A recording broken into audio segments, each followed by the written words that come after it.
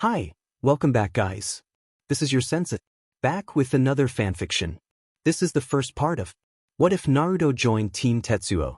Now before starting, please give this video a like and subscribe to the channel if you want more videos like this. Now let's get into the fanfic. It was a well-known fact that Kakashi was always late and would put anything that wasn't vital to the successful completion of his mission off until the last minute, and sometimes beyond the last minute. In one timeline, the thing Kakashi put off beyond the last minute was a certain conversation with the Hokage. While Kakashi stalled, Shimura Tetsuo turned in a number of properly filled out forms that had been done in triplicate. As a result, Hatake Kakashi ended up being out one genin team while Shimura Tetsuo happily noted that he'd gotten that year's Rookie of the Year and Top Kunoichi, which meant that Naruto's new teammates wouldn't slow him down too much and derail his progress, as he wouldn't be forced to focus on his new students to the detriment of Naruto. Normally, with a pair of fresh out of the academy students on the team, it would have been a pity about the Chunin Exams in Suna in January, but if he played his cards right, that wouldn't be too much of a problem. He was reasonably certain that with an intensive training regime, he would get the two new students up to scratch in time to at least put in a reasonably good showing that, with Naruto's help and experience, would allow them to reach the third phase where Naruto would get the chance he'd been robbed of over the summer. The Uchiha and the Haruno were the top two students of the year after all, and because of that, he was reasonably certain that he might be able to secure a special dispensation from the Hokage to allow them to participate in the exams, which would be taking place in a little more than 2 months if he could prove that the two of them were ready in time. There was no question about Naruto's readiness. People in the village were already saying that Naruto would already be a Chunin if it weren't for the fact that the last exam had taken place in IWA. With that in mind, he studied the files of his new students with the intention of custom planning a training routine for his team in order to get them into shape and fast. He would have barely 2 months in which to work with them in order to get them ready in time, as well as complete the 8 required missions that were necessary for consideration as a candidate for the exams. He had vowed that Naruto wouldn't miss another Chunin exam, and had no intention of going back on that promise. Naruto sighed as he slunk through the Hokage Tower and silently made his way towards the Hokage's private office to deliver his thank you note to the Hokage for giving him Uchiha Sasuke and Haruno Sakura as teammates. Of all of the students in the academy, it just had to be those two. Honestly, the only way it could have been worse would have been if the old man had stuck that little backstabber Hibachi who'd nearly gotten him killed when he was 8 on the team instead of Sakura. Initially, he hadn't planned on actually delivering the note which he'd written out as a form of anger management therapy that had been taught to him by Morishita-san, but he'd been wandering by the tower during his walk through the village, noticed that Konohamaru's window was open yet again, and figured that since he had the note in his pocket. As he made his way down to the private office study that had belonged to 4 Hokages, the old man twice, mentally grumbling and muttering uncomplimentary things about the old man the entire way, he heard a noise coming from the scroll storage vault and decided to investigate as he'd just heard the Hokage's private toilet flush, which meant that it wasn't the old man visiting the vault because he couldn't sleep.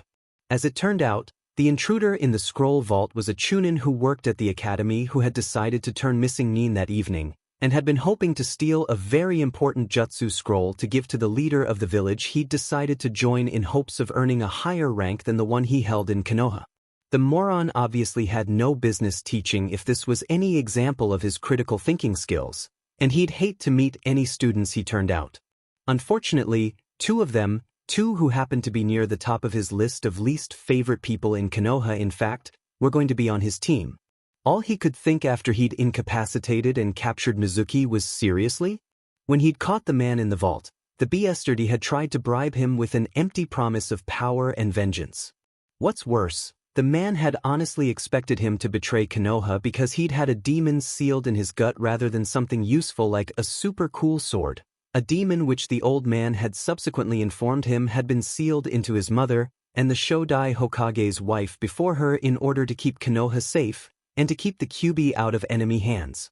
It was a pity that there were a large number of people out there that were too stupid to separate the jailer from that which he imprisoned, but he could understand some of the wariness people had of him, considering what happened when he'd lost it, and what could happen if he lost it in Konoha for instance.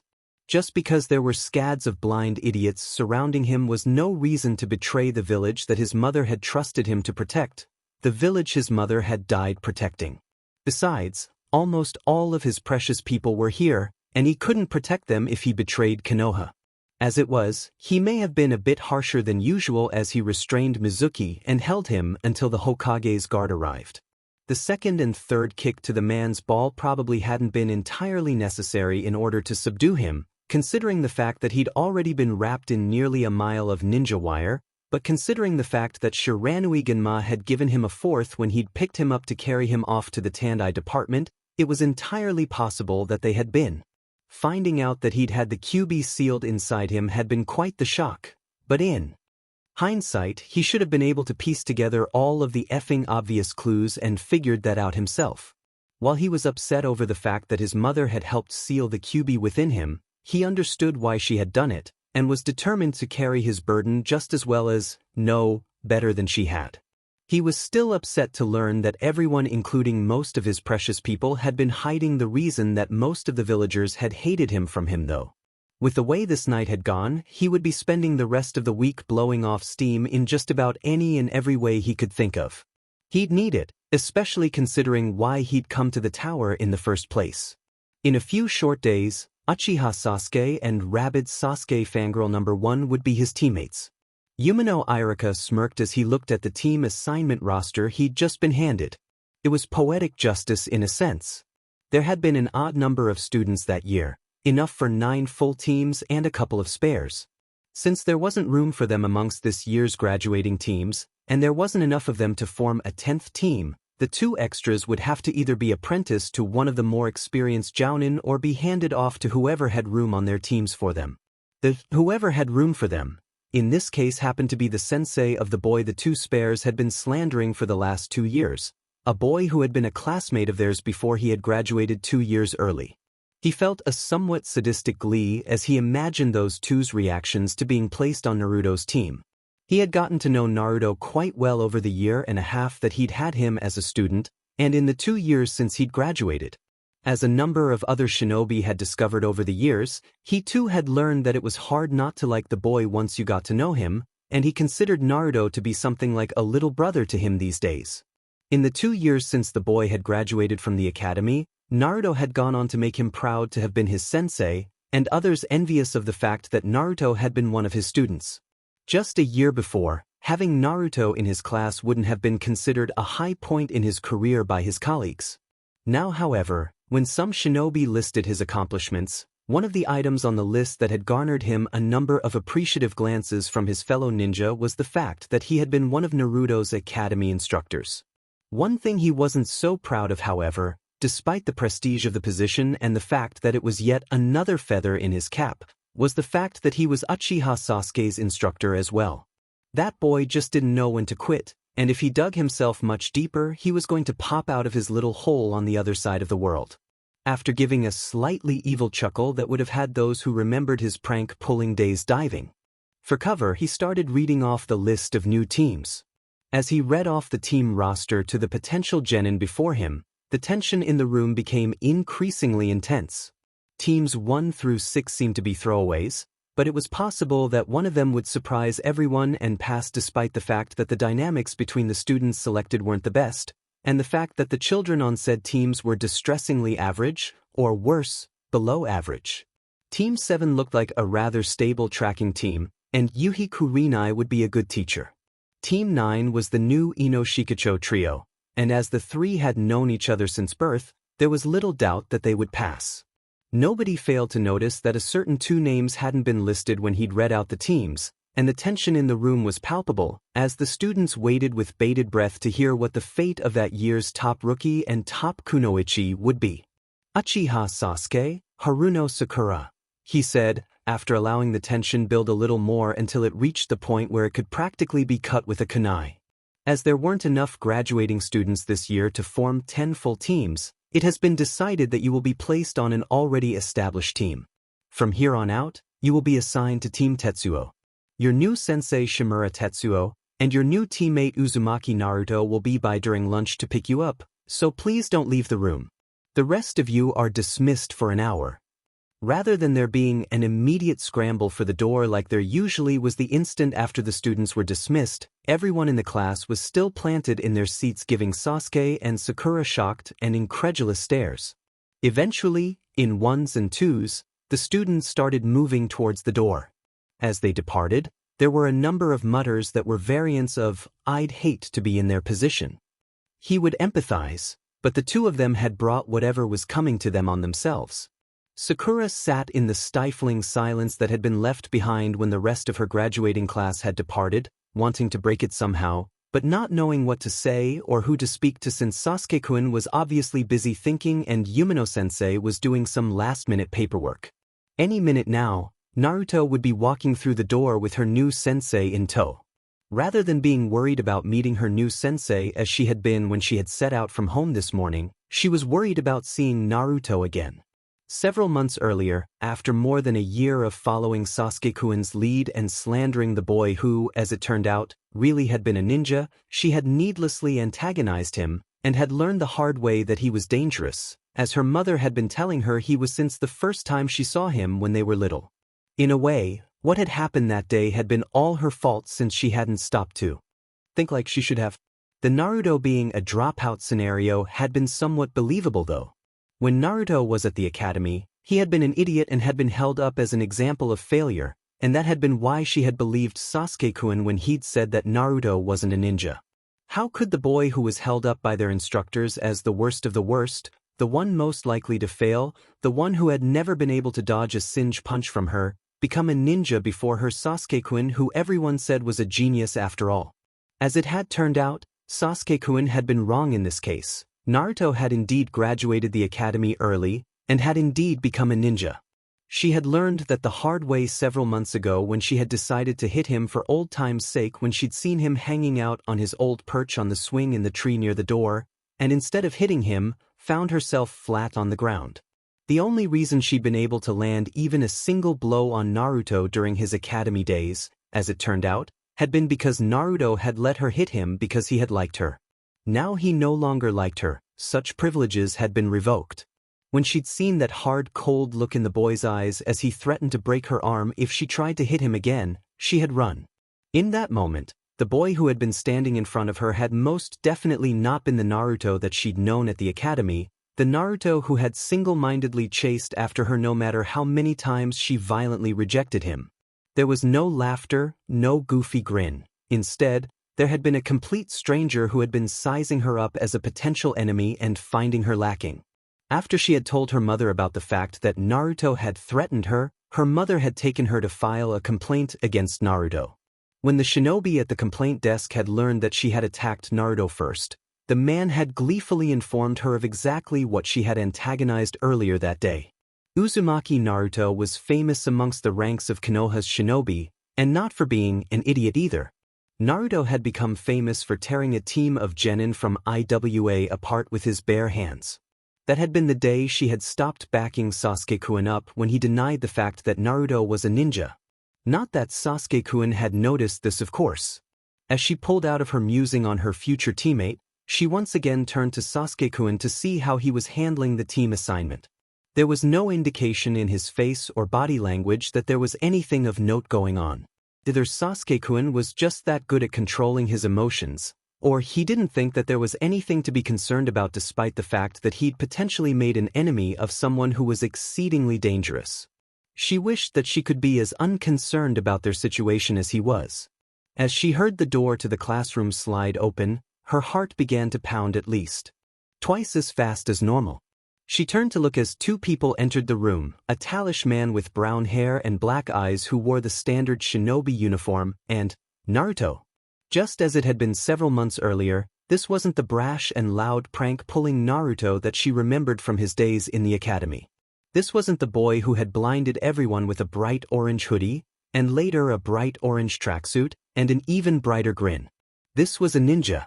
The orange was still there, albeit in a more subdued shade, but the smile sure as hell wasn't.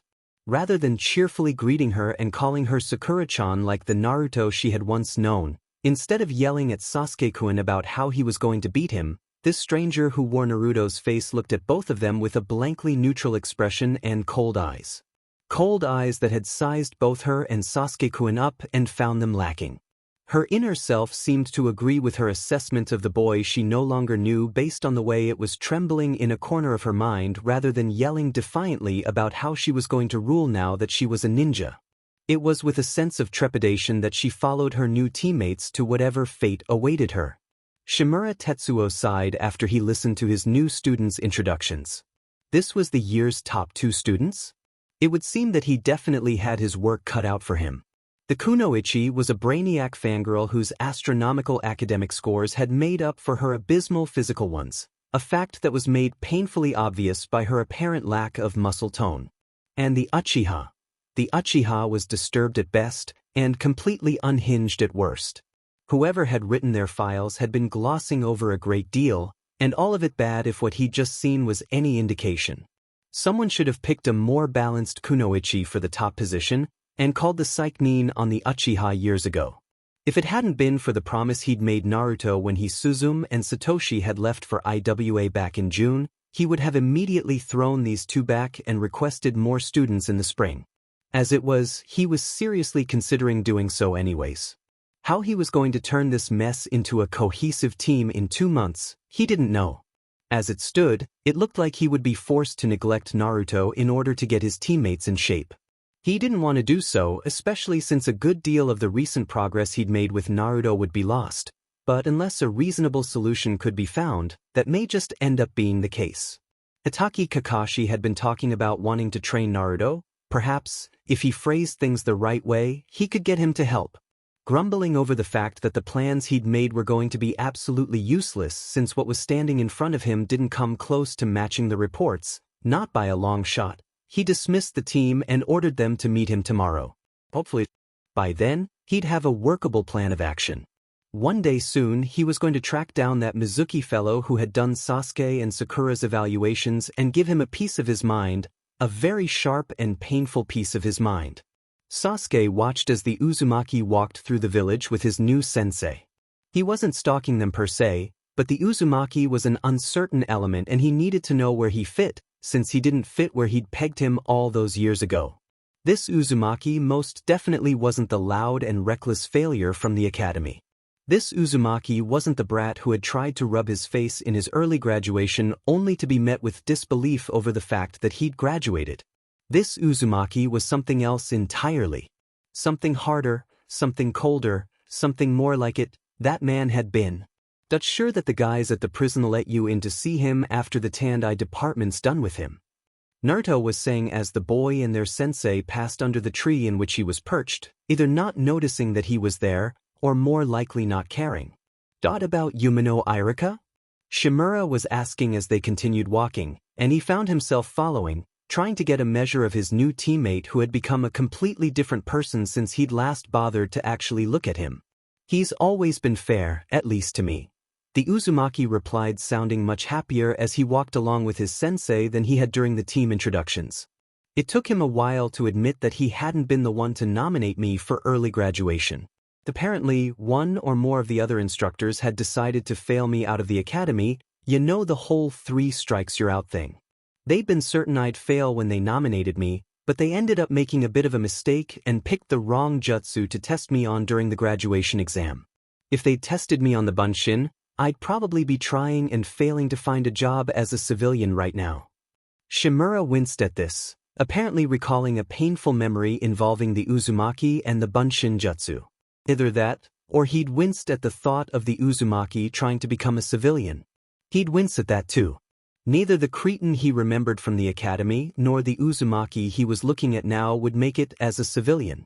Another year at the academy wouldn't be hurt. Shimura eventually said. If the instructors had been like you and Irika-sensei maybe, the Uzumaki said somewhat bitterly. They pretty much completely ignored me before Irika-sensei arrived, and even Irika-sensei ignored me at first. I don't even want to know what that Mizuki BSTRD would have done to my education if I'd stayed, considering the fact that he was a traitor. I graduated though, so there's no point in wondering what if. Despite himself, Sasuke found himself trying to recall what it had been like back when Naruto was at the academy. The thing was, the boy hadn't actually joined his class until the day Yumino Irika had become an instructor, so he hadn't actually known him before then, since just about everyone had avoided him when the classes were let out to the yard for lunch and recess, or were let out at the end of the day. Since the Uzumaki had joined the class after the massacre, he'd automatically shut him out like he did just about everyone else back then. He recalled that there had been some tension between the Yumino and the Uzumaki though, and if he remembered correctly, it had been because the Uzumaki had caught the Yumino in a couple of pranks that had actually worked. If that had been what the Uzumaki had been like with everyone ignoring him, what could he have been had he had the attention of all of the instructors and had been given constant offers of help like he had been? Would the Uzumaki have tied his record, or beaten it? The Uzumaki had graduated the academy 2 years early with little or no help from the instructors aside from Yumino Irika, and with no help at home since he had no clan, no family, no parents to teach him anything. Because everyone had been acting like the Uzumaki belonged beneath their notice, he had believed it was so, and placed the Uzumaki beneath his notice. In doing so, however, he had made the serious mistake of drastically underestimating him. As a consequence, he had been left in the dust by someone he'd thought was so far beneath him it wasn't even funny, and didn't even realize it until it was far too late because, who would believe that the so-called moron who had appeared to fail at just about everything would graduate before the class genius? He would not be making that mistake again.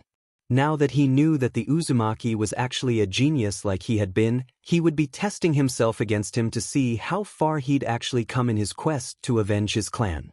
He would surpass the Uzumaki, and then he would climb even higher until he was above his level.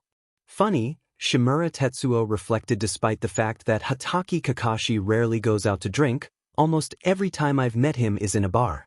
For some strange reason, instead of giving him, what was for Kakashi, a friendly greeting like he usually did, the man was glaring at him as if he'd just stole the last roll of toilet paper in the public restroom while he'd been using it, which was beyond evil in the ninja world where killing was as common as breathing, and toilet paper was something to be treasured because you couldn't always get your hands on it when you were out in the field.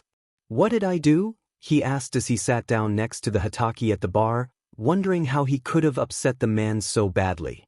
"Nothing," the man replied, obviously still beyond upset at him, which was rather strange considering the fact that they'd gotten on well enough for the past 2 years, and they'd been on good terms when they'd most recently parted. They weren't the best of buddies, especially since he'd once conned a favor out of the man, but he'd thought it was safe to consider Kakashi to be amongst his circle of friends. "What is this about then?" he asked, wondering what the hell was up with the other man who was still glaring at him. "Naruto," the Hatake eventually replied. "That's funny, I came here to talk to you about something related to him," he said, hoping that he wasn't putting his foot in his mouth because Naruto had done something to the man that had upset him to the point that he was ready to take his anger out on anyone who was even tangentially related to the boy. "What about?" the man who was sitting next to him, glaring at him while nursing his drink, asked sourly. "How much vacation time can you take before it starts seriously eating into your savings?" he asked, hoping that he hadn't just wasted his breath, and quite possibly what little capital he had with the man. "Quite a bit. Why?" the Hatake asked almost suspiciously. "Because I've got a team that I want to get ready for the Chunin exams in 2 months, and I'm going to need some serious help," he replied, despite knowing that any efforts he'd make in this endeavor would most likely be futile, but holding out hope that there might be a slim chance that he could succeed, and that the Hatake would help him do it for Naruto.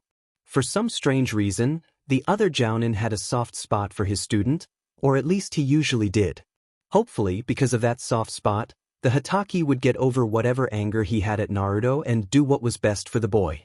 "Let me get this straight, you've got Naruto who's beyond ready to become a Chunin, the Rookie of the Year and this year's Top Kunoichi, and you need my help to get them ready for something that should pretty much be in the bag if even half the things I've heard about the Uchiha are true?" the Hatake asked incredulously, his anger having apparently been replaced by shock. Normally, it would be in the bag, but one of the instructors for this year's crop of genin was a traitor, and I don't even know where to begin with what he left behind, he replied, feeling the weight of the challenge he'd taken upon himself begin to bear down on him once more. "Normally, I wouldn't have even tried this and would have tossed the Uchiha and the Haruno back, but I promised Naruto that he wouldn't miss another Chunin exam.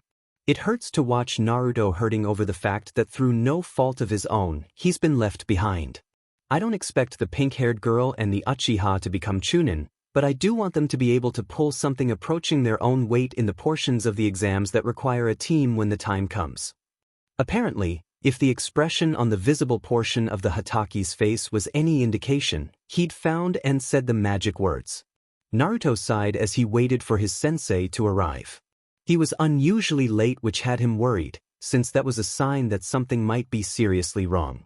The last time that his sensei had been anywhere near this late had been when Kakashi had dragged him off on some stupid adventure. He wasn't entirely sure what had happened, but it had involved them tripping over the cats that the old lady over on Life Street kept. Those things were vicious, and if you weren't careful around them, you could get seriously hurt. Fortunately, all of the old lady's little monsters were black, so there were few worries of running into a normal-looking cat and getting your face shredded for just looking at it. Normally, his sensei's tardiness wouldn't be too much of a problem because he had several independent study projects he could be working on, but today was different. Today, he had new teammates. New teammates who were making absolutely no effort to get acquainted with him, or reacquainted rather, since they'd known each other back at the academy. Neither Sakura, who seemed rather wary of him, nor Sasuke, who seemed to be lost in his own little world, had made any attempts at conversation with him since they'd arrived, and had stopped conversing with each other for a while after Sasuke had shot Sakura down with as few words as possible. "You know, you two are dead lucky," he said, breaking the silence after growing tired of watching Sasuke and Sakura, who were both sitting far away from him and making no attempts at communicating with him. "How's that?" Sakura asked after flinching and jumping when he'd broken the silence, while Sasuke scowled at him. "If this is how the two of you normally behave, you'd be bombed out on the final graduation test if you'd been placed normally after graduation instead of filling the empty spaces on my team," he replied, wondering if Tetsuo-sensei's skipping the test for his sake had been worth it. There was a look of confusion on both of their faces at this. The one on Sasuke's was less apparent, however. Sasuke was a stuck-up but who saw just about everything as being beneath his notice, and it showed. "But we passed." Sakura started. "You passed the test meant to weed out the hopeless incompetents," he replied. "After that, there is another test that the Jounin sensei gives that normally at least 2/3 of the students fail." At this point Sasuke started muttering something about biased personality evaluations and how he'd never failed them because everyone was too busy kissing up to him. That boy was a potential problem and he would have to keep an eye out for anything coming from his corner. This went so far beyond stuck-up that it wasn't even funny, and was probably a sign of something else, especially considering what happened to him 4 years ago. "Do you know why at least 2/3 of the class fails this test?" he asked, cutting across the Uchiha's pointless and nearly inaudible muttering. "Why?" Sakura asked.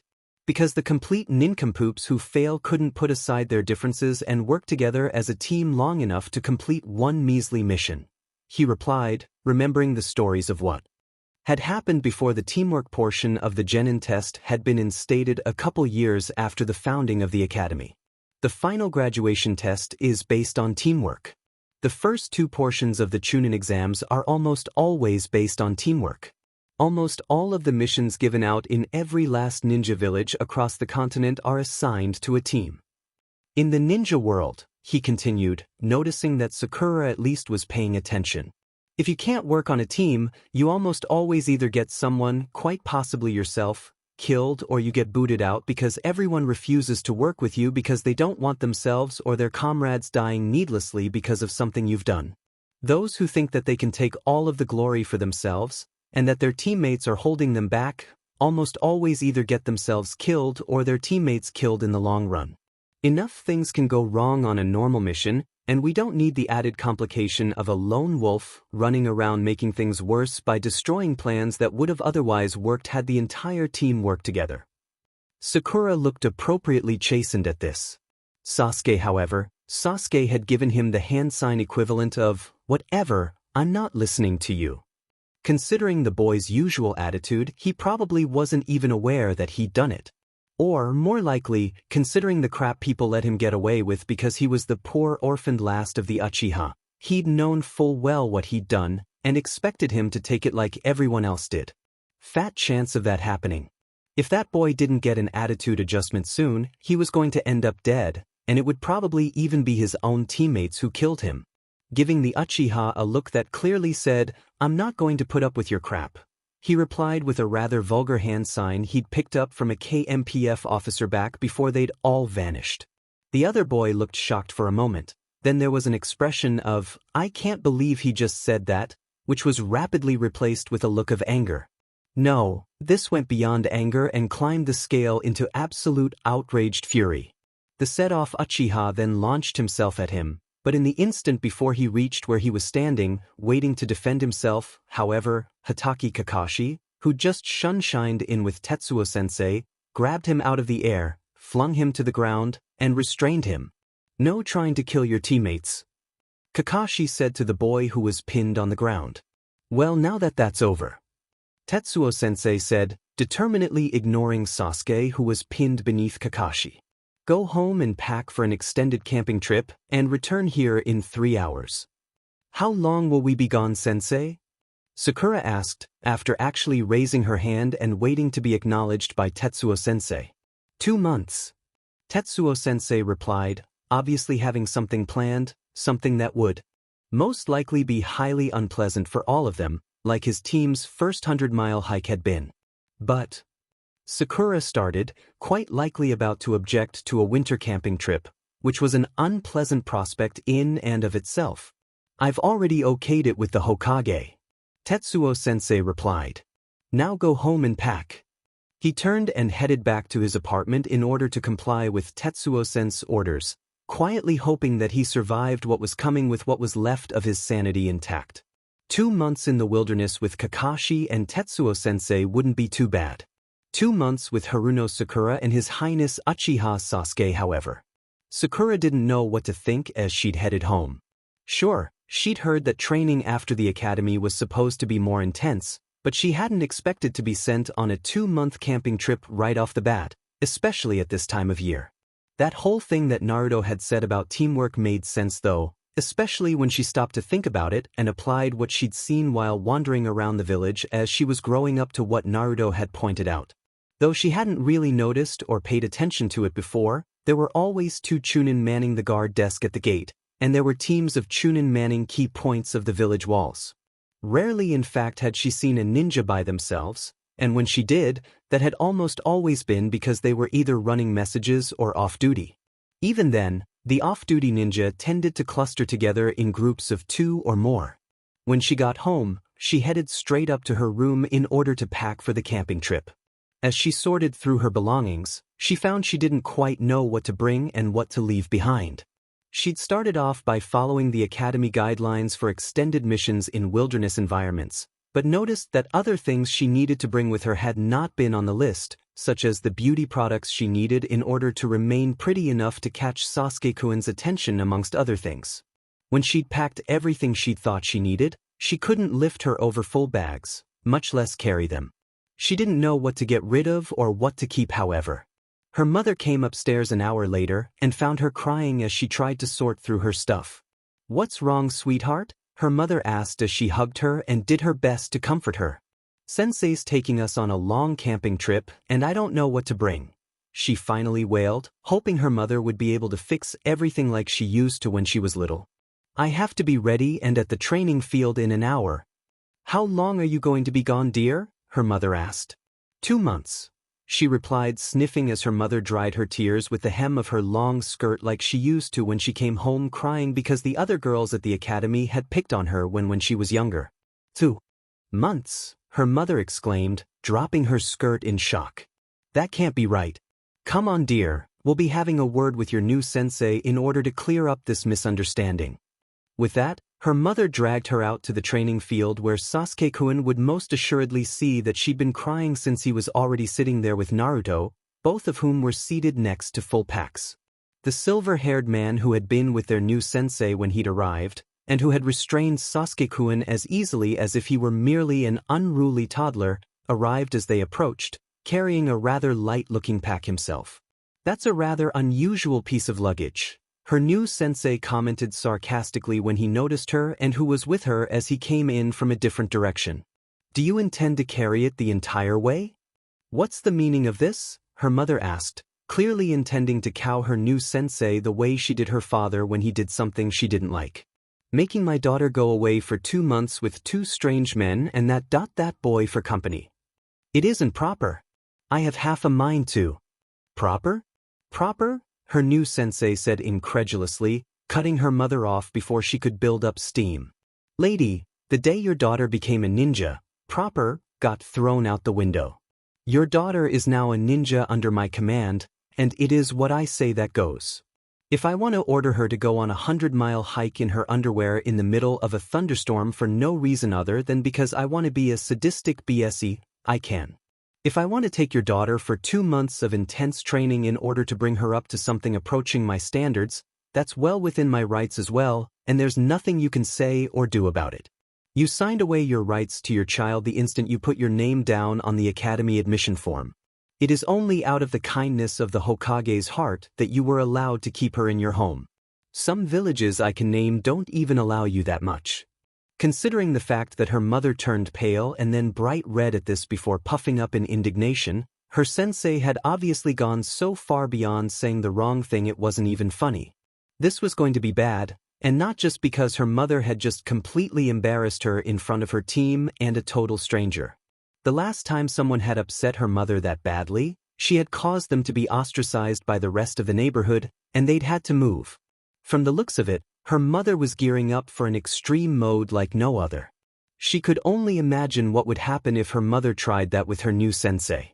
Her sensei wasn't a family of foreign civilians, and more than likely wouldn't be nearly as easily brought down as they had.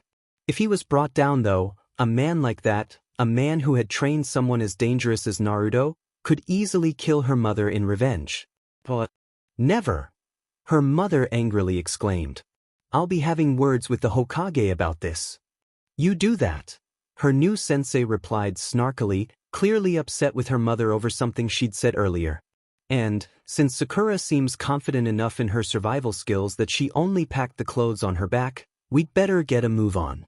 We need to get our team photo taken and be out of the village by sunset. Since our first mission takes place 25 miles away from here, we're due there at dawn tomorrow, and the rookie genin are going to slow us down considerably.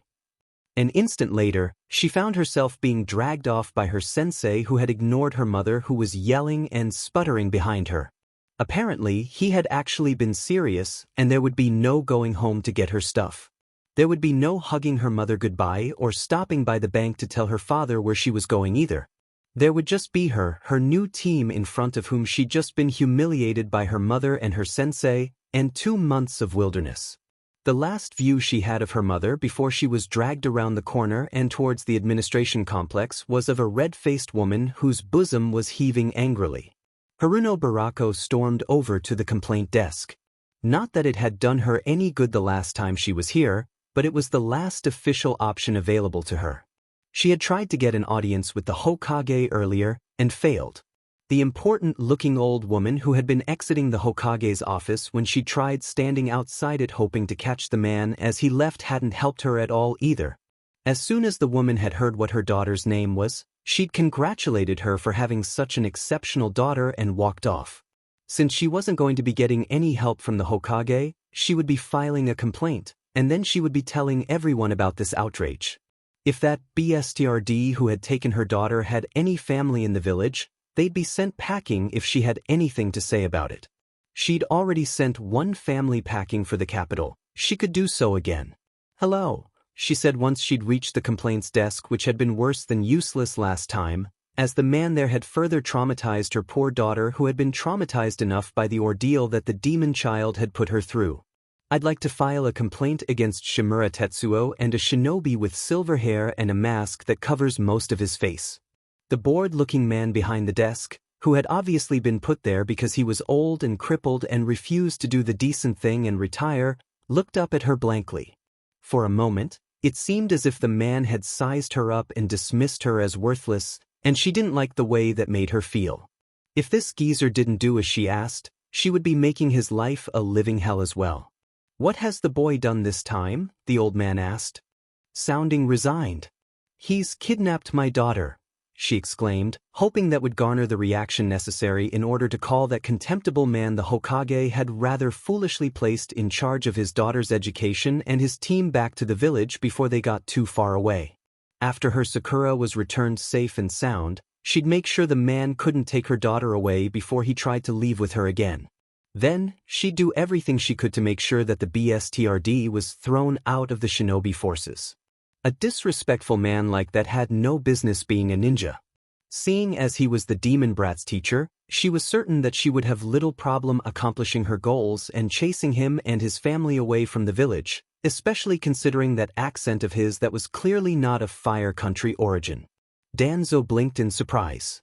What the woman who was standing in front of him had accused the boy of didn't sound anything like his son's and the Tea Country Where's child at all.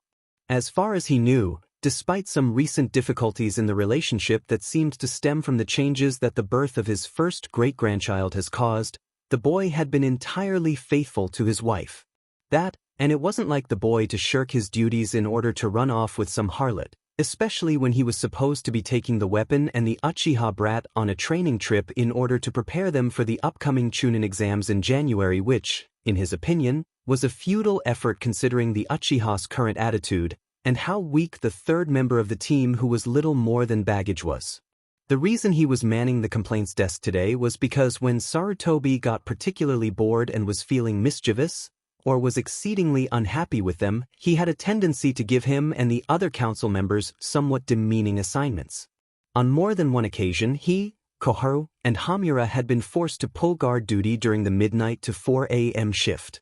It wasn't worth the potential fallout to defy the Hokage when he was such a mood, and he didn't particularly mind being relegated to the complaints desk all that much. It usually gave him a few hours of peace and quiet in which he could curl up with a good book, which was something he otherwise hadn't had the time for in years. Sometimes, however, there were people like the woman in front of him though. He swiftly got over his surprise over the accusation that had been leveled at his grandson when he noted the woman's resemblance to the boy's female student. The Haruno girl had only been this year's top kunoichi because there had been a spectacularly mediocre crop of students this year. The Haruno girl was just a bit smarter than the Yamanaka girl, who had also been neglecting her physical training in order to gain the Uchiha's attention, and a great deal smarter than the rest of the pack aside from the Hyuga girl who should have easily been able to shove her from the position if she'd even bothered to try, but lacked the confidence to do so. If he remembered correctly, the last time the Haruno girl's mother had been in here had been because her daughter had needlessly antagonized the weapon.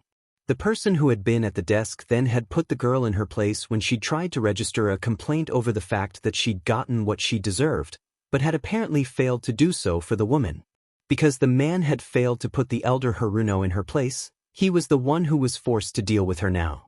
Deciding that he would be needing a little help if he was going to be dealing with the woman when she was like this, he got up to leave for a coffee break. "I'll look into it right away, ma'am," he said false politely, in order to placate the rampaging monster who had given birth to the boy's female student, as he left for his unannounced break. As soon as he was in the administrative department break room, he checked to make sure he was alone before pouring himself a cup of coffee and reaching into his robes and pulling out a flask which he opened with his teeth before dumping a generous amount of its contents into his coffee. The cup, which had previously been half full, was now completely so. He then sat down in one of the chairs that were tucked in the corner that gave one a good view of the entire room and, most importantly, the entrance, and slowly drank his coffee before grabbing a breath mint and popping it into his mouth. He yawned the breath mint as he put his mug in the sink and shuffled his way back to the desk where the Haruno woman was still waiting despite his somewhat forlorn hope that she wouldn't be, and would have gotten herself arrested for storming off and bothering Sarutobi. As if he would be so lucky.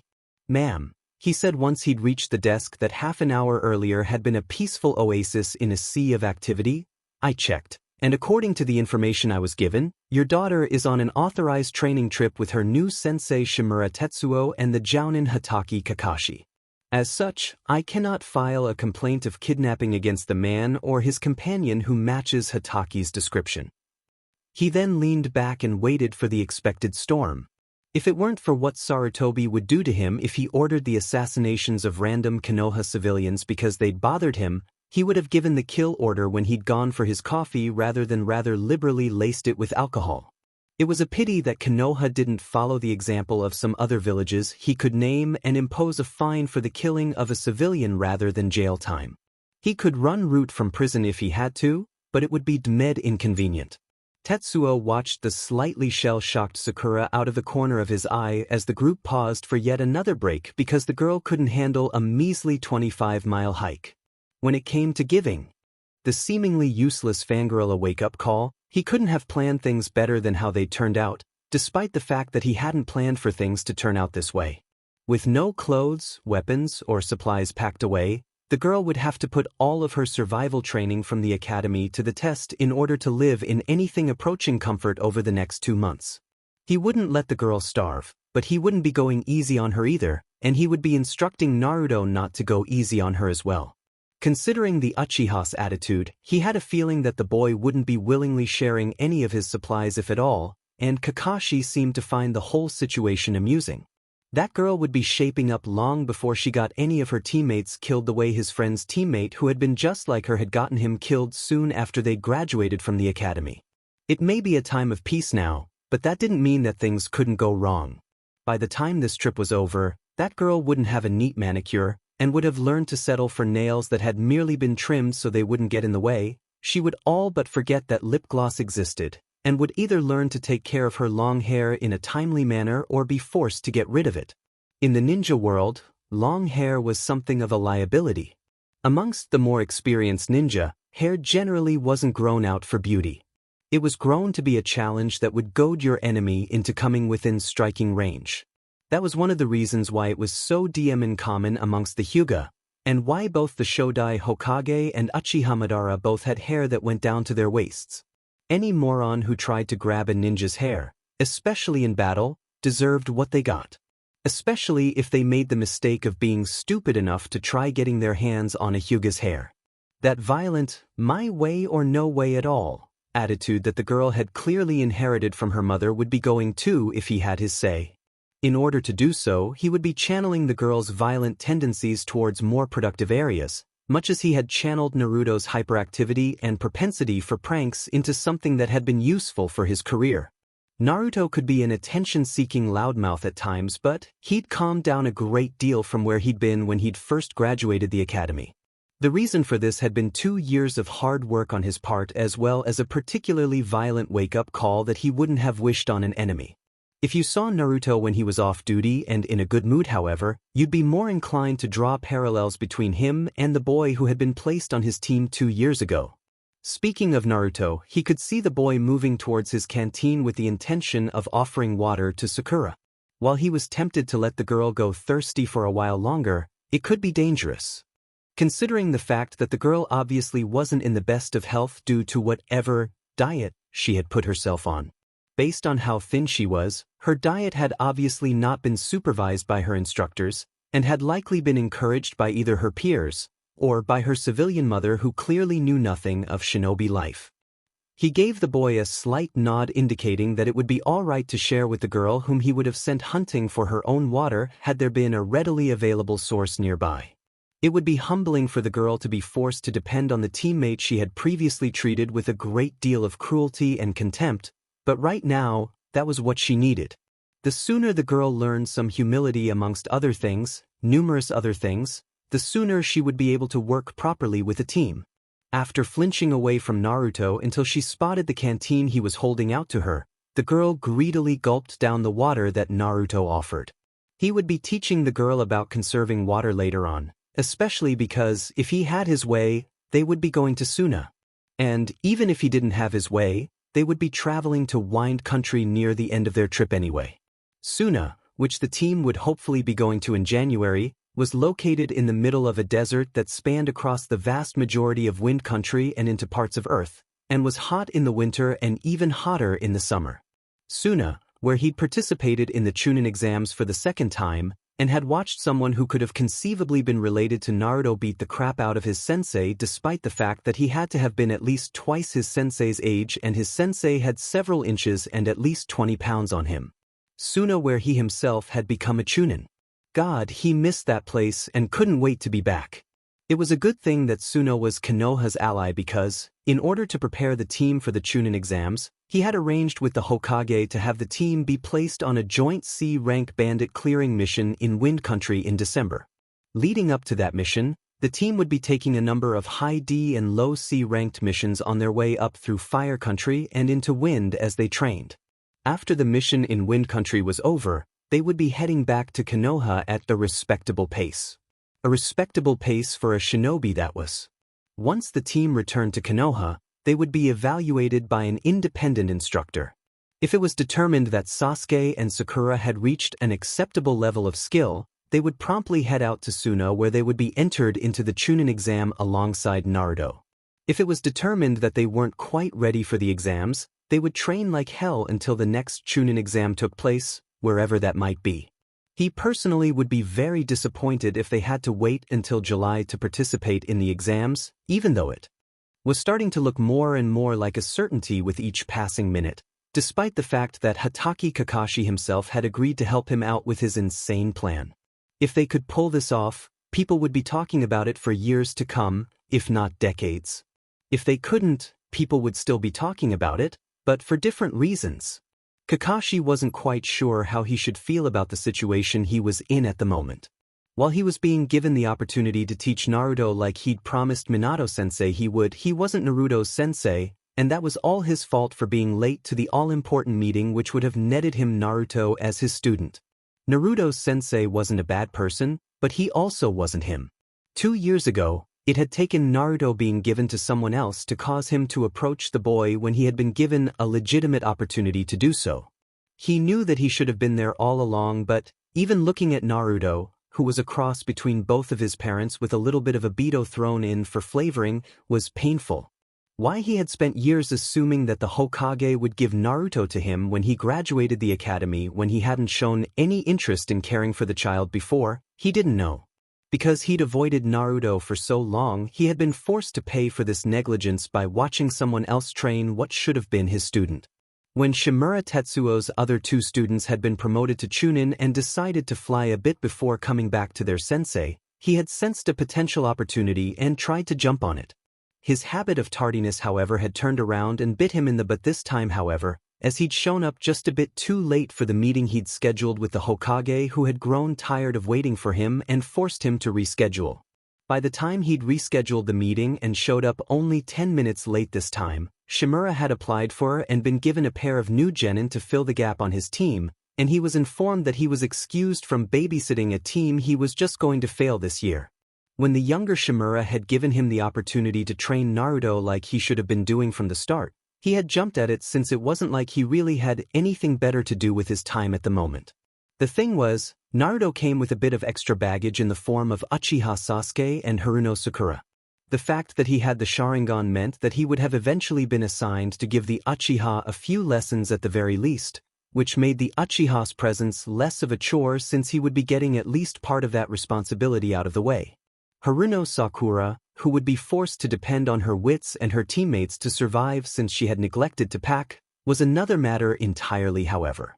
Under normal circumstances, he never would have bothered with the girl who honestly should have been cut loose from the program.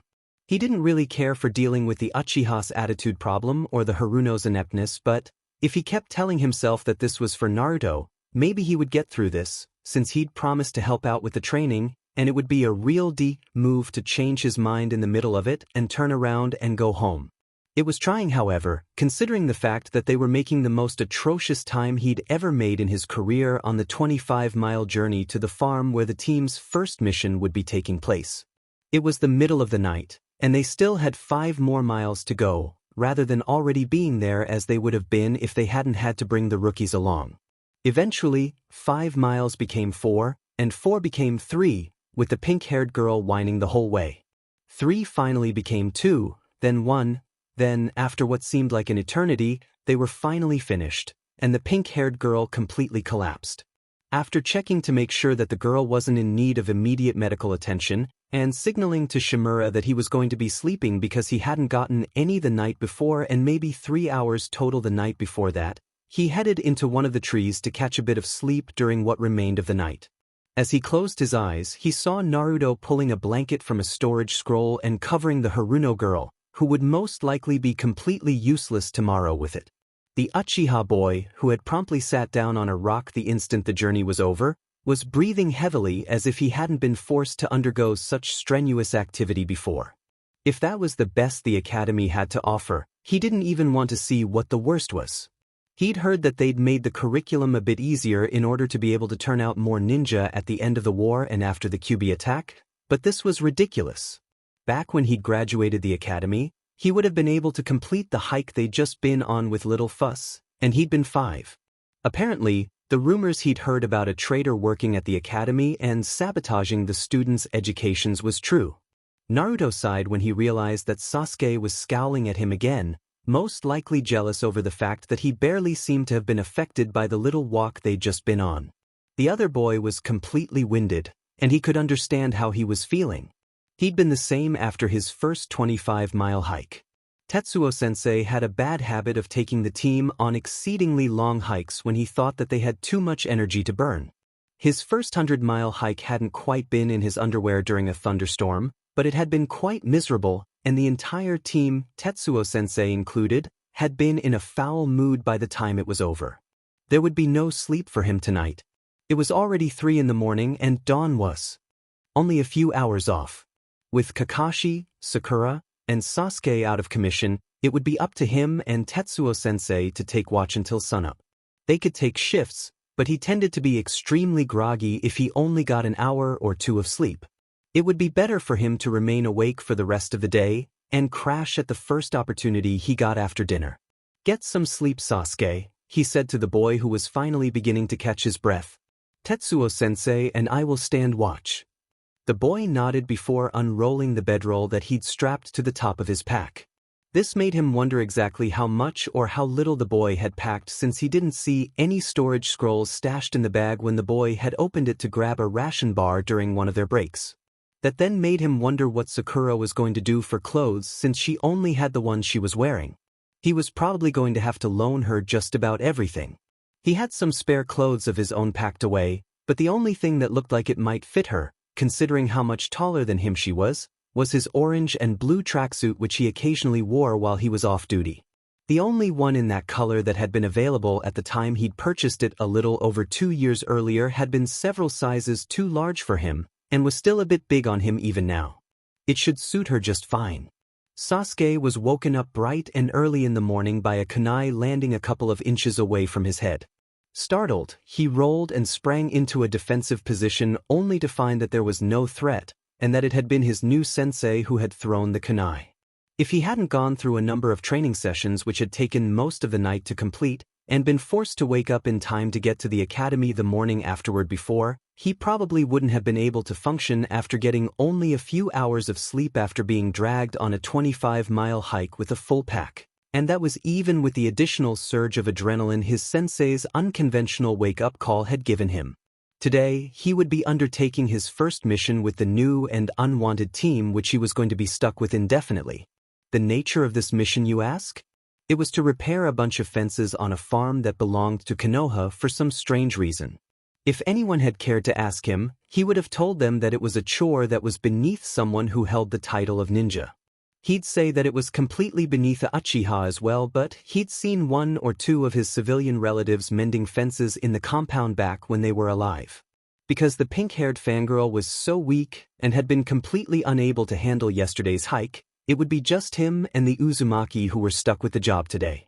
Fortunately for him, the Uzumaki seemed to be familiar with this sort of work, because he wasn't, and had now unfortunate, tendency to ignore the lessons on how to pass oneself off as a laborer during a mission when they came up back at the academy. The written tests for those classes, which he'd aced since they were all multiple choice, had left him decidedly unprepared for this sort of mission. Grumbling as walked because his legs were sore from walking all day and night at the pace of the group's slowest member, because neither Tetsuo nor Kakashi would carry Sakura despite the fact that she was slowing them down, he made his way over to where Tetsuo and the Uzumaki were seated. "Eat something and we'll report to Tanaka-san," Tetsuo said when he reached the pair. As Sasuke, Naruto, and Tetsuo were getting a start on their D-ranked fence mending mission, and Kakashi was watching Sakura to make sure nothing happened to her, like her dying in her sleep for instance. Sakura's mother was getting an early start on her campaign against Sakura's new sensei. There was one thing that Haruno Barako was good at, and that was that, despite being a mere civilian housewife, she could run a whisper campaign against someone that could put the best efforts of the misinformation department to shame. She hadn't needed to go to the market for anything that morning, but Konoha's central marketplace was the best place to get the ball rolling as she spread bits of gossip amongst the other housewives and the old biddies who had nothing better to do. Setting out bright and early so as best to be amongst the elderly early birds who would spread her story far and wide across the village because they had nothing better to do with their day, she made her way to the marketplace. Once she reached the market, she made sure to wander despondently amongst the various stands and stalls as she searched for what she needed. Eventually, one of the old ladies who frequented the early morning market nibbled at the bait. "What's wrong?" the old woman asked. "My daughter," she sighed, knowing that those two words would perk up the ears of any woman, as there was a good chance of news of a new scandal to follow. Sensing something juicy, the old woman took the bait whole. "What sort of trouble are you having with your daughter, dear?" the elderly woman asked sympathetically, obviously gearing up to offer some sort of stock advice from her repertoire in exchange for the gossip she was going to take and run with. "The girl's so-called sensei stole her from me and dragged her out of town on a 2-month training mission," she said sadly. Considering the fact that he brought a strange man along on the trip, and they had forced her to be on a team with that boy who has already hurt her and threatened to hurt her worse, anything could be happening to her.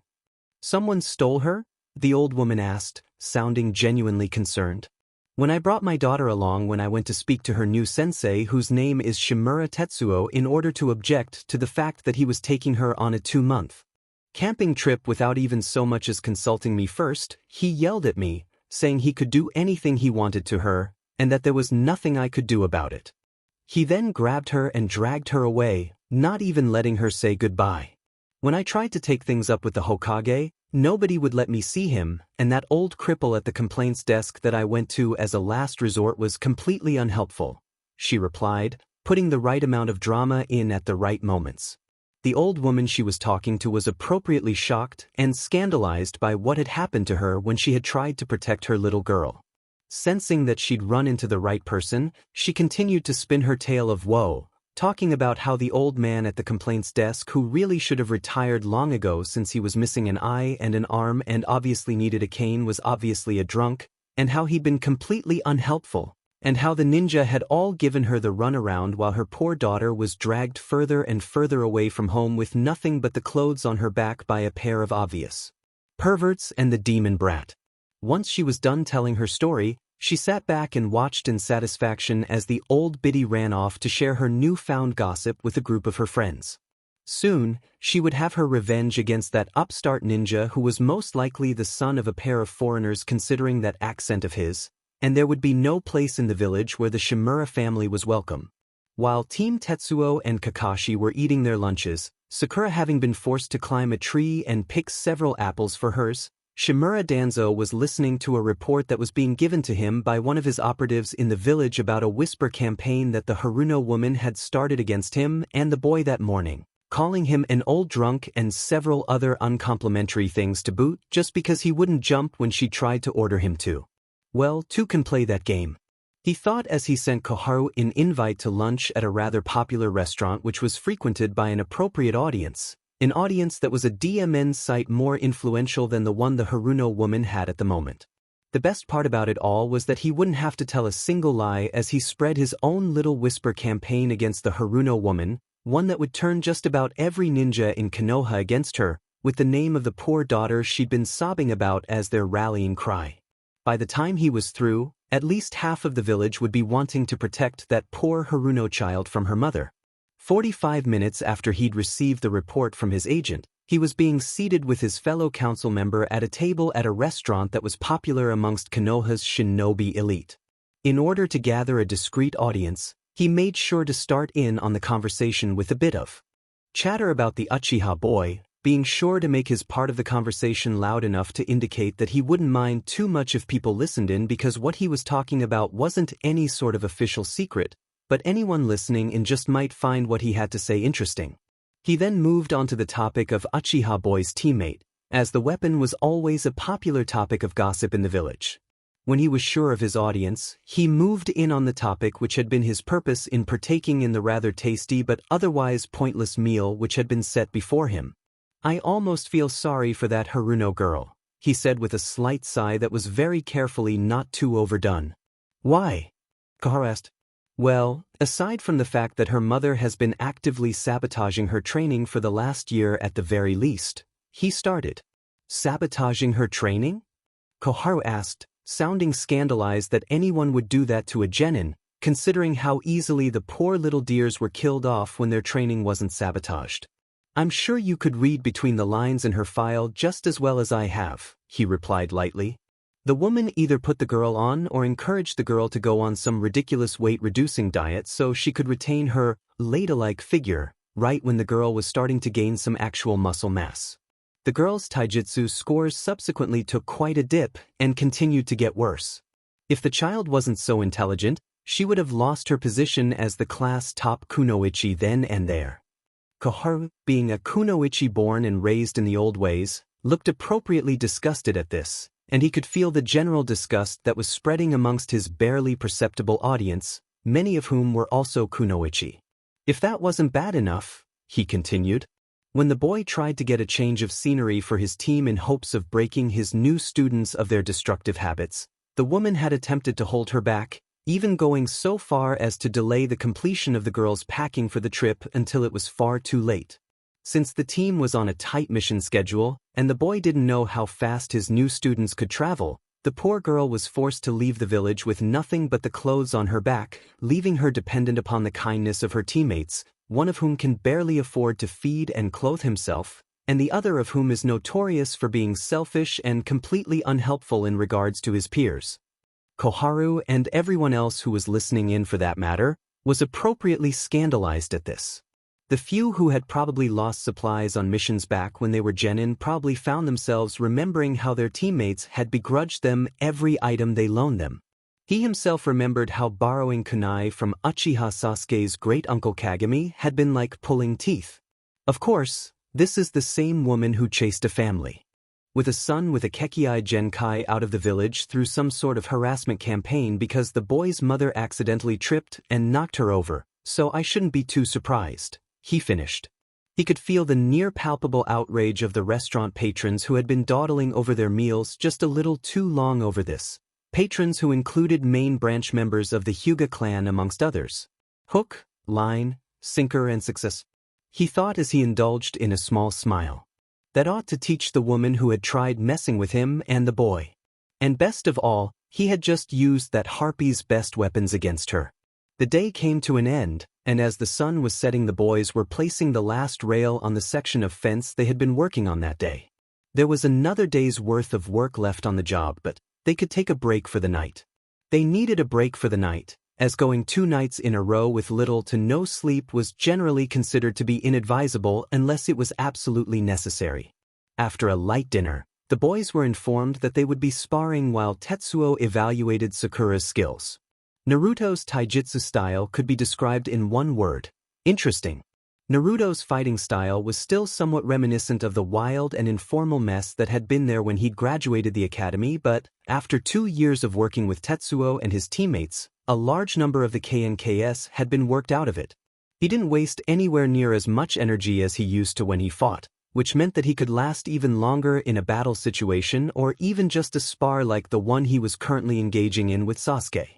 His blows were far more accurate than they used to be, and his situational awareness was greatly improved when compared to 2 years ago, or even the year before. There was more strategy than frustration in it when he rushed at his opponent now, and he knew when to hold back and stay out of their attack range as well. In battle, with weapons, ninjutsu, shadow clones, and traps at his disposal, Naruto would be a very dangerous and very deadly opponent. In a formal spar, however, where he had none of those, and wasn't allowed to try and kill his opponent, he would lose out to someone who had decided to dedicate their time to focusing more on taijutsu, such as Lee, Suzume, or even Sasuke, who had spent most of the time he wasn't eating, sleeping, or studying in his clan's private training fields. In an all-out battle, he would likely beat Sasuke as he currently was, But this wasn't a battle. Sasuke was both shocked and angry when he managed to throw Naruto out of the makeshift ring, believing that the other boy had been holding back against him. In a way, Naruto had been, but, according to the rules set down for formalized sparring, he hadn't. There had been several points where he could have potentially killed Sasuke if he'd been holding a weapon, but, as that hadn't been the objective of their fight, he hadn't taken advantage of the opportunities presented. Sasuke, who was stressed a great deal by this trip amongst other things, and angered by the apparent fact that Naruto had been holding back, decided to take his anger out on Naruto.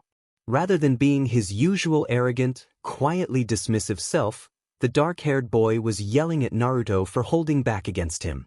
Even though I'll do better in a real fight, I'm not holding back. I'm a trap specialist, you idiot. Naruto replied loudly, less than a foot away from the other boy. If you want a near inescapable death trap, I'm your man. If you want to capture an enemy ninja without killing him, I'm also your man. Fancy fighting styles that go beyond, see opponent and attempt to beat the crap out of opponent, or attempt to kill opponent before he or she kills me, however, not so much. Suzume was the team's taijutsu specialist, and I guess you fit that role now. Kakashi, who had been watching the spar, had briefly considered intervening but decided to wait until one of the boys attacked the other before doing so. The two of them needed to get it out of their systems eventually if they were going to work together, and yelling was far better than letting the stress build up until you snapped. He'd been a bit worried about the Uchiha boy because he'd been so much like him at that age, but he could relax a bit now because he could see that there was someone there to start yanking him out of his shell like Obito had done for him when he and Rin joined his and Minato-sensei's team when they were 9. Hopefully, it wouldn't take a death to hammer the shell to bits when it came to the Uchiha. That had been beyond traumatic for him, and he was still dealing with the aftereffects more than a decade down the line. In a formal sparring situation that was straight out of the academy training ring or even a competitive ninjutsu match, Sasuke was good, DM good, probably even good enough to win the cup for Konoha in the junior division if he hadn't been an active ninja. In a real battle situation, however, well, Sasuke would be pretty good for his age, top shelf genin to low chunin for sure, but that was about it. The thing was, there were holes in the boy's defenses that looked to be easily exploitable by anyone who was mid-chunin level or above, or even a very lucky genin with good aim. He could tell that Naruto had spotted them as well, as he'd seen a rather familiar expression cross the boy's face nearly every time there was an opening, an expression he'd seen on Minato-sensei's face every time he or his teammates had left themselves open during training. Just because Sasuke was good at taijutsu and held good scores in ninjutsu and weapons handling didn't mean the boy was ready to become a chunin yet. There were several things that needed to be tweaked and worked on in order to prepare the Uchiha boy for the future, and as quickly as possible, since it would be good for Konoha's public relations if the boy climbed the ranks reasonably quickly and made jounin within the next few years. As a jounin, Sasuke would be expected to lead missions which, at the moment, was something that could be a problem. Aside from the potential mental instability that Academy instructor Yumino Irika and Shimura had remarked on, the Uchiha had a number of other personality problems that needed to be dealt with before the boy was anywhere near that level as well. That wasn't to say that there weren't any ninja who were unpleasant to be around with personalities that would grate on your last nerve in Konoha's forces, but even they knew how to bend and work with the unit and take good advice when it is offered. If they didn't, 3 things generally happened. Their careers stalled before they could attain a rank higher than Chunin and they were sidelined to a desk somewhere. They washed out of the ninja forces altogether. They died. Had it not been a time of war where the number of kills in battle had become more important than many other things, it was quite possible that he himself wouldn't have gotten his promotion to Jounin when he did. Because Shimura hadn't wanted his new students to turn into a desk Chunin and a cannon fodder genin. He had come to him begging him for help, offering the training of Naruto whom he'd noticed he was fond of as a bribe. Right now, as he watched the Uchiha scream at Naruto and Naruto yell back just as loudly, he wondered if that bribe had been worth it. Really, he could have simply snuck in the occasional lesson back at the village like he'd been doing for the last 2 years, and not been forced to go through the stress of dealing with the other two. If he hadn't gone through with this, however, he wouldn't have been allowed into the background of the team's official photo, and he wouldn't have gotten the neat formal pictures of himself and Naruto that they'd picked up from the developers as they were on their way out of town. While the official photo for Shimura's team had been taken at Team 5's favorite training field, his and Naruto's pictures had been taken at the one that had been most frequently used by his old team way back when, a training field he'd been told had been frequently used by the Sandaime and his students before them, and the Nidaime and his students before that. Of course, dozens of other teams had used it as well, but theirs had been the three most notable. Looking at those photos that he'd picked up on his way out of the village, he could pretend to be something other than an interloper. Tetsuo watched Kakashi and his students sleep while he was on watch, remaining alert for any potential outside threats. He had taken the middle of the night watch shift so Sasuke and Naruto could both get several hours of unbroken sleep, since the two of them really needed it. They'd both been somewhat cranky and irritable for most of the day, and had ended the day with a spectacular argument, which had gained the audience of a couple of the farmhands who could hear the yelling from all the way over in the barn. The student who worried him the most, however, was Sakura. While the Haruno girl was undoubtedly brilliant, she had so many problems in other areas that he didn't even know where to begin. The girl wasn't just lacking in muscle mass, she was also below what was considered a healthy weight for her age and height, and was bordering on anorexic. Her taijutsu was barely passable at best. Sure, it was textbook perfect, but there was little power behind the girl's blows, and nothing in the way of adaptation and innovation. The girl was accurate at throwing shuriken and kunai, but the time it took her to line up her throws, which should almost be second nature by now, was abysmally long, and in a real battle, she'd quite likely be killed before she could toss her first weapon. All in all, the girl was practically an ideal academy student, but she wasn't an ideal ninja. If the team were to encounter an actual battle situation with Sakura the way she was now, everyone would most likely be risking their lives in order to keep the girl alive. Much like the team a late friend of his had done for a now long-dead Kunoichi. By the time their trip was over, that wouldn't be the case. He would make sure of it even if it killed him to do so. He almost regretted not allowing the girl to go home and get her pack, but since this was turning out to be a lesson in teamwork, he was content to let things remain as they were for now. The girl would most definitely be needing supplies when they headed into wind, considering the fact that one could die of heatstroke during the day and hypothermia at night if one wasn't careful, but he could deal with that when the time came since the girl was fine for now. Naruto had loaned the girl his spare blanket and a spare outfit, and Sasuke had loaned her a kunai and a couple shuriken from his weapons pouch so she wouldn't be completely defenseless while they traveled. As for the girl's food situation, which was a situation they were all in to a degree since there was only so much food you could pack even with storage scrolls, the academy was supposed to teach students how to hunt small game and how to clean and prepare it as well. When it came to things other than protein, the fact that it was autumn and a great deal of the edible plants were dying as winter closed in wasn't too much of a problem in Fire Country. The Shodai Hokage had been rather fond of apples, especially a variety that ripened in late autumn, and as a result there were a shitload of apple trees growing wild across Fire Country. That, and there was going to be food provided during a couple of the missions that he'd lined up for the team, so it wasn't like the girl would starve. She'd just have to put more effort into getting food than she obviously had at any time in her life before. She'd probably even come to appreciate food more and even drop that ridiculous diet that was currently ruining her body and her career as a result. He was somewhat aware of the girl's other need. How could he not be when he was married and had been so for a few years? While Kakashi had bribed the cameraman who had taken the team's official photo to take a couple pictures of him and Naruto, he had gone and bought what Kunoichi used out in the field for that certain issue.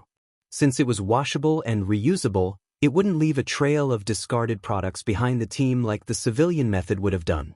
He wasn't just going to hand it to the child though, he was going to let her panic a bit and let the lesson on exactly why you should be properly packed for a mission sink in even further. He had little doubt that the bag the girl had likely prepared before her mother had dragged her to the team's rendezvous point had been rather frivolously packed, and that it was better that she left it behind. She wouldn't be learning all the wonderful lessons she'd now be learning over the next 2 months if she hadn't, and would likely be all the weaker because of it. Tomorrow morning, he would be starting his new students on the tree climbing exercise because they could spare a couple hours and still get the section of fence they were mending done by the end of the day. The morning after that, he would begin working on using chakra to improve speed during travel, if the two who he thought would need the lesson didn't already know how, while they made their way to the Valley of the End to clean lichen off of the statues and check to see if they needed any further maintenance. That task would reinforce the tree climbing lesson and give him a good opportunity to introduce the water walking one as well. Sakura was awoken at dawn by Naruto shaking her. The instant she realized that it was Naruto, she scrabbled backwards until she was a reasonably safe distance away from him. He'd been reasonably nice to her so far, but she was still somewhat scared of him. She'd seen firsthand that he could be dangerous when he wanted to be, and had heard that he wasn't just dangerous, he was deadly. She wasn't too certain about his mental stability either. When he was around either her or Sasuke, he was a completely different person than how he was around that masked ninja whose name was Kakashi or her new sensei. Geez, Sakura-san, how can you sleep through 3 kunai landing right by your ear? Naruto said when she was fully awake. She blinked and looked. Right next to where her head had been when she'd been asleep were a trio of kunai. Glad to see that you're finally awake. Tetsuo-sensei said from where he was seated munching on an apple which, at that point, was more core than apple. Sasuke was already awake and seated nearby, his face wearing the expression it usually wore at the academy, but she thought she could detect a glint of humor in his dark eyes. Now that everyone's awake, it's time to start training. Tetsuo-sensei said. Naruto, Kakashi has offered to give you a few pointers on your ninjutsu. As for you two, we will be starting on the tree walking exercise if you don't know it already. Tree walking, she asked, what is that? We're going to be climbing trees without using our hands. Tetsuo-sensei replied, pointedly looking at her hands which had been scratched up a bit when she'd been forced to climb up a tree to pick her lunch and dinner because she didn't have any stored food like Naruto, Kakashi, or Tetsuo-sensei, and didn't have any ration bars like Sasuke. How? She asked. You draw your chakra to the soles of your feet and climb up like this. Too much and you get blown off, too little, you don't stick.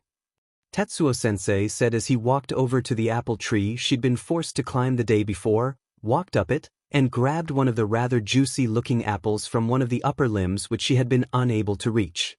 As soon as you figure out how, you can pick your breakfast. So, I recommend that you learn fast because you only have until 9 a.m. before we have to get to work. She swallowed at that last statement and the prospect of going hungry as she moved to the tree, determined to at least get this one thing right.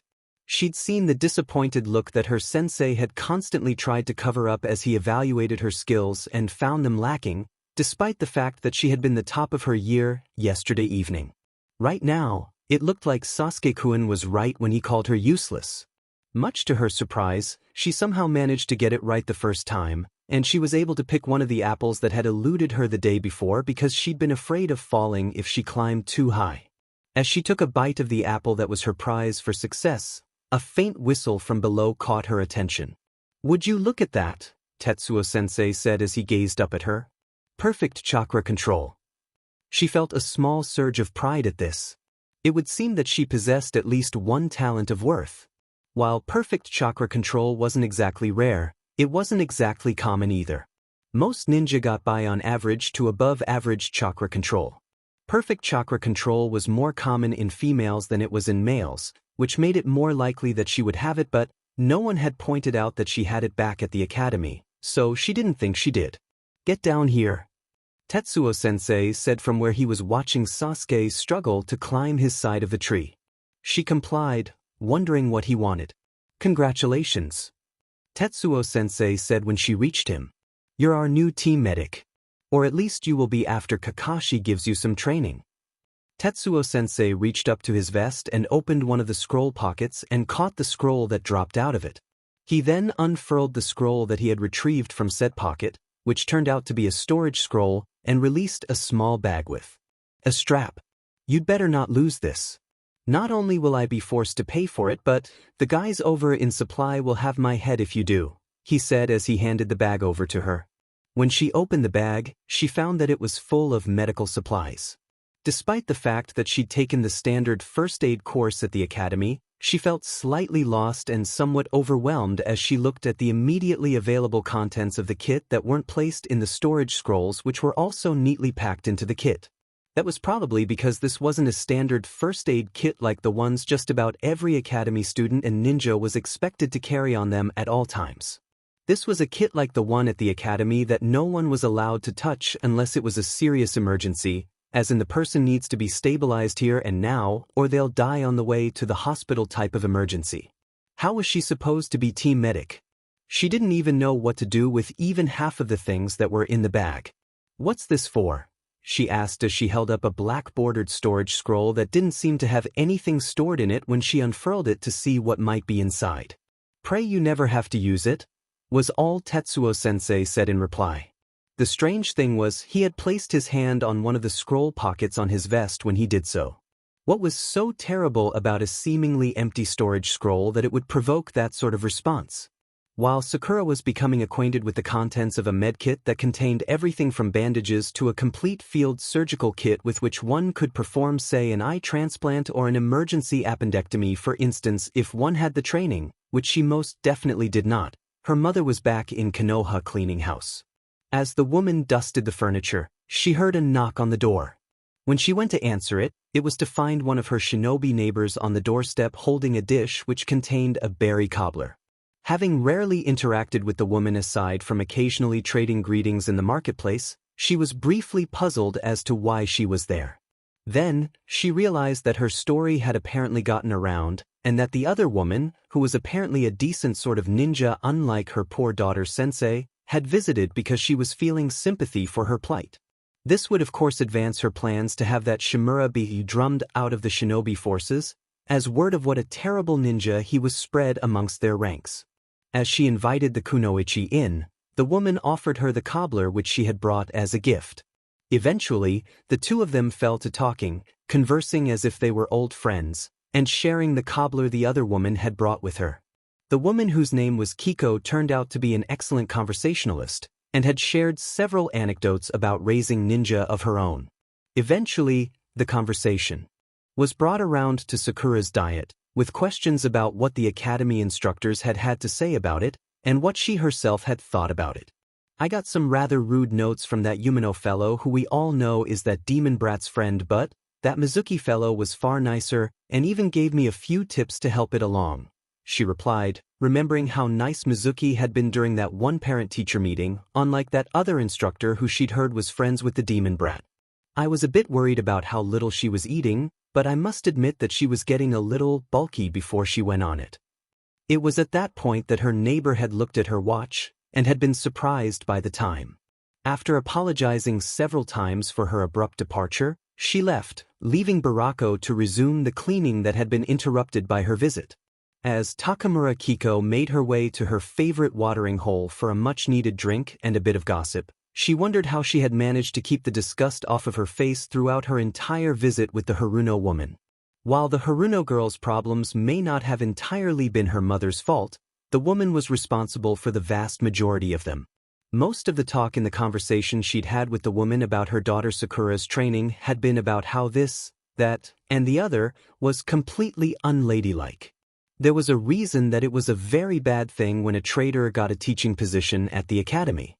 While the damage done to the students' training was generally minimal amongst the children from shinobi families, it was catastrophic amongst those of civilian origin and orphans who didn't have anyone at home to train them. Knowing about the existence of the trader, it was no surprise that the only civilian-born student who had made it that year had been the one that had practically been trained by a Yamanaka. It was clear that at least one of the academy instructors had been trying to do right by that poor Haruno child, but the stupid woman had ignored his advice in favor of that from the trader because of the instructor's association with the Uzumaki boy.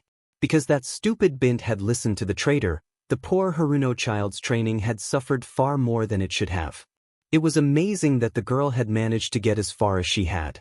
As for the other issue, she couldn't believe the woman was stupid enough to go up against the Shimura family.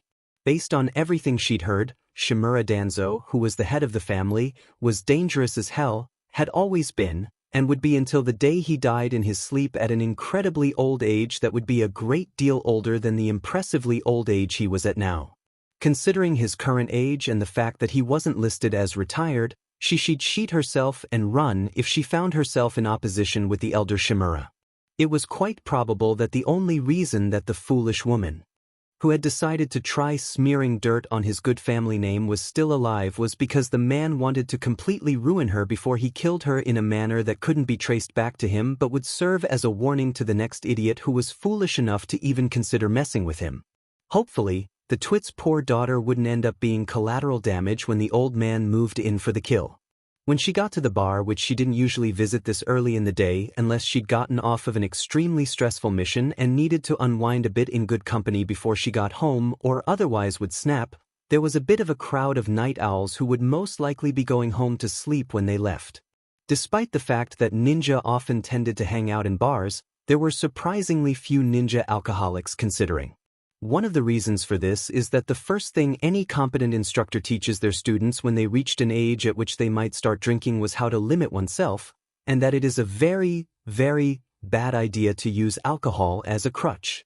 Visiting a bar, however, especially the sort of bar that contains exceedingly cheap and easily throwable furniture, was a good way to let off steam. Yaranti, the usual morning crowd. An older man, who was undoubtedly a regular, said as she seated herself at the bar. Just got back from visiting the Haruno woman. It's as bad as I heard. Worse, considering the fact that she tried to turn me against the Shimura family. She replied as she signaled for a drink, preferably a strong one. I'd hate to see what'll happen to that poor girl if that stupid woman continues her power struggle with Danzo, since she's caught in the middle of it. The old man made a face at this. Danzo? The old man said incredulously, apparently just as shocked as she had been that someone could be that stupid, if none more so. That woman's messing with Danzo? I'm amazed she's still alive. I was just a little pipsqueak back during the First War, but I saw him in action then. Crossing him is a really bad idea. It'd be quicker, easier, and a darn sight less messy to just turn a lightning jutsu on yourself instead. All too soon, the morning's training was over, and it was time to get a start on the day's work which they were being paid for. Today, however, rather than it just being Naruto and Sasuke doing all the work, Sakura, who had recovered from the hike, would be working as well. So, you're team medic then, huh? Naruto said to Sakura when he'd returned from trying to learn an exercise that was supposed to help him with his elemental manipulation and saw her fiddling with a tricked-out first aid kit, packing away all of the supplies that she'd taken out and messed with. Without even testing him, Kakashi had been convinced that his primary element was wind, and had started him training accordingly.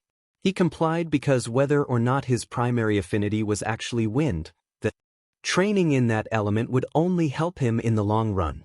But what if I don't want to? Sakura trailed off as she carelessly crammed a black-bordered scroll that was bringing back bad memories into the bag. Look, he said, nobody's going to force you to become an Irionin once you're off the team, but every team needs at least someone with a bit of medical training with them. You happen to be the best person to take that position for this team. But what about? Sakura started, ready to point out that Naruto was better than her at just about everything when it came to being a ninja, so he would more than likely be better qualified than her in this as well. Sasuke-kun? Naruto sneered, as he waved his hand at the tree that the other boy was struggling to climb despite the fact that he should be packing it in and heading over to the fence right now. You could, she started, surprised, and yet not all that surprised that Naruto had misinterpreted her question. Sasuke-kun was still the best in her eyes, and she'd marry him someday, and Naruto, who had had a crush on her back when he was at the academy, knew that. No, I can't. Naruto said somewhat bitterly. I can bandage wounds, set bones, give stitches in a pinch if you don't mind the scar looking a little ugly, and about a dozen other things, but I cannot do medical ninjutsu. Why not? She asked. Aside from the slight chakra control issue that probably won't get sorted out in my lifetime? Naruto said, as if said chakra control issue was patently obvious to everyone. There's an element to my chakra that makes such things generally inadvisable. That of course leaves you, as you have better chakra control than even Kakashi, who's merely exceptional. Naruto turned and left at that, not waiting for Sakura to finish packing her bag. The girl didn't know it, but she had brought up issues that he'd rather not deal with her questioning, and not just QB issues, though, as he'd recently learned, it was the QB which prevented him from being able to do medical ninjutsu without putting his patient's life at risk. At the beginning of the year, after what had happened to his and Kurosaki's teams, He had intently studied anything associated with medicine he could get his hands on for a few months, which had been something he wouldn't have been able to do if Tetsuo-sensei hadn't made him learn how to read properly. Following the recommendations of a particularly useful scroll, he began getting practice in the practical aspects of the medical field by working on any and every injured animal he could find in and around Konoha, not caring that he got pecked, scratched, and bitten more times than he could count in the process. While he could clean and bandage wounds, and splint broken limbs and the like, he could not properly do a medical ninjutsu like the ones outlined in the books and scrolls. Every time he tried, something would go wrong. His chakra would fluctuate in the middle of things, the wound would simply fail to start healing or, worse, everything would seem to go right up until the animal he'd been working on died for no discernible reason. Kanomaru, who had sometimes worked as his assistant, was just as sad as him or more so every time he had failed to save one of the wounded creatures he'd gathered up from the woods, the parks, and sometimes just around town. Because the younger boy showed his emotions more openly as he was still young enough to be able to wear his heart on his sleeve, he'd had to wipe tears off of the child's face a number of times before the day he'd finally quit playing veterinarian. The boy who had latched onto him for some strange reason after he'd nearly killed him in front of his grandfather had been much happier when he'd taken to playing ninja with him instead. The reason he'd stopped working on animals had been because he'd been forced to quit after he and Konohamaru had been arrested while they were learning everything they didn't want to know about childbirth from a Nara deer. The old man had given him a lecture he wouldn't forget anytime soon before turning him over to the Nara for punishment. Fortunately for him, the head of the Nara clan was a laid-back and understanding individual. Rather than demanding his head on a platter because he'd been hanging around in an off-limits section of the Nara property and might have spooked one of the deer that earned the clan their income, Shikaku had made him clean the deer pens that were reserved for sick deer for a week since he was so interested in them. Deer poop had moved up several places on his list of dislikes after that. As Sasuke pounded yet another nail into yet another board, he continued trying to regain the equilibrium he'd lost rather violently a couple of days ago when Yumino Irika had announced the team assignments. Rather than things remaining pretty much the same for him after graduating the academy like he'd somewhat expected them to, his entire world had been tipped on its ear. First of all, he had been dragged out of the village practically the instant he'd been placed on his new team, taking him away from all that was familiar, in order to do menial tasks at a farm in the middle of nowhere. The journey to said farm had been arduous and, rather than being the top dog and teacher's favorite on the team like he had been at the academy, he was a distant second in both power and his teacher's affections. Instead of catering to him like the instructors at the academy had done, his new sensei had paid attention to him only long enough to point out something he was doing wrong before turning back to the Uzumaki. That in itself was another interesting reversal. Rather than being held up as a failure and an example of what not to do as he had been back at the academy, the Uzumaki was held up as an example of what a ninja should be. He understood why though. After coming from something that was even worse than an ordinary civilian background, and being either ignored or outright sabotaged by his instructors, the Uzumaki, who had had nobody to help him or train him but himself, had managed to secure an early graduation. After graduation, the boy continued to rise, showing that with help and training he could become something exceptional, something that had the natural potential to match or even beat that man, were he placed in the right hands. Himself, however, despite all of his best efforts, he was topping out at just slightly above average for a shinobi of his clan. He remembered how instead of comparing him to him and Shursui, his relatives had compared him to someone called Obito when they thought he wasn't listening back before it had happened.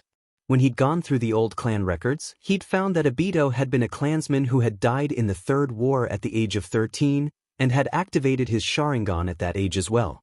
About the only thing he didn't have to match Obito's record was an early graduation and the rank of Chunin, even if both didn't really count because they'd been earned in a time of war, which tended to lower the bar for such things. He'd most likely have to wait until he was 13 before he activated his Sharingan, if ever as well, considering how things were progressing. Rather depressingly, about the only thing that remained the same in his life since his graduation was that the pink-haired girl continued trying to get his attention. Now, however, she didn't do it as much, because she hadn't been given the time to do so by their sensei who seemed intent on running the both of them into the ground. Haruno Kida felt unaccountably nervous as he was called into his boss office. He'd served as an accountant at Konoha's main bank since the tail end of the last war. In all those years, nobody had had any complaints about his performance. Normally, he wouldn't be worried, but he had been getting some rather strange looks from his coworkers yesterday evening, and all of this morning as well. "You wanted to see me, sir?" he said as he entered the reasonably well-appointed office which belonged to his boss, who was a retired shinobi, which was something that showed in his decorating habits. He found himself staring straight ahead at the well-used sword that was mounted on the wall behind his boss' desk, a sword that had seen action during the Second Shinobi World War, as he waited for his boss to respond. "Haruno-san, you're a hard worker, a good employee all round and an asset to the bank, which makes it all the more difficult to do this," his boss said, looking at him with an expression of pity. "But I've been forced to terminate your employment. The vast majority of our customers are ninja, and if they don't have faith in our employees." "But why?" he asked, wondering what he'd done wrong. Had he accidentally said something that a civilian wouldn't think twice about but a ninja would find offensive due to the fact that certain words had taken on a different meaning because of their use in euphemisms? Had it been because he had spilled ink on that one form? It hadn't been all that much, just a little dark blot in the corner that was barely noticeable and didn't obscure any of the figures. "I'm afraid you'll have to ask your wife about that," his boss eventually replied. "You will be given until the end of lunch to clear out your desk." After clearing out a desk on and in which bits and pieces of nearly 15 years of his life had accumulated, he despondently headed home, wondering what he would do for work now that his family had somehow fallen out of favor with the village ninja, which was practically the kiss of death in Konoha. His wife was there eating a lunch she had prepared for herself when he arrived. "Dear," he said when he entered the dining room of their small home, "do you have any idea about why I was fired?" "What?" his wife screeched. "Apparently we've lost favor with the ninjas and my boss, my former boss, told me that it had something to do with you," he replied, hoping and praying that it was all some sort of big misunderstanding. His wife wouldn't be stupid enough to do something like that, would she? "That is it," his wife yelled, dashing his hopes. "That Shimura Bisi is so dead." "Shimura? Where had he?" "Oh yeah, holy crap." His wife had set off that creepy guy that he thought was going to eat him when he was little. He remembered that day.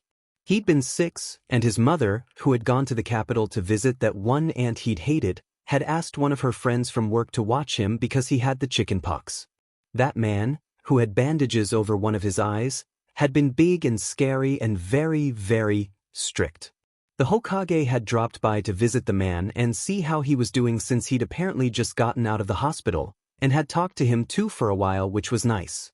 What wasn't so nice had been what happened when the man had caught him trying to steal a couple of extra treats from the jar in the pantry. The smile the man had given him after he'd told him that the scary story his friends had told him about him was true had haunted his nightmares for years afterwards. That had also been the day that he'd decided that he didn't want to be a ninja. "Thanks for doing this," Tetsuo said to Kakashi as the group -1 sat down to dinner, thanking him once more for going along with this insane situation and not turning around and running back to Konoha after the first night, which was something that would have been well within the man's rights to do since he'd volunteered for this. "You're welcome," Kakashi replied. As far as Kakashi was concerned, things weren't ideal, but they were reasonably good at the moment. Sasuke, who had started attacking the apple tree again the instant the team was done with the fence, was too tired to yell at Naruto the way he did the day before, and Sakura was off trying her hand at catching one of the wild rabbits that lived nearby for dinner, meaning that the meal was reasonably quiet and not as tense as lunch had been. He wasn't Naruto-sensei, like he had promised Minato-sensei he would be, but he had been allowed to teach the boy by Naruto-sensei. Considering how territorial Jounin tended to be about their students, this in and of itself was quite remarkable. That morning, he'd had a rather enjoyable lesson with the boy, and had gotten to know him a bit better. The morning lesson was bittersweet, however, because, as he'd noticed every time he'd encountered him, Naruto was a cross between both of his parents, and not just in the looks department. One minute, Naruto would be like Minato-sensei, and the next, he'd be like Kushina-san. And, sometimes, he'd somehow be like both of them at the same time. Seeing Naruto up close and interacting with him was painful because there were any number of reminders of what he'd lost in any given time span. As he ate one of his stored pre-cooked meals, which he was probably going to run out of long before they got to the missions during which food would be provided, he thought he heard sobbing coming from the nearby trees of the forest which grew right up to the property line of the farm they were camped at the edges of. A camping situation that was somewhat unusual considering the mission he was currently on. Normally, if a mission like the one they'd been assigned to was going to last more than a day, the people who they were working for would offer them a place to sleep indoors, be it in their house or the barn. Here, however, no invite had come, and he suspected that it was because the farm was being used for more than farming, and that whatever was going on here was beyond genin-level clearance. Either that, or they'd been invited inside, and Shimura had refused in order to toughen the Haruno girl up and get her used to sleeping outdoors before the cold weather really set in. Noticing that, perhaps beside him, only Naruto, who had senses that rivaled those of an Inuzuka, had heard the crying, he decided to get up and go investigate in case the Haruno girl had gotten herself injured and couldn't deal with her wound or drag herself back to the camp, and was currently bleeding to death or something. When he reached the source of the crying, it was to find that the Haruno girl was sitting in front of a snare in which a rabbit had been caught, holding the kunai Sasuke had loaned her and crying. Rather than being dead as the case usually was when a genin cried over their first kill, the rabbit was alive and struggling to escape. Great, unless he wanted to completely waste the time it took to get out here, and walk back to camp to ask Shimura to deal with this, it was up to him to give the lesson on the difference between pets and food. He still remembered the lecture that Minato-sensei had given Obito the first time the boy had been forced to hunt for their dinner. Obito, despite being good enough to make Chunin, hadn't entirely been suited to the shinobi lifestyle. He'd been far too kind and gentle, and had far too much respect for living things, much like that Chunin who'd taken a teaching position at the academy after he'd accidentally gotten a teammate killed because he'd had a little too much sympathy for the enemy. That wasn't to say that Obito had never killed anyone, however. It had been a time of war back then, and their team, like just about every other team that was active at the time, had fought. Obito hadn't liked killing one bit though, and had been upset every time he'd been forced to do it. Pulling himself out of his introspection, he deliberately stepped on a twig that was lying on the ground in order to gain the Haruno girl's attention, since she hadn't already noticed his presence. "What's wrong?" he asked the girl when she whirled around to see who was there. "I can't," the girl choked out, tears streaming down her face as she gestured to the rabbit which was still feebly trying to escape. "Why not?" he asked. "It's a poor defenseless creature," the girl exclaimed, shocked that he couldn't see what to her, with her still all too innocent eyes, was self-evident. "Sometimes you'll have to," he replied, meaning more than the rabbit, oh so much more. There had been missions that had left him puking his guts out afterwards, missions no sane man would want to take, missions he'd been forced to complete despite these facts. Not all of the assassination missions that he had been assigned to over the years were for adults, and not all of the adults he'd killed had been guilty of anything. Konoha didn't generally accept such missions, but, sometimes, there was more than one reason that ANBU was called the dark side. But, the girl started, probably about to reiterate her point about the rabbit being a defenseless woodland creature. That's what you got when you raised children on cutesy stories about talking magic rabbits and such. He'd seen those stupid brightly colored books that were so popular amongst the civilian children and some ninja children as well, books that Obito and Rin had been raised reading, every time he'd wandered into the bookstore to pick up a new copy of Ika Ika Paradise. "Do you want to starve?" he asked, as that was what it would eventually come down to if she kept letting the creatures she was hunting go.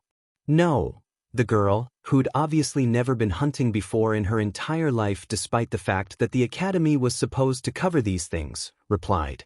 "It's not a pet Sakura," he said, telling the girl what she needed to hear rather than whatever trite platitude she had likely wanted to hear.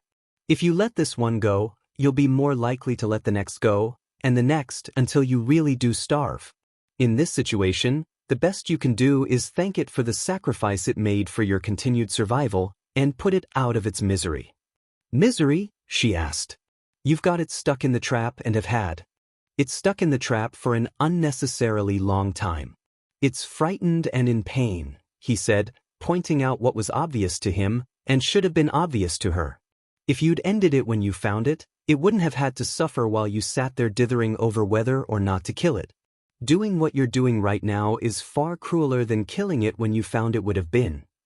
The girl paled over the idea of having caused the rabbit unnecessary pain, much like Obito had when he'd caught his first kill aside from a bit of fishing, and Minato-sensei had told him something similar. For some reason, killing mammals was far worse in people's minds than killing fish, reptiles, and/or amphibians. "Could you?" the girl asked, moving to hand her borrowed kunai over to him. "No," he replied, refusing the weapon. "This is something you have to do." He wasn't going to coddle the girl like her civilian parents had. Doing so wouldn't do her any favors in the long run, and would more than likely get her killed at some point in the future.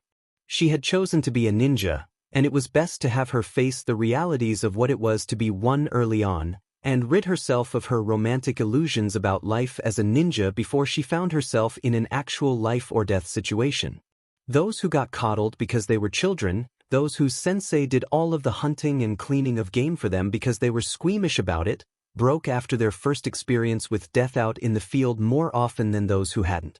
She wouldn't learn if he or her other teammates did all the killing for her. "I'm sure the Academy went over all of the vital points, including the best ones for ending things quickly," he said before standing back and waiting for the girl to get it over with. The girl sobbed as she raised her kunai, and in seconds it was all over, and the rabbit's suffering was at an end. He gave the girl a few more minutes to cry, much as Minato-sensei had done for Obito. Taking a life, any life, for the first time was a hard thing to do. After a set amount of time, however, he made the girl get up and head back to the team's campsite, bringing her kill with her. It wouldn't do to let the meat go to waste, otherwise the rabbit's death became pointless. As it turned out, whoever taught Sakura how to prepare her game for cooking was a total idiot. After watching the girl fumble with the animal for several minutes, he sat down next to her and taught her the right way. Sakura felt sick, but she forced herself to eat. After the rabbit she'd caught and killed had been cooked, she had picked at it, taken a bite, and started to set it aside, unable to eat as the guilt of having killed the creature, and the disgust she'd felt as she'd skinned it and cleaned it had made her feel physically ill. She'd never been forced to do something like this before. During the survival class back at the academy, one of the boys had tended to those tasks and had passed out the meat after it had all been cooked. When Kakashi had caught her setting the rabbit aside, he had scolded her and asked her what she'd killed it for if she hadn't intended on eating it. He then ordered her to start eating, and sat there to make sure she did so. He was still sitting there and watching her, as was the rest of the team. When she'd set out to catch her dinner, she'd only had a vague idea as to how it would go. She knew intellectually that she would have to kill whatever animal she caught and cook it, but she hadn't realized what doing so was really like. The reason she'd been hunting had been because she had gotten sick of apples after lunch, had told her sensei as much, and her sensei had suggested that she go out and catch some dinner since the nearby woods were full of game. If she had known it would be like this, she would have happily stuck to the apples. The snare had been textbook perfect, and she had been proud of it, much as she had been proud of the grade she had gotten when she'd made a similar snare in the academy survival class. It had been when the snare had caught the small, defenseless rabbit, and she'd realized what she had to do to it that the pride had gone out the window. She then found that she couldn't bring herself to kill the creature, and had cried at the thought of having to do so. She had sat there crying as the rabbit struggled in the snare, unable to escape, until Kakashi had found her and told her that because of her hesitation she had made the rabbit suffer far worse than it would have if she'd just ended it in the first place. For some strange reason, she had a feeling that Kakashi hadn't just been talking about the rabbit earlier. She didn't know what else he could have been talking about or why though. Sasuke got up at dawn to tackle the tree again, determined to get it right. Somehow, he had fallen behind even Sakura in this, despite the fact that it seemed to be a most basic ninja skill considering the number of odd places he'd seen ninja get scolded for standing in and walking across over the years. Oddly enough, like most people, he'd barely noticed it, took it for granted, and never gave exactly how his relatives and the other ninja of the village had been able to run up the sides of buildings and such a second thought. Until now, when it was his turn to do the same, that was. The pink-haired Haruno girl had swiftly discovered the secret to the technique, which was much harder than it looked, and had gotten all the way to the top of this very tree that he was attempting to climb on her first try. He, however, could only barely make it halfway up the tree before his chakra either spiked or dipped, and he either slipped or was blown off as Shimura had warned him would happen. Both Sakura and the Uzumaki had tried to give him pointers, but he'd shrugged them off, determined to make it on his own. He would prove that he could do this without their help, especially without the Uzumakis. He needed to grow stronger, and he couldn't do that if people were constantly helping him and not letting him learn how to do things on his own. He knew this because that had been the topic of one of the major arguments about him between his father and that man, which he'd overheard back before it had happened. His father had been right back then when he'd said that he needed to learn how to do things on his own, and was still right now. If people were constantly helping him, he would never learn. If he couldn't learn, he couldn't grow powerful. If he couldn't grow powerful, he wouldn't become strong enough to defeat him. If he couldn't defeat him, he will have failed to avenge his clan. Since he didn't want to fail and let his clan down, he couldn't accept the help that the Uzumaki and the Haruno girl had offered out of whatever sense of pity they felt for him. That pity that led to a desire to help was one of the reasons he generally despised the instructors back at the academy as well. After it had happened, the lot of them had started coddling him and offering extra help with his lessons. Heck, even random shinobi off the street had offered to help him afterward, but they generally quit after a while, unlike the academy instructors. Usually, he did everything to ignore the instructors outside of lessons because of this, but if what the instructors had offered to teach him seemed useful, however, he would take what he learned from the initial lesson he generally couldn't escape from, and do his best to learn the rest of it on his own. Before he could get past the high mark he'd made the evening before, his new sensei called him down from the tree in order to pack up their makeshift camp and get going towards their next mission.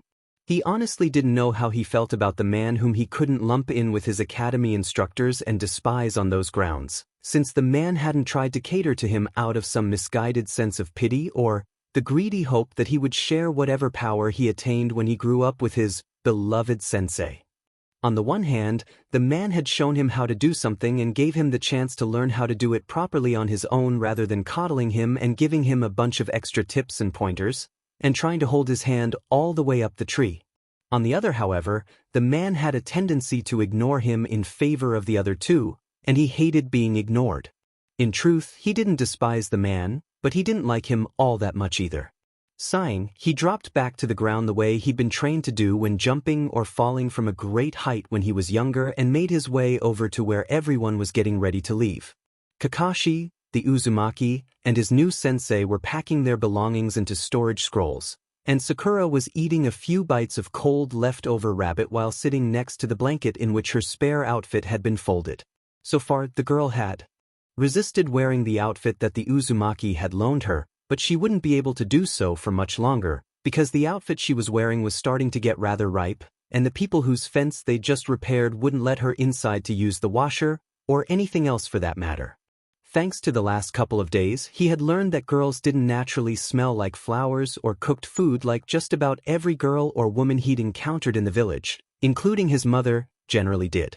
In fact, when they didn't get a shower for a while, they smelled pretty much like boys did when they were in the same situation, and that was unpleasant. Apparently, the flower smell came from one of those beauty products that he'd overheard a number of girls and women talking about on occasion when he encountered the odd conversation that wasn't about him. That was a lesson that he could have done without. As soon as everyone was packed, they started on their way towards the Valley of the End, which was in the completely opposite direction from Konoha than the farm they had been at. Fortunately, they had a couple days in which to get there, rather than less than one as they had on the journey to the farm. During the trip, both Kakashi and his new sensei started giving him and Sakura lessons on moving chakra to limbs in order to move faster. This had been touched on at the academy but had not been part of the general curriculum, and therefore he'd pretty much ignored it. Since he hadn't gotten the tree-walking exercise down, the team did not take to the trees like shinobi often did in Fire Country when they were traveling long distances, as leaping from tree to tree through Fire Country's vast forests was much quicker than walking, as one covered far more distance in a jump than they would striding across the same distance on the ground, and passed over obstacles that they would have generally been forced to walk around. Since they had to walk on the ground because he couldn't take to the trees, They had to keep to established roads and trails rather than going in a straight line across the country through the treetop highway, which naturally added a great deal of time to their trip. This meant that instead of Sakura holding them back, as she previously had when they had to slow down for her on the hike to the farm, it was him that was holding the team back. Though he didn't show it, this stung. Because he was spending a great deal of time and energy on the lessons in channeling chakra to his limbs to improve speed, he couldn't spend as much time on the tree walking lesson because that would risk slowing the team down even further due to the possibility of his developing a case of severe chakra exhaustion from doing so, if it didn't force them to return to Konoha entirely. While he seemed to get reasonably good results in the evening, and was more prone to slipping off the tree he selected than blowing off of it, he didn't get the same results in the morning when he was somewhat refreshed after a night of sleep. This of course frustrated him to no end. Eventually, after a couple days of walking, during which he had started hunting for his dinner like Sakura because he'd gotten sick of the rations he had packed, which were nutritious and little else, they finally reached the Valley of the End. He did his best to keep the awe he felt when he got his first view of the valley off of his face. Impressive didn't even begin to cover it. There was a massive scar in the land which had been created in the titanic struggle between the Shodai Hokage and his noble ancestor Uchiha Madara when his ancestor had tried and failed to wrest the title of Hokage from the Senju. A scar in the land which marked the boundary between the land of fire and the land of sound which, up until recently, had been the land of the rice paddies. At the far end of the valley which had been created by the Kyubi was a waterfall that was flanked by a pair of statues that stood facing each other, each with a hand held up in the sign of confrontation, Senju Hashirama's statue standing in the land of fire, and Uchiha Madara's statue standing in the land of sound. "Dibs on the Madara statue," the Uzumaki exclaimed as he broke from the group and raced towards the statues, breaking the odd silence that had fallen upon the team when they had reached the valley and got their first look at it. Odd, he would have thought that the Uzumaki would have wanted to tend to the statue of the Shodai Hokage, considering his stated goal of becoming Hokage. "Why?" Kakashi asked, sounding shocked. Apparently, he wasn't the only one who expected the Uzumaki to leave someone else to clean Uchiha Madara's statue while he lovingly tended to that of the Shodai Hokage, most likely him because he was Uchiha, and therefore related to the man who had tried and failed to usurp the first Hokage after helping found the village with him. Madara's, well, he isn't exactly a hero of mine, but I admire him, the Uzumaki replied. "Why?" Kakashi yelled, sounding even more shocked. He himself was a bit surprised to find that someone in Konoha outside his now-dead clan viewed Madara in a positive light as well, but he wasn't nearly as startled as Kakashi seemed to be. Something about Kakashi's shock seemed to go beyond the sort of reaction he thought was normal when someone mentioned liking someone whom history viewed as a villain though. Sakura looked a bit surprised herself by the Uzumaki statement, but nowhere near as shocked as Kakashi. Their sensei however acted as if this was all old news to him, something he'd heard 100 times before. That man was beyond devious. If it weren't for that whole thing with the Shodai Hokage, he would have set the standard for traps. His traps within traps were works of art, and he could do things with shock tags that were beyond amazing. The Uzumaki replied sounding genuinely admiring. This answer seemed to placate Kakashi, who gave the Uzumaki a fond pat on the head, which was odd because he didn't seem the sort to give such gestures of affection. At least, he hadn't shown a propensity for doing so before, not to him or Sakura whom people were more likely to attempt to give such gestures of affection to. The Uzumaki then ran over to the statues and started the day's work, racing up and down the Madara statue, using a variant of the tree-walking exercise he had not yet mastered to his and his sensei's satisfaction, critically examining it for any damage that may need to be repaired. Despite its remote location, the Valley of the End was considered to be one of Konoha's historical heritage sites. Therefore the statues were generally kept in good repair and, from what he'd been told, cleaned and examined every few months. They were this quarter's cleaning and examining team, and they were being given C-ranked pay for this despite the fact that it was a D-ranked mission since the job was outside the village walls. Determined not to be outdone, he started climbing the statue on the opposing side of the river from the one that Naruto was scurrying about on, and got much higher on it than he'd ever done before on any of the trees. During the brief surge of elation over his success, however, there was a spike in his chakra, and he found himself being blown from the statue, like he'd often been blown from a tree when he got higher than his previous high point. Before he could prepare himself for a landing that wouldn't kill him, the Uzumaki grabbed him out of the air and, in several hops, brought him back down to the ground. "Let me go," he yelled, angry and embarrassed that he'd had to be rescued like a small child, rescued by the Uzumaki like he'd been rescued by that man every time he'd bitten off just a little more than he could chew during training. He didn't need any more reminders of his failure. "I don't want or need your help," he yelled as he pushed the Uzumaki away. If it weren't for the fact that he hadn't gotten his chance to avenge the clan, he would have rather died than been helped by the Uzumaki. He knew that he was weak, he just didn't need his face rubbed in it every time he tried to prove what little strength he had. Rather than fussing over him like that man would have done in a similar situation, and he half expected the Uzumaki to do, the Uzumaki just gave him a look that he couldn't quite decipher and walked off. It was at that point that his sensei grabbed him, checked him for injuries, and set him to cleaning the base of the statues, ordering him not to try climbing them until he had the tree-walking exercise mastered to his satisfaction. He hated them. He hated them all. That pink-haired harpy that wouldn't leave him alone, Kakashi who pretty much hung back and ignored him, his sensei, who pretty much ignored him unless he wanted to point out something that he was doing wrong, and most of all the Uzumaki who should have been beneath him but wasn't, the Uzumaki who was standing above him as an example of what he should be instead of what he was, like that man had. Sakura sobbed as she looked at her reflection in the water of the river that flowed from the base of the waterfall at the far end of the Valley of the End. She was completely hideous. Her hair was a mass of tangles because she hadn't had her comb on her because she'd left it in the bag she'd left at home, her face was smudged with dirt, and her lips were beginning to get chapped.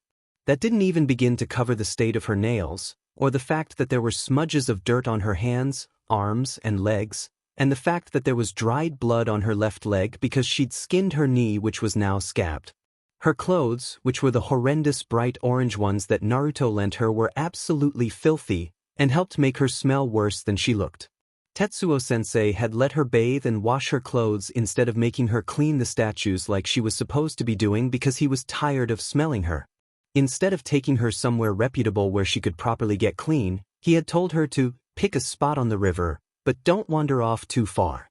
She didn't know how she was going to do this though, since the water was freezing, and she had no soap with which to clean herself, her clothing, or her blanket which was beginning to smell rather rank as well. When she'd pointed this out earlier, Tetsuo-sensei had told her that she had to work with what she had, not what she wished she had, that people got by without soap for centuries, and that she could do so now. When she had pointed out that she wouldn't have anything to wear while her clothes dried, Naruto had just given her a look as if there was a solution that was so obvious that a toddler would get it, and that since she didn't get it, she was less intelligent than a toddler, before digging into his supplies and pulling out a t-shirt and a pair of boxer shorts and telling her that he would want those back as soon as her clothes were dry since, if he kept loaning his clothes to an idiot, he'd have nothing for himself to wear. Naruto, who wasn't in the best of moods at the time, had then wandered off muttering something about someone named Suzume not being this much trouble, and gotten back to cleaning Uchiha Madara's statue, taking more care than the last few teams that had been out here apparently had. As she yet again dipped a toe into the water, and found it too cold to even consider dipping another body part in, she cried about the unfairness of it all. This wasn't how things were supposed to go. She was supposed to have caught Sasuke's heart, been steadily dating him by now, and been well on her way to becoming Mrs. Uchiha. They'd never really said anything about anything like this back in the academy when they talked about life as a kunoichi. Back then, in the kunoichi classes, it had been more about flower arranging and being able to pass oneself off as a proper woman from just about any social class for a mission, and how best to sit to catch a man's attention if one needed to. All the other stuff like throwing shuriken and kunai and survival training had been covered in the mixed classes, and even then, they hadn't talked about anything like this. As she backed away from the water again, she found herself running into something. Something that was warm, alive, and much taller than she was, and therefore couldn't be Sasuke-kun, whom she didn't really want to see her while she was in this condition. She shrieked and whirled to face the pervert she'd run into and give him what for, only to have Tetsuo-sensei pick her up and throw her into the water before she could say or do anything to him. "I don't have all day, you know." Tetsuo-sensei said when she surfaced, cold, wet, angry, and somewhat in shock. Technically I do. But, keeping an eye on both you and Sasuke in order to make sure you don't get yourselves killed is much easier if you're both in the same general area. Mom was right, she yelled, angry at him and hoping to land a verbal blow since she couldn't land a physical one. You're just a. Finish that sentence and I'll hit you. Tetsuo-sensei, who had seated himself on a rock on the riverbank, replied as he pulled several kunai out of a scroll which had been in a hidden pocket on the outside of his right pants leg and started examining them. I have no problem hitting girls, and there are people out there who would do worse if you slandered them like that. I'm a happily married man, and I prefer my women with a few more years on them, more sizable assets, and the ability to take care of themselves, which are all things you don't have. She sat there in the middle of the river, shivering as the water rushed past her, trying to pull her downstream and sputtering in outrage, too upset to speak coherently. She probably looked really stupid, but at that point, she was too cold to care. The inner part of her that usually thought the things that she wasn't supposed to seemed to be agreeing with her for once, based on the way it was swearing. Hurry up and wash up, I'm getting tired of waiting for you to get done. Tetsuo-sensei said from his rock where he was sharpening a kunai. Why are you being so mean to me? She asked, having found her voice and once again crying at the unfairness of it all, since directly confronting her sensei on this like she wanted to would probably turn out to be suicide. I had a friend that I went through the academy with. Tetsuo-sensei replied, looking directly at her. We both graduated at the tail end of the Third War, and were promptly sent out to fight. My friend was placed on a team with a girl that was just like you, but had the excuse that she'd been rushed through the academy because it was a time of war to explain at least some of her behavior, rather than waking her up and showing her. What's what, their sensei catered to her, and the rest of the team followed his lead. My friend died saving her during what was supposed to be a routine sabotage mission when the little twit walked right into one of the traps they were setting up. It was a waste though, because the girl he died saving died soon after, never having learned her lesson, and never having appreciated my friend's sacrifice. I'm sorry about what happened to your friend, she ground out through chattering teeth, still upset with her teacher and slightly disappointed that her sympathy ploy hadn't worked. But what does that have to do with you? Tetsuo-sensei finished for her.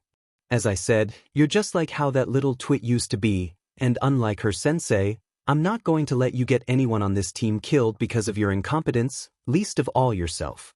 I don't expect you to become the next Tsunade, but it is my job to turn you into a decent kunoichi, which is something you are a far cry from being right now. If I have to put you through a great deal of hardship in order to do so, then so be it. Better now than later when your life could depend on skills and a strength of character that you do not yet have. This cut through the anger she had been steadily building up against him, and she didn't know what to think or how to feel about this. She had gotten used to thinking that he was being mean either just to be mean or because her mother had set him off and he was taking it out on her, and had come to dislike her sensei severely because of it. But to do something like this in order to give her a wake-up call before she made a mistake that got someone, maybe even Sasuke, killed? Dunk your head under the water to get rid of some of the dirt and grease in your hair, and come out of there before you catch your death of hypothermia. Tetsuo-sensei called to her just as she was getting lost in thought. She complied and made her way to the riverbank afterward, not feeling anywhere near as clean or refreshed as she should be. When she reached the bank, Tetsuo-sensei threw her a towel with which to dry off, which she did. As soon as she was dry, she changed into the boxers and t-shirt that Naruto loaned her, shivering all the while because she wasn't much warmer out of the water than in it, as the weather was currently only a few degrees warmer than the water had been. As soon as she was dressed, Tetsuo-sensei handed her a comb and a kunai. You've got 10 minutes to comb your hair. If you can't comb it in that amount of time, cut it until you can. Tetsuo-sensei said when he found her looking down at the kunai in confusion. But, she started, not wanting to let go of the beautiful hair which she'd grown out for Sasuke, in hopes of catching his attention so she could become his wife. Sasuke was so tortured by his past, and he needed a good woman in his life to help him, and she was determined that that woman would be her. What do you think would have happened if someone grabbed Uchiha Madara's hair in the middle of a battle? Tetsuo-sensei asked, drawing her attention to the statues that were off in the distance which her team was supposed to be cleaning. She said, wondering what this had to do with her hair. The idiot who grabbed Madara's hair would have gotten stabbed in the throat is what would have happened. Tetsuo-sensei said, answering his own question. Without warning, she felt a hand grip her hair and yank her head back as a kunai was pressed against her throat. This is what would happen if your hair were grabbed in the middle of battle, however. Tetsuo-sensei whispered in her ear as he pressed the edge of the kunai against her throat more firmly before releasing her and pushing her away from him. Long hair on a ninja isn't a mark of beauty. It's a way of saying, I'm better than you and I can prove it. Time spent tending to that hair is time that could otherwise be spent doing more productive things such as training. Those who have long hair had best be able to back up their claim. Tetsuo-sensei said when he released her. Sakura picked up the comb and frantically struggled to comb her hair in the time limit her sensei had given her, determined to not lose the hair she spent so long growing out until it was perfect. The comb ended up getting tangled in it several times. She knew when the time limit was up, because her sensei grabbed the comb from her hand and handed her a kunai. When she refused to do as she had been ordered, mainly because she was crying too hard, her sensei lost patience with her and did the job himself, grabbing her hair into a bunch at the nape of her neck and sawing it off. We'll even it out later. Tetsuo-sensei said. Now hurry up and wash your clothes. Sobbing at the unfairness of it all once more, despite the fact that she wouldn't be receiving any sympathy over this, she hurried to comply as the long hair she'd spent years growing started blowing away in the breeze behind her, lost to her sensei's impatience with her lack of skill. While Sakura washed her clothes on the riverbank at the Valley of the End, her father sought an audience with a man he would have been happy to have never seen again in his entire life. It was necessary, however. He'd spent the last several days trying to find a job to replace the one he'd lost, and it was beginning to look like he wouldn't find anything legal in Konoha. The reason given for him not being hired was because he'd fallen out of favor with the ninjas. It was more likely that his family had fallen out of favor with only one very powerful ninja in particular, and the other ninjas had fallen into line rather than fall out of favor with him as well, than that he'd fallen out of favor with every ninja in the village, but it all worked out the same in the end.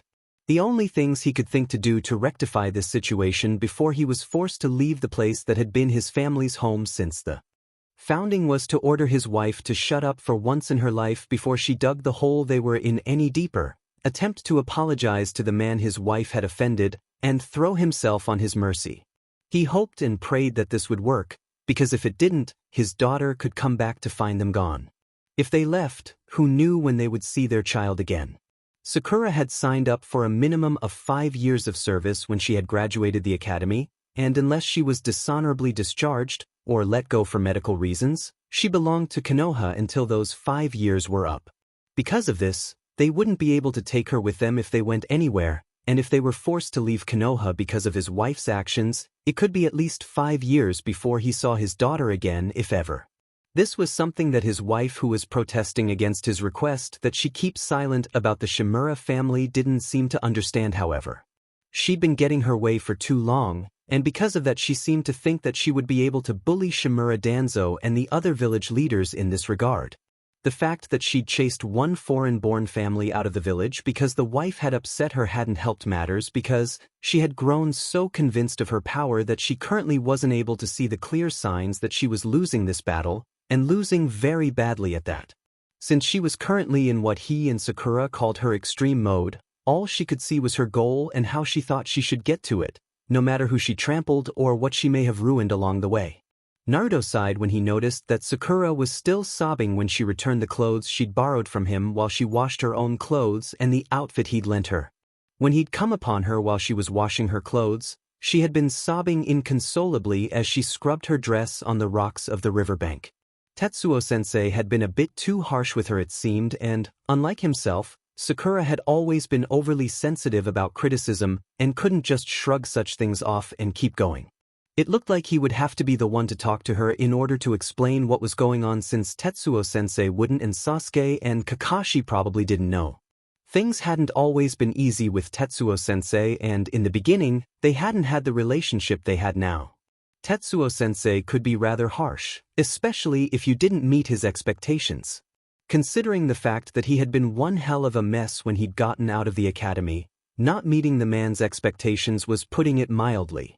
There had been a time when he'd thought that Tetsuo-sensei had hated him since, rather than teaching him cool things like he did with Suzume and Satoshi, the man had had him running up and down trees and stuff non-stop for days on end, and would only pay attention to him long enough to point out that he was doing something wrong, or would bark harshly at him if he didn't think he was working hard enough on the chakra control exercises he'd set him to doing. The man had proven that assumption wrong though the day he had gone out and got Kakashi to give him some special training, and had proven that he actually cared for him even further when he had shown actual concern for him when he'd rather stupidly created far more Kage Bunshin than was safe. Training became a great deal more fun when Tetsuo-sensei realized that he was taking things seriously, and that he was honestly trying, rather than being that bratty kid who did just about anything and everything for attention. When his sensei saw that he was willing to do what it took to succeed as a ninja, rather than not taking things seriously and constantly demanding to be taught a bunch of super awesome jutsu, he had eased up on him considerably. That didn't mean that Tetsuo-sensei didn't come down on him like a ton of bricks when he goofed off after the man had eased up on him, however. It had been because of Tetsuo-sensei's often harsh training and occasionally biting criticism that he had brought his teammates and Kurosaki back alive after that disaster during the Chunin exams, and for that, he was grateful. Rather than letting Sakura wander off alone and curl up in a corner somewhere and continue to let her resentment fester like she looked like she was about to do, he headed after her to have a bit of a talk with her. The girl clearly needed it because she didn't seem to understand what Tetsuo-sensei was trying to do for her and thought that the man was just picking on her because he didn't like her for some reason. Sure, sensei had been mean about it and could have gone about it differently, but the consequences of being thrown into battle when you weren't ready were far, far worse than anything sensei would say or do during training.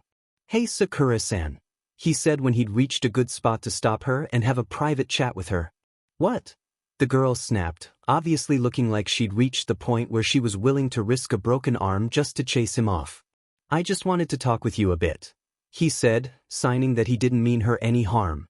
Actually what he'd signed was, "Chill out dude, I'm not gonna hurt you, so put the weapon down," but it was close enough to his intentions that it worked as far as he was concerned.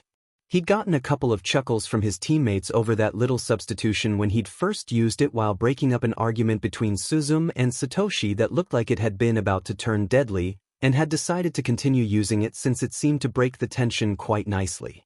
It didn't break the tension with Sakura, however, as the girl didn't seem to understand what he was saying.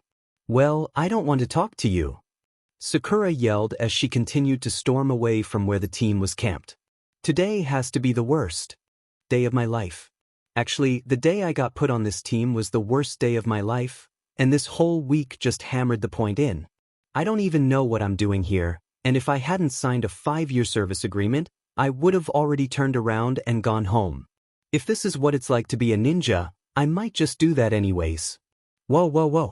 You do not want to open that can of worms," he said, shocked that the girl had even thought about saying something like that, much less actually doing it. If Sakura turned around and went home right now, she could expect a black mark on her record that would bar her from ever being promoted beyond genin at best, and being killed for abandoning her mission and betraying Konoha at worst. What would most likely happen to her though would be that she would be dishonorably discharged, which was practically a death sentence in Konoha. In Konoha, ninja who were dishonorably discharged were worse than looked down upon, and compared to how dishonorably discharged ninja were treated in the village until they either left or killed themselves to regain what little honor they could for their families, the way the villagers had treated him was downright neighborly. Sakura ignored his warning, however, and stormed off in a different direction. He turned and followed her, hoping and praying that the girl wasn't about to make a mistake that would destroy the rest of her life. He didn't want to see the girl he'd once had a very massive crush on suffer the fate of a ninja who had turned their back on a mission. Since she was a comrade, he still cared about her, even though he no longer liked her all that much as a person. "If you do run off, you'd better be prepared to run as far away from Konoha as fast as you can before dyeing that distinctive hair of yours, changing your identity, and looking over your shoulder for hunternines for every second of every day for the rest of your undoubtedly short life. Because running back to Konoha without authorization right now would only get you into some seriously deep shit." he said as he ran alongside the pink-haired girl, easily keeping up with her. That statement caused her to pause in shock. The way I see it right now, you've got two choices. You can put up with the situation as it is for the next 2 months, and prove to Tetsuo-sensei that you are a ninja, not a weakling, which will greatly increase your standing in both his eyes and the eyes of the village.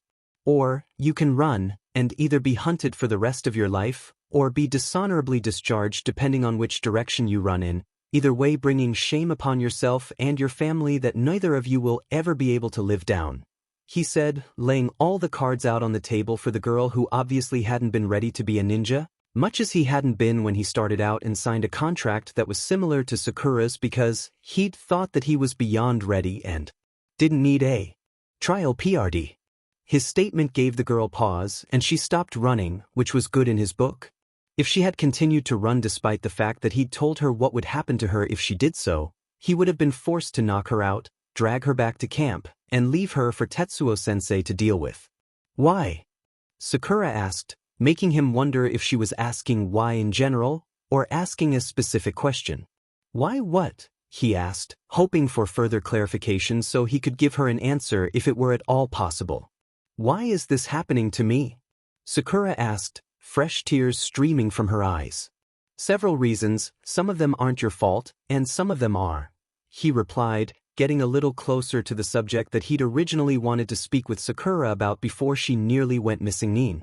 When Tetsuo-sensei heard that he was getting the top Kunoichi and the Rookie of the Year to fill the gaps left by Suzume and Satoshi's promotions, he had figured that he'd only need to work with us only a little bit in order to prepare us for the Chunin exams in January, and had signed us up for a bunch of missions in advance so you and Sasuke could have the 8 missions that are the required minimum in order to be considered for promotion. Missions which we cannot back out of now that we've accepted them. Sakura looked like she could understand that at least, and that she would continue to listen to him rather than run again. She'd even stopped crying, which was even better. Thanks to the fact that there was a traitor in the academy who was glossing over things in your and Sasuke's reports so the other instructors didn't know that there were subjects that they needed to work with you on, and sabotaging your educations in a million other little ways that the other instructors didn't catch on to, you weren't anything approaching what Tetsuo-sensei expected you to be, he continued, knowing that the girl needed to hear this. When it became clear to him that you were not yet ready for life as a ninja, he went into his harsh teacher mode and set out to either toughen you up or break you early before you became a danger to others, he said, getting to the point he'd wanted to make earlier. But that's so unfair. Sakura yelled in indignation. I've lived through it and so can you, he replied as kindly as he could. When you show him that you're actually taking things seriously, that you're determined to become a better ninja, and that you aren't just going to fall back into old habits the instant he turns around, he'll ease up and become a lot nicer. Training's a great deal more fun when he does. Really? Sakura asked in a disbelieving tone. Yeah, really, he replied, knowing from experience. If it weren't for Tetsuo-sensei being harsh on me until I stopped being a stupid little kid and started being a proper ninja of the leaf, my team wouldn't have come back from the Chunin exams. Sakura seemed to consider this and that was probably the best he was going to get out of her right now. He'd be happy if she took his advice, but he would settle for her not running off and destroying her life. Come on, let's go back, he said, offering her his hand. I've got a pair of scissors in my bag which might help with the hair. Sakura took his hand, which was hopefully the first step. While Naruto and Sakura made their way back to camp and the hope of a better haircut for Sakura, Sasuke sat in the bushes where he'd overheard Naruto and Sakura's conversation after he'd witnessed Sakura's little meltdown after he'd followed the pair of them, curious about what the Uzumaki was up to. The only thing that was running through his mind now, however, was the rather shocking bit of information that the Uzumaki had let slip. Information that, now that he'd thought about it, the Uzumaki had let slip before. Information which he'd ignored because he'd been far more focused on the Uzumaki at the time than he had been on what the other boy had been saying. Now, he was focused on the information that the Uzumaki had given, information that personally affected him. There had been a traitor in the academy. There had been a traitor in the academy who had sabotaged the students' educations. There had been a traitor in the academy who had sabotaged the students' educations, his included. Is there something you needed, Sasuke?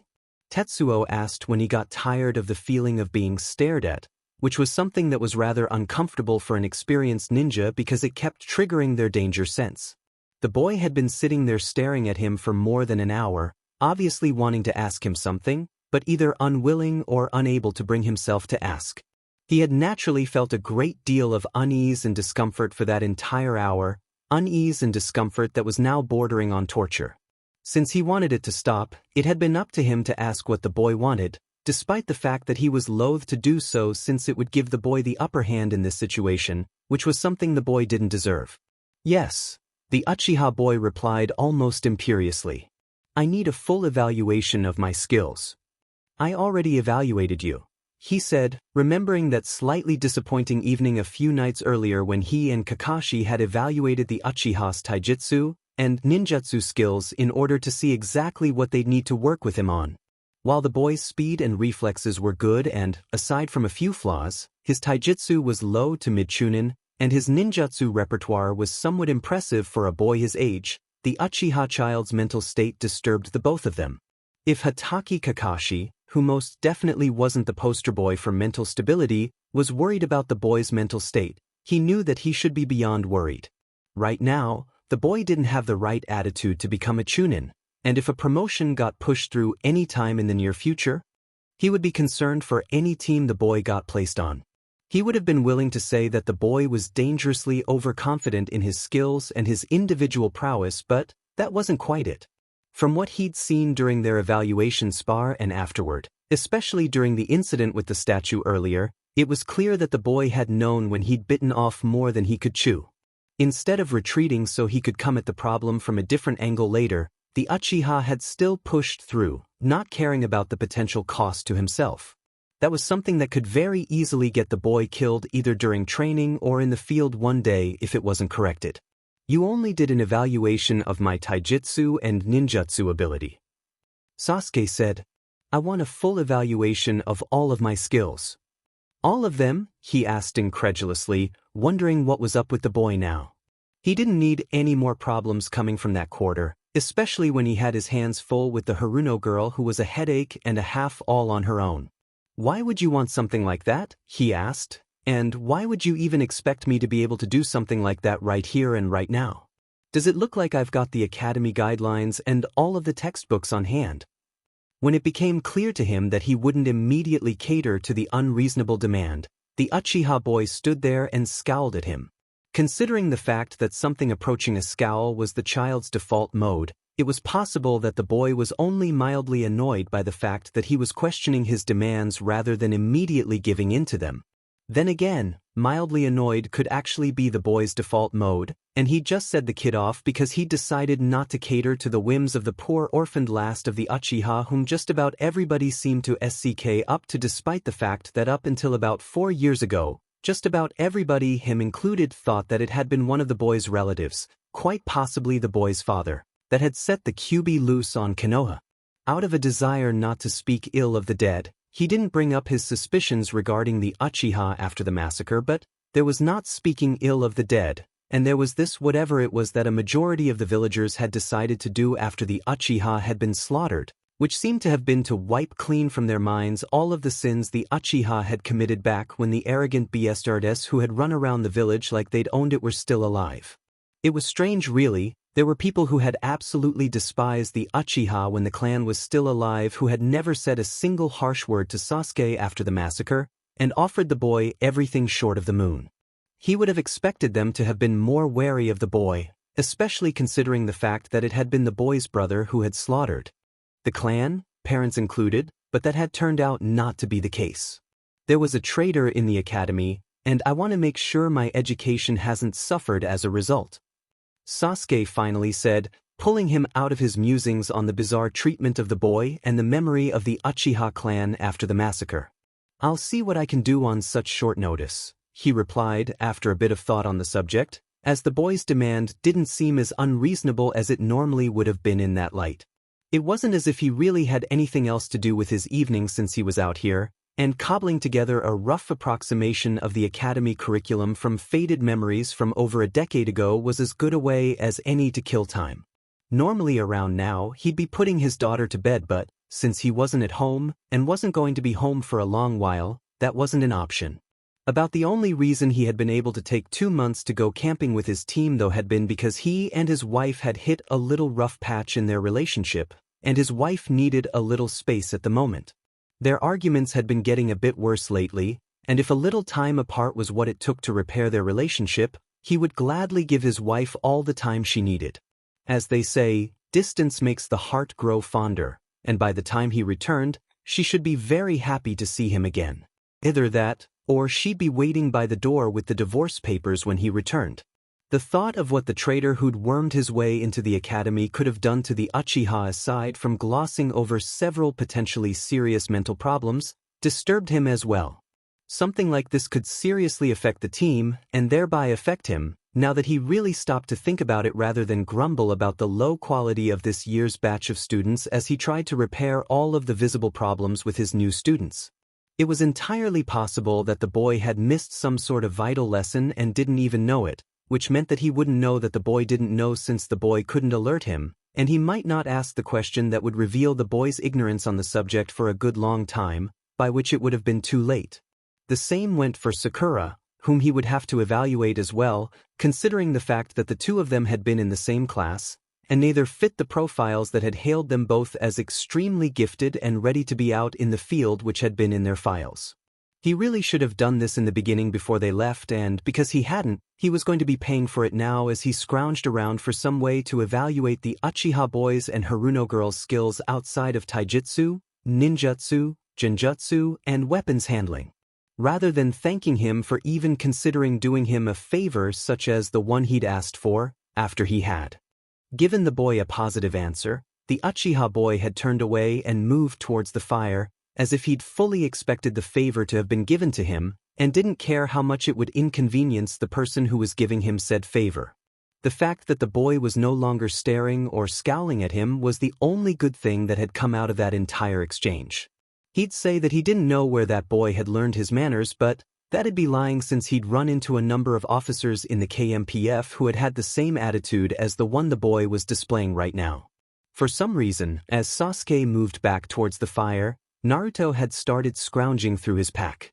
Ever since Suzume had taught the boy how to do storage seals, Naruto had packed the same way for each mission, placing a layer of easily accessible supplies over a thicker layer of storage scrolls which contained any spare supplies he may own and might need during the mission, often changing out the supplies on the top layer with supplies that had previously been in the scrolls.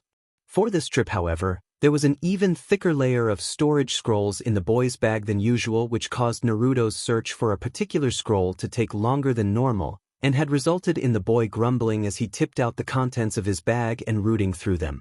After Naruto found what he was looking for amongst his storage scrolls, he walked over and handed him the scroll in question over to him. "What's this?" he asked. "I got my hands on a black market set of the Academy textbooks a while back when I decided to see if there was something I was missing by not being in the Academy." Naruto replied, shrugging. "I checked them against the copies at the Academy and found them to be entirely accurate." "Why are you carrying these with you?" he asked, though he knew that he would probably regret do so, since the answer would probably give him a headache. The boy often did the strangest things for the strangest reasons. Because he also possessed the devil's own luck, however, most of the bizarre crap the boy did ended up working out in his favor in the most unexpected ways, especially after he had handed down the skills he'd learned on his mother's knee to his students. Of the three, Satoshi may have been the best con artist, but Naruto had been the one who had gotten the strangest cons to work. He still couldn't figure out how the boy had managed to con a ninja out of 3,000 Ryo with a piece of string and a chalkboard eraser last year. "I asked Satoshi to watch my plants while I was away," Naruto explained. That explained everything perfectly, especially since Satoshi's kleptomaniac tendencies had gotten worse lately. Satoshi had always been something of a sneak thief like most of the rest of his family, but paired with the teen's gambling addiction, it was a recipe for disaster. Especially since the boy hadn't learned his lesson during the team's first C rank, and seemed to have picked up the idea that he'd be able to con his way out of anything the way the team had conned their way out of that situation. "So, you packed your entire apartment?" he asked. "Yup," Naruto replied. "Everything but the trash." Sighing at his students' antics, he pulled the textbooks out of the scroll with the intention of flipping through them and comparing them to what he remembered of the academy curriculum. As he flipped through the edition of the academy's history text, which was only about 2 years old, he found himself frowning. "Odd," he said as he turned back to the entry on the Shodai Hokage to check something. "It could be because it's gone, and they've all but died out, but there's not a single mention of Yuzushiogakure or even the Uzumaki clan anywhere. Senju Hashirama's wife isn't even mentioned in this." "What?" Kakashi said as he snatched the book out of his hands and started furiously flipping through it himself. "Excuse me," the Haruno girl piped up from her side of the fire. "But why would the Uzumaki be listed in a Konoha textbook? They're from IW, aren't they?" "What?" He, Naruto, and Kakashi all yelled at the same time. "Who the hell told you that?" Kakashi asked, sounding unusually upset, as if he'd taken that question personally for some reason. "My mother," Sakura replied, sounding slightly sheepish. "For your information." Naruto, who had eagerly studied the subject of his clan and their former village after he'd come across a reference to the name Uzumaki in a book on traps which had several traps which integrated seals into them, said in an offended tone.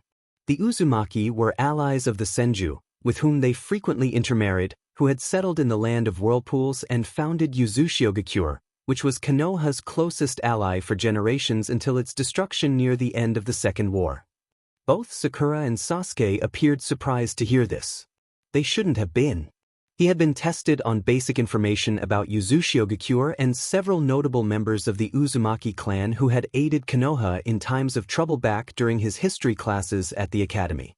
So, they should have been as well, considering the fact that they had been an integral part of Konoha's history, and just about every Konoha ninja above the rank of genin wore the symbol of Yuzushiogakure on their uniforms, himself and Kakashi included. While Tetsuo and Kakashi were checking the history book to see what else was missing, an instructor from Iwa's Ninja Academy, which ran on a slightly different cycle from Konoha's, was running a nighttime survival exercise with his students. "Best money I ever spent," the instructor muttered as he reeled his chalkboard eraser back in after using it to catch the attention of a particularly inattentive student who was now rubbing a small lump on his head. Previously, he'd used kunai to catch the brat's attention when it wandered, but he'd been suspended and sent out into the field on a bunch of crappy C-ranked missions after there had been an accident with one of the students. Ever since he'd returned, he had used the method that several of the Konoha Ninja Academy's instructors swore by. Normally, he would be reluctant to use a leaf ninja method out of principle, but this one had proven to be effective time and again, and with it, there was no risk of suspension for injuring his students if his aim was slightly off. Sandaime Hokage Sarutobi Hiruzen sighed as he signed the last bit of paperwork that was on his desk. Now that that was taken care of, he could go home and probably spend some time with his grandson who wasn't as much a brat as he used to be.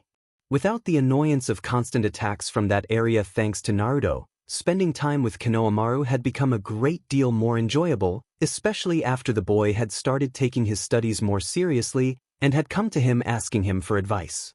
As he was gathering his hat and outer robe from the back of his chair, one of the administrative Chunin walked in with a note which, based on the fact that it looked as if it had been rolled up for some time, had apparently just come off a bird and passed through all of the necessary security checks.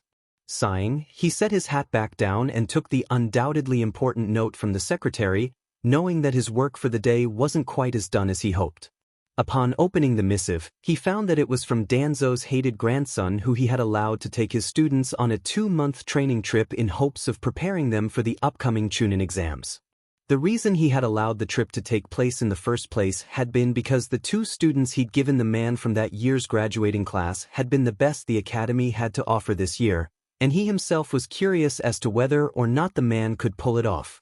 If the man could pull it off, Konoha's standing would only improve, as the Uchiha boy and the Haruno girl, who hopefully didn't take too much after her mother, would become the poster children of the new generation. The fact that the Haruno girl was civilian-born would hopefully inspire a number of civilian children who were sitting on the fence regarding becoming ninjas into signing up for the academy. Pulling himself out of his musings over the Shimura boy's daring experiment, he turned to the letter he'd just received from the man. I have done as complete an evaluation of the skills of Uchiha Sasuke and Haruno Sakura as I can with the materials I had available to me at the time. Fortunately, some of those materials were a set of the academy texts that Naruto happened to have on him that I was able to use to gauge his teammates' academic skills. When it comes to Uchiha Sasuke, his academic skills are above average, but nothing to write home about. His taijutsu skills are rather excellent for a boy his age, as are his skills in ninjutsu and weapons handling. The trap setting and strategy skills are slightly deficient however, and when it comes to genjutsu, it was almost as if he'd never even bothered to study it.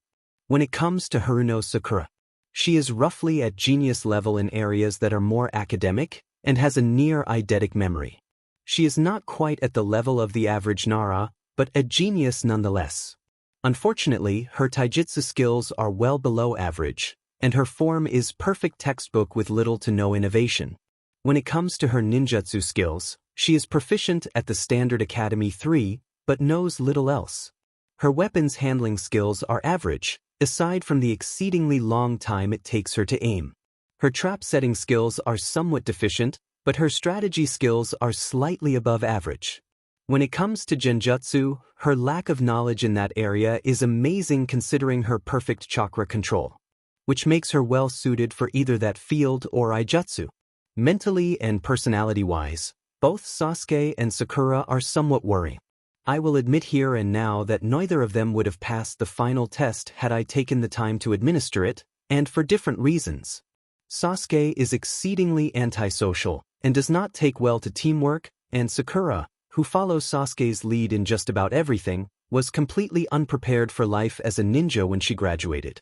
Considering the consistencies in the academic areas in which both students are deficient, I have come to believe that there were factors beyond interference from the traitorous assistant instructor Mizuki involved. An examination of the textbooks that Naruto has provided seems to confirm this fear. While it is possible that some items I recall learning during my days in the academy are missing due to the fact that the textbooks Naruto provided me with are black market copies rather than originals from the academy stores, it is unlikely, as Naruto asserts that he checked them against the copies that are held at the academy, and that they are entirely accurate. Most of the books appear to be okay for the most part, but the history text and the traps text appear to be slightly deficient. The history text is missing all mention of Yuzushiogakure and the Uzumaki as well as several important historical events that I recalled studying in my youth. Other entries in the book appear to be different from what I remember learning as well. When it comes to the trap text, Kakashi insists that a number of diagrams are missing, including what he insists is the standard shock tag surprise, which is somewhat confusing as I don't recall studying that one in the academy. While prospects of my new students being prepared for the upcoming Chunin exams look bleak, I am holding out hope for improvement. Shimura Tetsuo. P.S. Naruto asked me to tell you and Konohamaru that he says hi. The Hokage groaned as he reached the end of the letter. This was beyond problematic, and the fault in this case may have partially been his. Every time he had been asked to review the new editions of the academy textbooks, it had been when he was at his busiest, and he'd usually done nothing more than flip through them and check that the pictures, charts, and diagrams were in their proper places and looked reasonably correct before signing off on them. He'd gotten rather sick of reading the academy texts long before he had named Minato his successor, and with other, more important work piling up and waiting for him to finish with the academy texts. Based on what he'd read in the Shimura boy's letter, that had apparently been a major mistake on his part. He knew exactly why the diagram for the shock tag surprise wasn't in the academy text though. Around the start of the Third War, when the texts were being pared down in order to graduate students faster and get them out in the field sooner, the shock tag surprise diagram had been removed for the safety of the students. Before then, there had been a number of accidents when immature children had attempted to set up that particular trap because it'd been both impressive and easy to create, accidents that Konoha couldn't afford to have in a time of war when every able-bodied ninja was needed to fight. It simply hadn't been put back in the text afterward. Growling at the unfairness of it all, since it looked like he wouldn't be getting the early evening that he'd been anticipating all afternoon when he'd noticed how little paperwork there was on his desk, he relit his pipe and called in one of his secretaries. "Bring me all of the current academy textbooks for each year, and the academy teaching guidelines," he ordered. After looking somewhat shocked for a moment, the man turned and raced out the door, hastening to comply. Tonight was going to be a long night. Sasuke was exhausted after the evaluation of his skills, which had been even more thorough than his academy graduation exam had been, was finished, but relieved to learn that his education hadn't suffered too badly under the teachings of the traitor who had wormed his way into the academy. His new sensei had even said that with a little fine-tuning, all of his skills would shortly be at Chunin level, and that he could rise even higher beyond that if he worked at it. He'd also said something about his attitude that he didn't bother listening to because he didn't see anything wrong with his attitude. If his teacher didn't like the fact that he wasn't skinning up to him or his teammates, that was tough. Besides, if he didn't have any close friends, he wouldn't be tempted to use them too. Well, at least now I know I won't be a failure like Obito. Sasuke muttered as he headed back to the fire where the rest of the group was assembled. That had been one of his worries over the years since he'd learned who the Obito person his aunts and uncles and cousins had compared him to behind his back was. Obito had been a bad enough failure that his name hadn't even been placed on the list of Uchiha who had died in battle, despite the fact that he had done so. Obito had been so horrible that the clan had pretty much cast him out after he died, and only acknowledged his prior existence in hushed whispers, and a very short listing of statistics in the clan archives. As far as he knew, nobody had been as bad a failure as Obito, who'd done something so unspeakable that the clan dared not mention it in his presence. An instant after those words had left his mouth, he found himself being slammed into a tree by a murderously angry Hatake Kakashi. A murderously angry Hatake Kakashi who glared at him as if he'd just spat on the memorial stone or gone grave robbing in the Konoha cemetery in broad daylight or something. If you ever say anything like that about Obito again. Kakashi snarled threateningly before slamming his head into the tree once more and dropping him like a piece of discarded trash and walking off. Did you even bother studying recent history, Sasuke? The Uzumaki, who had come over to check and see if he was all right, only for him to push him away because he didn't need to be coddled, least of all by him, asked. Why? He asked as he picked himself up off the ground, still slightly stunned by Kakashi's rather bizarre behavior. He'd been told that the academy history texts were missing a few important events, but he didn't think that someone the clan regarded as an absolute failure as a Uchiha and as a person in general would be involved in any of them. If he had been, he would have figured that he would have been on the wrong side, considering the tone of some of the hushed whispers he'd caught about the boy. Uchiha Obito was Kakashi's teammate under the Yondaime, and was killed in action when he'd saved Kakashi's life in battle. Far from being a failure, he'd already been a Chunin for over a year by the time he reached the age you are now. Naruto replied casually. He repressed a snarl. He'd already known that crap about Obito being a Chunin, but since it was a wartime promotion, that meant that it didn't count as much since it was rushed through. He'd heard the stories about how, during a war, kids were shoved out of the academy door before they were ready and given promotions they hadn't earned, only to have to be given remedial training the instant the war was over. He didn't need some outsider comparing him to someone the clan had regarded as a monumental failure, and finding him wanting. If he was to be compared to anyone, he should be compared to his father. His father had been a great man, and hadn't deserved to have been killed by that man, that traitor who had smiled and told him he loved him while all the while scheming to kill their entire family behind his back, leaving him behind because he was too weak and worthless to kill.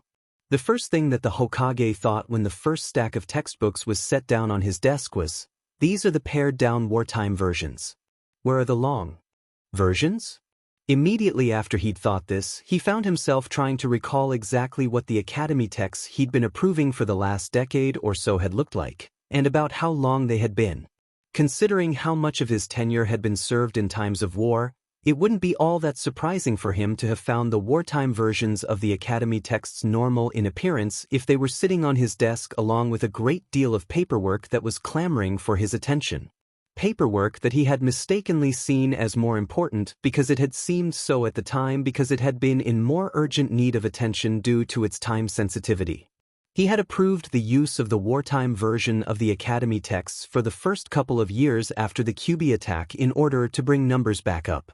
That, and because, with fewer pages and less pictures, they were much cheaper to print, which had been a plus in the poor economy which had taken double hits with the post-war rebuilding and the QB attack that had followed so soon after. Come to think of it though, when had he discontinued their use? Surely he must have done so when numbers had started approaching pre-war levels, right? Sighing, he pulled the first-year history text towards him and started reading it first since it would be the quickest and easiest to blow through since it had been written for 6- and 7-year-olds and was mostly pictures. Soon, he found himself grabbing a red marker and angrily correcting several passages. There was adjusting accounts of historical events to put Konoha in a favorable light, and there was this. Even events he had been present for and seen firsthand had been twisted into near unrecognizability in order to put Konoha in an unbelievably positive light.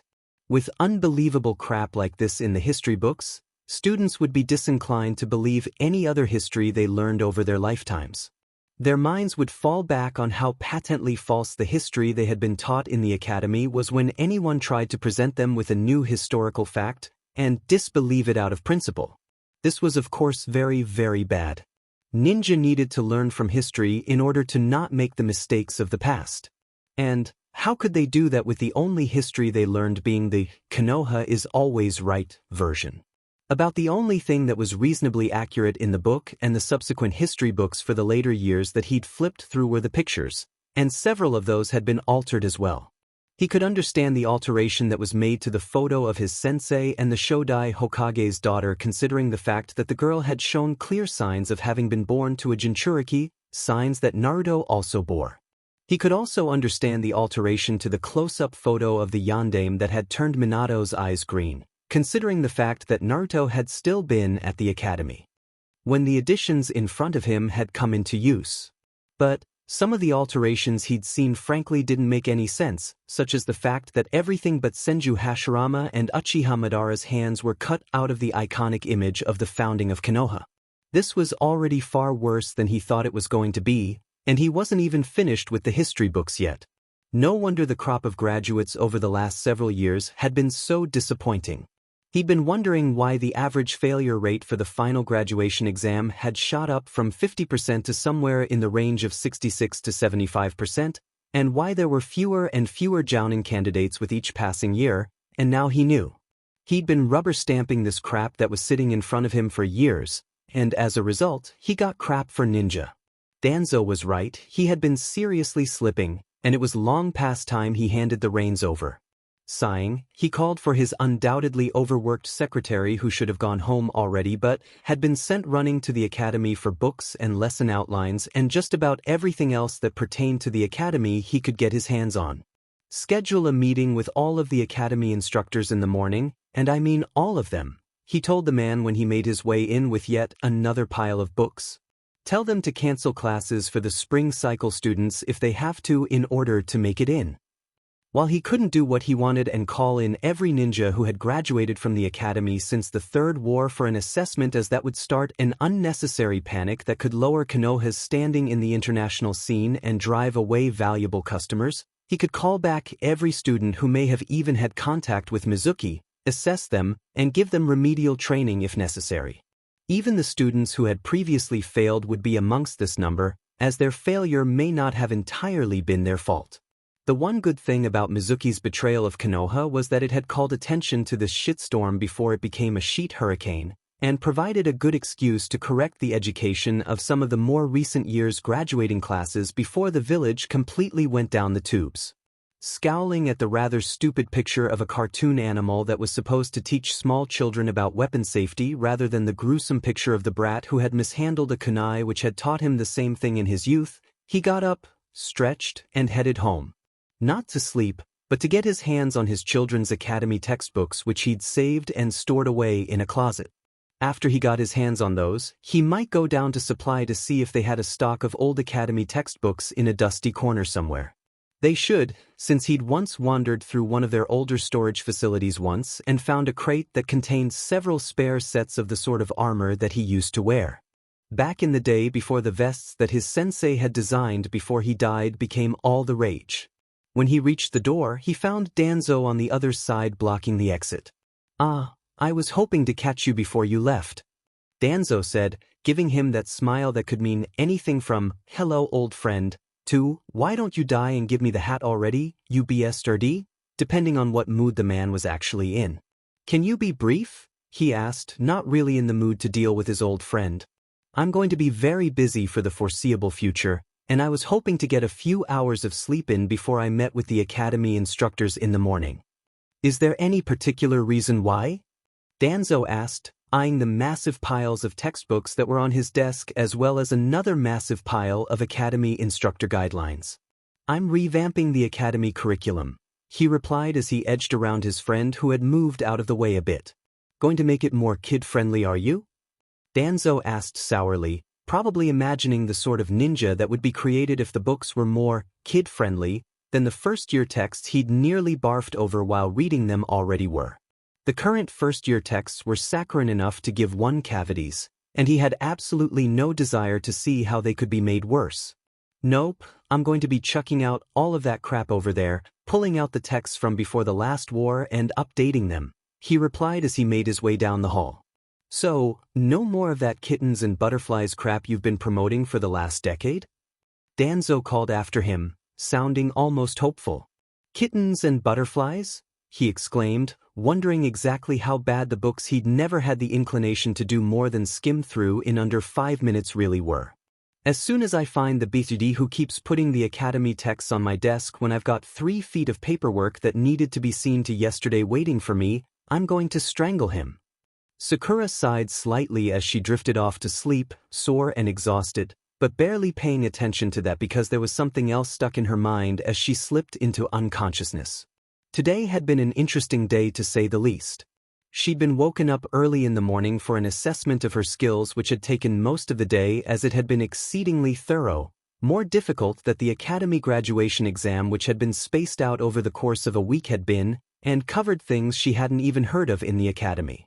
After an afternoon's rest while her and Sasuke's scores were being tabulated and she was once again found wanting, Kakashi had taken her aside to teach her one of the medical ninjutsu that he'd picked up over the years.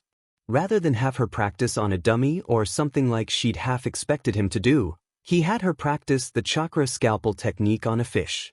While she was practicing working her hardest to get the jutsu right, Tetsuo-sensei had wandered over to check on her progress. Rather than scowling in disappointment over her lack of skill, the man had actually smiled at her and gave her a small nod. He, the man who'd previously had nothing but scorn for her, had actually smiled at her. After days and days of harsh words and even harsher looks as she repeatedly failed to meet his expectations, that smile had been indescribable. It made her feel that maybe Naruto was right, and that her sensei didn't hate her because she resembled someone who'd inadvertently caused the death of one of his friends, and that if she just worked at it, she could get some more of the smiles that the man had previously only reserved for Naruto. On one level, it hurt that she had to work so hard to earn even one smile from the man, but on another, it gave her hope that things would improve and that they wouldn't remain as hellish as they currently were. As she went to sleep, she clung to that hope as hard as she could. It was the only thing that was keeping her from running away right now. If she could just tough it out for a little while longer, things would get better, and her family would be proud of her when she returned home, rather than ashamed. Yumino Irika found himself fidgeting nervously as he stood outside the Hokage's office, having been summoned to a meeting in his capacity as an academy instructor the night before. As he was an instructor for the fall cycle, he should be on break right now. Actually, he should be at the missions assignment desk where he spent most of his breaks because he could neither stand nor afford 2 months and change of near complete inactivity. That, and dealing with ninja who have problems with the missions given for whatever reason, such as too easy, not enough pay, etc., kept his skills for dealing with unruly students somewhat sharp. He wasn't the only one waiting outside the Hokage's office. A number of other instructors including Suzume, the Kunoichi instructor who shared a name with one of Naruto's teammates who'd gone on to become a Chunin, and Daikoku were amongst the group that waiting there as well. In fact, with the arrival of one of the spring cycle first-year instructors, it looked like every instructor from the academy was here. As he began to wonder why the Hokage had called a meeting that had required the presence of every last academy instructor, including the spring cycle ones who should have been teaching classes right now, the door to the office opened, and they all filed inside. The Hokage was seated at his desk smoking his usual pipe, as he waited for the instructors to enter. The man looked exhausted, as if he'd stayed up all night the night before and had only paused to change for the meeting. For those of you who are wondering why you're here, I have decided to revamp the academy curriculum, effective immediately, the Hokage said as soon as they were arrayed before his desk. Called you all here to get your input on the intended curriculum and teaching methods that I plan to implement. There were several noises of shock at this because there hadn't been such a radical change in the academy curriculum in ever. I will also be recalling all of the fall cycle instructors back to the academy in order to re-evaluate every student who may have come in contact with former assistant instructor Mizuki aside from Uchiha Sasuke and Haruno Sakura who have already been evaluated effective immediately. The Hokage continued, silencing the noise that the instructors were making as they speculated on why the Hokage was changing the academy curriculum so suddenly, seeing as he hadn't made the decision to do so. Immediately after Mizuki's perfidy had been discovered, there will be a number of jounin on hand to give a second opinion of your assessments and assist in the retraining of any students that might benefit from such. Now that the major announcements are out of the way, the Hokage said as he reached over for one of the old and rather dated-looking books that had been piled up on his desk. These are the basic texts that the academy will now be using. I have already contacted a publisher to update the information contained within to account for recent historical events and advancements in the field. Daikoku, who apparently recognized the book that the Hokage was holding, looked startled for some reason. In fact, all of the instructors over the age of 30 seemed rather surprised to see the book that the Hokage was holding. He didn't know why though, other than the fact that it looked a bit thicker than the standard textbook. What was wrong with the books we've been using? Suzume, who taught the Kunoichi classes, asked. They seemed to be rather effective. Unfortunately, they weren't, the Hokage replied. While the more child-friendly tone of the texts you've been using until now tended to put the civilian parents' minds at ease, they did little to nothing to prepare the children for life in the field as they were supposed to. As a result, there has been a marked increase in failures amongst academy graduates over the last decade or so. His curiosity about what he was now expected to teach his students who may be in serious need of remedial training drove him to break ranks and move forward to where the texts he was expected to teach from were laid out. He moved towards the Hokage's desk, which was piled high with books that looked and smelled as if they had been in storage for a long while. He knew the old man would forgive him for this breach of protocol, as the old man had forgiven him of several similar breaches before. "May I?" he asked as he reached for one of the first-year texts which looked as if they dated back to the Nidame's reign. "Go ahead," the Hokage said, giving him a small smile. He opened the book. It was a basic reading primer, which was somewhat to be expected, considering the fact that a couple generations before, literacy wasn't as common as it was now, and not all of the children could be taught to read at home. The next book below that was a basic book on weapons handling which had to be gone through before the young students were handed kunai and shuriken and led out to target practice for the first time. He flipped it open and blanched when he reached the first picture. Rather than an admonishment from Flopsy the Ninja Rabbit about safe weapons handling like in the current text, there was a rather gruesome image of a young boy who had accidentally stabbed through his hand with a live kunai. This was far more graphic than the image that had been there during his own academy days, which had been a sketch of a badly injured and unhappy boy rather than an actual photograph of a ninja he thought he recognized. "Ah yes, that," the Hokage said mildly when he caught sight of his expression. Uchiha Fugaku's father was messing around with his father's weapons one day and injured himself. Someone managed to capture an image of the injury before the child was taken to the hospital, and it was passed around the clan as a warning to any other children who might try something similar. It eventually ended up in other hands, and was included in the academy textbook because it had served as a rather effective warning. Effective? Heck, it looked like it would scare half the little first-year kids out of the academy the instant they saw it. He said as much to the Hokage, who had pinched the bridge of his nose, shook his head and sighed.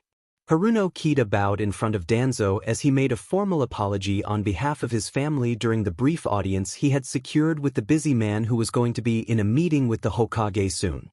"And I am sorry for any offense my wife may have caused you," he concluded his apology from where he was crouched on the floor.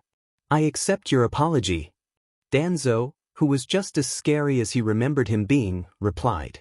This won't really correct your family's misfortune, however, as it wasn't just your wife's slandering of me and my family name that upset the village ninja as you seem to have come to believe.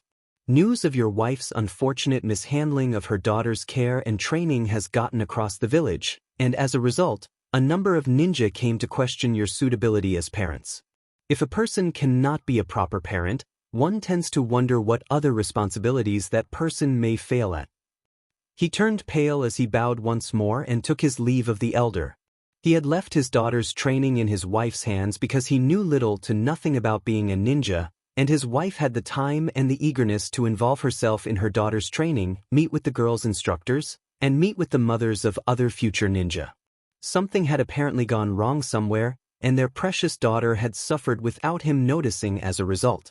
Why did you apologize to him? His wife asked as they left the building.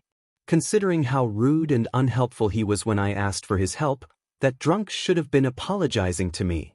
Do you have any idea who he is? He asked his wife, shocked that she would continue to talk like that after everything that had happened. He's a member of the Hokage's Council of Advisors, which means that in the village hierarchy, he's second only to the Hokage, and you set him off. It's no wonder I got fired. I'm amazed that we haven't been killed yet. Barako blanched at that, finally beginning to see why he had been adamant that she be quiet for once in her life. Hopefully, the lesson would sink in, and she wouldn't dig their family's hole any deeper. He wanted them to be there for their daughter when she returned. She would obviously be needing them, and needing them to fix whatever it was they had done wrong, if what the old man had said was true. Tetsuo grinned when they finally got the show on the road after the last checks of the statues were made. They should have been on the road yesterday in order to give the team a bit of a safety margin and time to prepare before the mission, but they had been delayed by the complete assessments of his new student skills that he'd been forced to make. The coming mission was one that he was looking forward to, particularly considering the fact that food would be provided. About a day away from here, as the new genin walked, a small town that was located near the border between the land of fire and the land of hot water was trying to put itself on the map by hosting some sort of autumn cider festival. His team had been given the low C-ranked mission of providing security for the event, which would mainly consist of making sure the drunks didn't get too rowdy. The pay was going to be a bit low for that sort of C rank, but the fact that they would be given all the food they could eat while they were there more than made up for it. Hopefully, Naruto's version of the C-rank curse wouldn't kick in and cause things to go too terribly wrong this time. The town that lay on the road ahead of them was going to be an interesting test for the Haruno girl who was beginning to show signs of progress.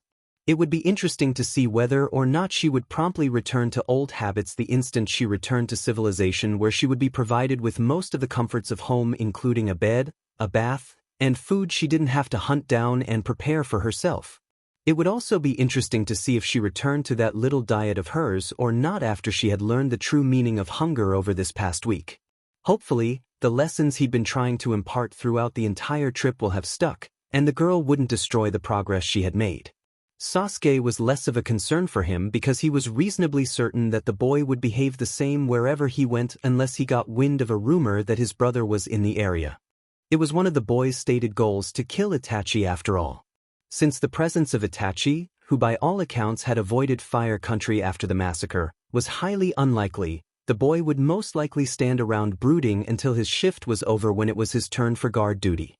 Of the three, Naruto was the most worrisome of all, and not for the reasons most would think. While the risk of him deciding that he liked the new place he'd traveled to where he didn't get glared at, and that he wanted to stay there permanently was slim to none, there was always the chance that they would once again be hit with Naruto's special version of the C-rank curse.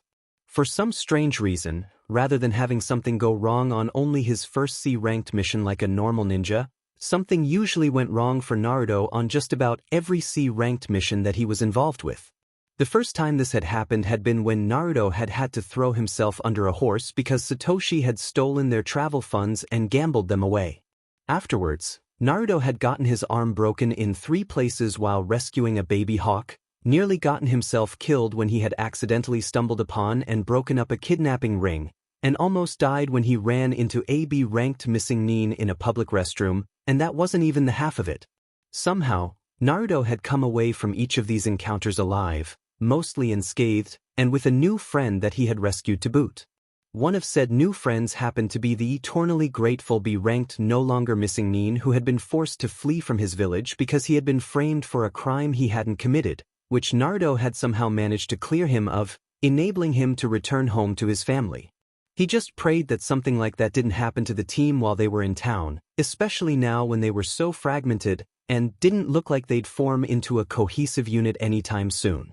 Yamada Taiga wiped the sweat off of his brow as he pulled the completed draft of a sample edition one of the new Academy textbooks off of the press. If this went well, his small publishing house would be commissioned with the job of printing the Academy textbooks in the future, his business would make a great deal of money, and he would be able to expand like he'd been dreaming of doing for years since he'd taken over the small company. If it didn't, well, the fate of the last publisher served as a warning. By tradition, the Academy textbooks had always been printed by the publishing house that the Naidame had commissioned to print them upon the founding of the Academy. For 2 generations and change, that had worked well, as the texts produced by that publishing house had been of good enough quality that there had been no complaints.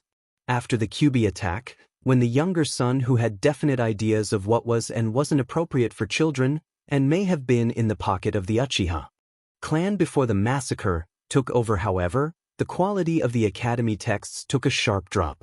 Apparently, the poor man who was currently entertaining the Tandai department had omitted one too many important historical facts in order to make the books more appropriate for children, and the Hokage had finally taken offense.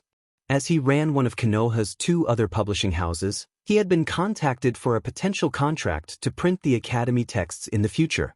All of that hinged on whether or not the Hokage liked the version of the Academy history text that he'd just made more than he did his much larger rivals. However, both he and his rival had been given texts which they were supposed to base their sample texts on yesterday, and given 24 hours to create a prototype, despite the fact that such a process usually took weeks or even months.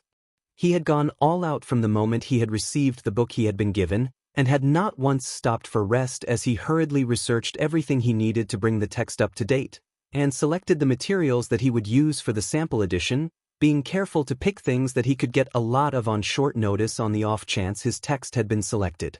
With the expense the village would be incurring on this project in mind, he had of course done his best to potentially save the village money on his edition of the Academy history text as well as print it according to the Hokage's guidelines. One of the ways he had done this was to print all of the formerly glossy color pictures in black and white, which may be the decision that destroyed his chances considering the fact that his book didn't look anywhere near as attractive or engaging to young minds as the sleek, brightly colored editions that were going to be fueling a fire somewhere. In an attempt to make up for this, when he went down to the archives for pictures of more recent historical events, he chose one of the action shots that had been taken during the Third War for the photo of the Yondaime rather than his inauguration close-up, and one of the more haunting photographs of Yuzushiogakure from after its fall, as well as one of the few actual shots of the QB that had been taken during the attack. And, for the older events, he had checked to see if the archives had any better images than the ones which had been supplied in the older text. He had found a rather brotherly shot of the Shodai and Naidame Hokages standing together which looked rather promising, and had used it rather than individual photos of the first 2 Hokages in order to save a little more on the cost that was incurred when printing photographs. As he was looking over the text, checking for potential errors which would most definitely cause his version to fail and give the contract to his rival, a man walked in. Based on the way the man's eyes kept flicking nervously towards the help wanted sign he'd placed in the window earlier that morning in anticipation of an increase in business, it was obvious what the man who looked like he'd recently gone through a rough time wanted. "Tell you what," he said to the man before he introduced himself and started on what looked like a near-hopeless spiel about why he was right for the job. "If you can convince the Hokage to adopt my version of the Academy textbook, you can have the job. If not, there won't be a position for you to fill." On the surface, it seemed to be an irrational and somewhat unreasonable demand to make of a potential employee, but the reason he was doing this was because he was very poor at public speaking and giving sales pitches, which was why his business was so small in the first place. Despite the fact that he held some small hope that his version of the text would be selected, he knew that he would be too nervous to speak in front of the Hokage, too afraid that he'd flub something and lose the contract. He'd been planning on asking his cousin who was off duty today to make the pitch since he'd been in the Hokage's presence enough times to be used to it, but a man who looked to have little left to lose, and every last one of his hopes riding on this, however. That sort of man would either be able to sell fire country tea to the people in tea country, or he would bomb spectacularly. Either way, the man wouldn't do any worse than he himself would do in front of the Hokage, and might actually be able to open his mouth in front of the man and have something intelligible come out. As a bonus, if he sent his potential employee, he wouldn't have to bribe his cousin by printing something that was more than likely illegal on at least half the continent. Considering how happy the man had looked at the prospect of even having a chance at a job, he almost felt sorry for him. He would be feeling a bit sorrier for them both if the man failed, which was almost a given since his rival was a much larger publisher, and about the only thing he printed that made money was a reasonably well-received magazine on household tips for housewives that had a decorating advice column which he wrote himself each month. But there was a slim chance that the both of them would be able to get what they wanted right now, which was better than the none that there would be if he went to speak with the Hokage himself. After giving the man the figures he asked for, and wishing the man luck, he watched him depart with his hope in his hands. It was a small hope, but it was a hope nonetheless. If the man turned out to be a spy from the rival company, which he began to suspect he was based on the questions he asked, however, he wouldn't bother hiring ninja, he would kill him himself. As soon as he departed the publishers, Haruno Kido went somewhere quiet and sat down with the book that he had been given in order to familiarize himself with what was potentially his only chance at securing a job in Konoha. It wouldn't do to have the Hokage ask him a question about the text, only for him to end up floundering for the answer. Fortunately, Sakura had inherited her speed-reading talent from him, and he was able to put it to good use. After flipping through the book, he went to a nearby convenience store and purchased a notepad in order to make notations of things that could be changed in the second draft of the book if necessary. As soon as he was finished making notes on the text, he went home, changed in order to make himself more presentable, and headed to the administration complex in order to seek an audience with the Hokage. When he was ushered into the man's office alongside the representative from the other publishing company who was holding a rather slick-looking book that had apparently just come off the presses less than an hour before, it was to find a bunch of Chunin, one of whom he vaguely recognized as having been a teacher of Sakura's, grouped around the Hokage's desk, flipping through a set of old books, and discussing something. The Hokage, who was standing surrounded by the group of Chunin, pointing at a particular passage in one of the books, said when he looked up and took note of his and his companion's presences. "I see that the representatives from the publishers are here." After receiving an indication that he should do so, he nervously strode forward and set the book he was carrying down on the Hokage's desk at the same time as the other publisher in a move that almost seemed choreographed despite its spontaneity. Compared to the sleek and beautifully colored example that the other publisher had run off, his offering looked rather paltry, as the choice of color that the publisher had selected for the cover was one that wouldn't be ruined by dirt or grass stains. Frowning slightly, the Hokage, who was undoubtedly used to seeing the brightly colored covers of the usual textbooks, tapped the cloth-bound cover of the book he had presented. This didn't bode well for his employment prospects. "Is there any particular reason for this?" the Hokage asked. It was thought that the textbooks would last longer if they were made more durable and thereby reduce replacement costs, he replied. "The cover can be changed, however." Satisfied, the Hokage nodded and opened both books at the same time in order to compare them. The difference in quality was immediately apparent, as the other text had every page made out of the same slightly glossy paper that his potential boss had reserved only for the photographs in his text. This made the pages of the book he had presented look rough in comparison. "More cost-cutting measures?" the Hokage asked, looking up at him. "Yes," he replied. "My employer is aware of the potential cost of replacing all of the academy texts and thought it best to present you with a reasonably cost-effective solution. We are willing to make any alterations that you deem necessary, however." Following that, there was a long question-and-answer session for him and his counterpart. From the other publishers as the Hokage and the academy instructors examined both texts. Several technical questions that weren't entirely related to the text were asked, which left him sweating and wondering if he had failed before he began. He was an accountant, not a book publisher, or a ninja academy graduate like the other man had been, and it showed. Eventually, they were dismissed and asked to come back tomorrow for the Hokage's final decision. On the way out, he barely mustered up the courage to ask a question himself. A question that he thought important considering what had recently happened to him and his family. "Hokage-sama?" he asked nervously. "Yes." The Hokage replied from where he was huddled with the academy instructors. "Since you're changing the academy curriculum, do you think it might be at all possible to add some sort of booklet to send to civilian parents to outline how to properly raise a ninja?" he asked, wondering if he had dug himself into some sort of hole by suggesting that they write something like that down where the enemy could get at it, despite how useful it would be for civilians who have absolutely no idea where to begin when raising an academy student. "My wife was forced to rely on word of mouth regarding the care of and training of our daughter, and there may have been some things that she had misinterpreted. A basic dietary guideline and some training recommendations at the very least would have been very useful." "I'll consider it," the Hokage replied. "Thank you," he said in relief before he left, glad that the Hokage didn't suggest that he entertain the Tandai department for a while for even thinking about asking for something like that.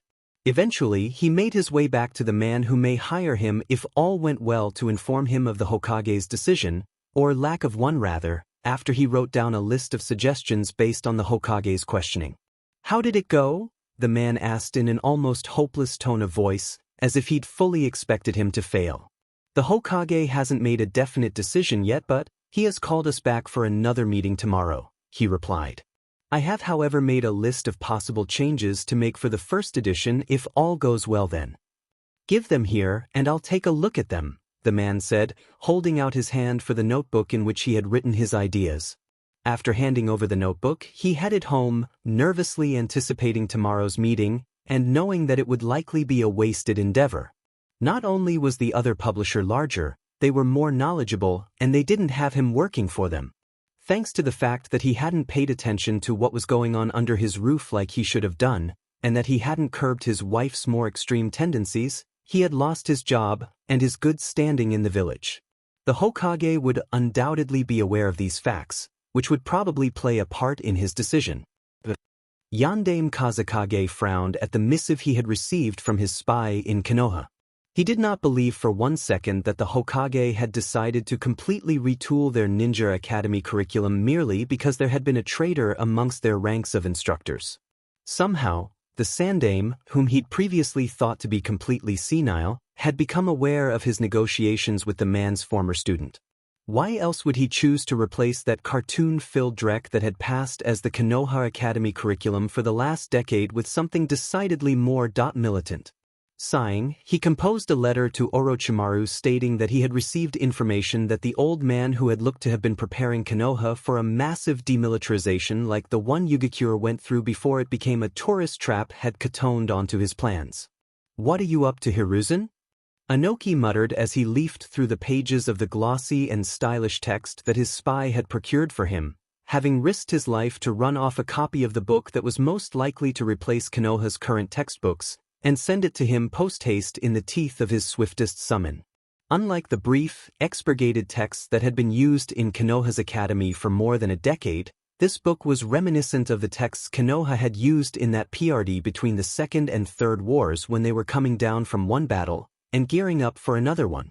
Also, unlike the previous text, which pretty much had "Konoha is always right, and we never make a mistake" stamped on each and every one of its pages, this history text used actual accounts of battles drawn from source material and critically detailed strategic errors that had been made by both sides.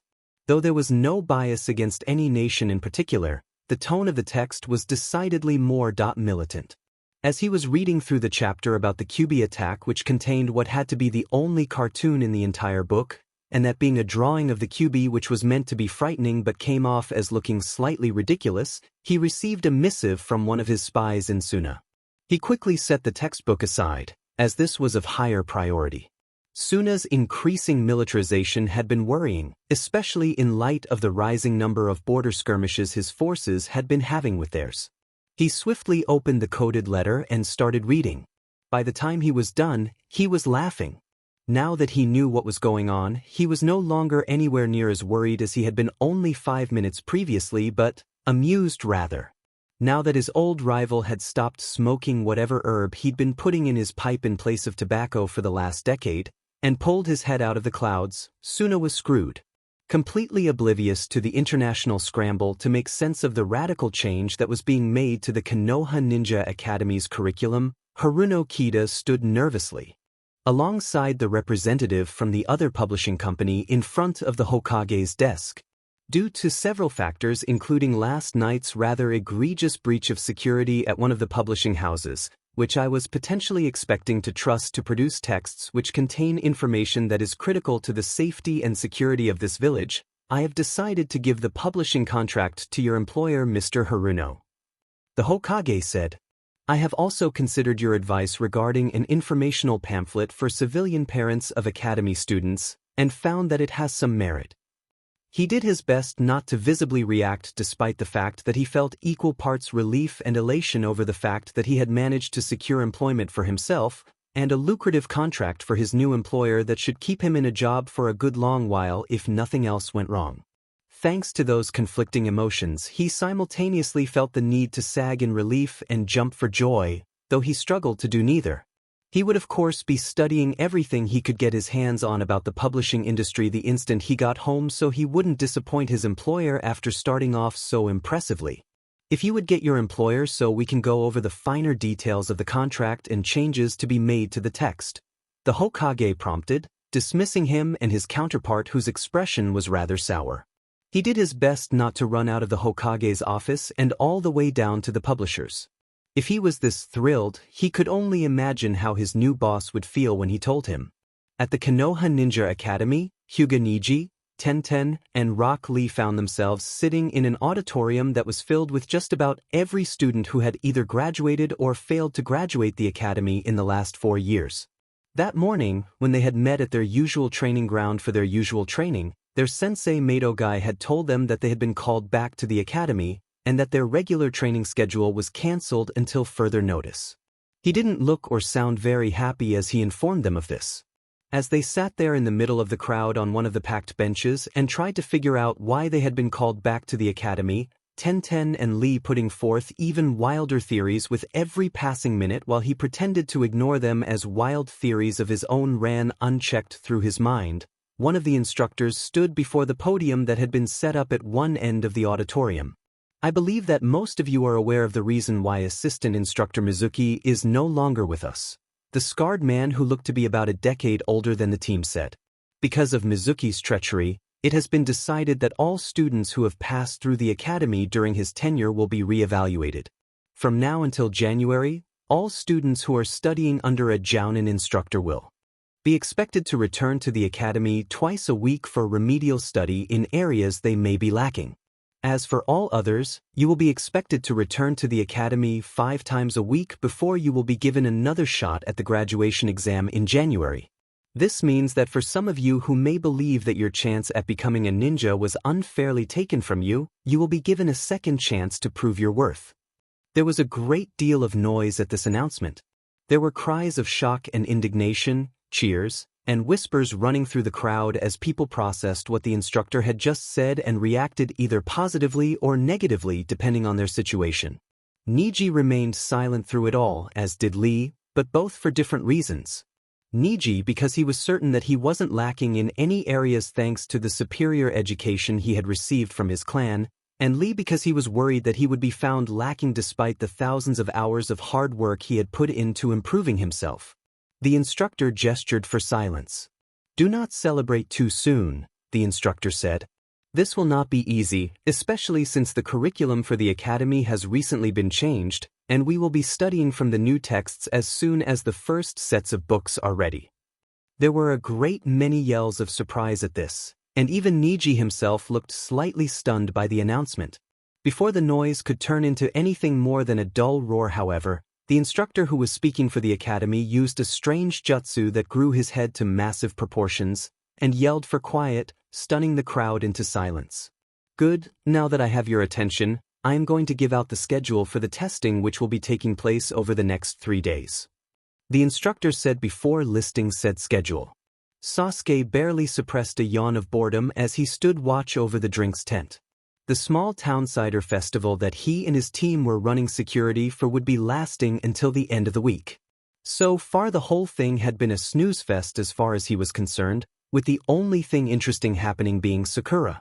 When Sakura had discovered that most of the food they were being given had apples in it in some way, shape, or form, she had looked like she was about to completely snap, and he was reasonably certain that the Uzumaki had prevented a bloodbath when he had offered to judge the baked good competition in Sakura's place after Tetsuo had offered her services for the job. Fortunately, the otherwise completely uncultured boy had proven to have a refined enough palate and a large enough vocabulary of food terms to satisfy the competitor's concerns over his suitability for the position.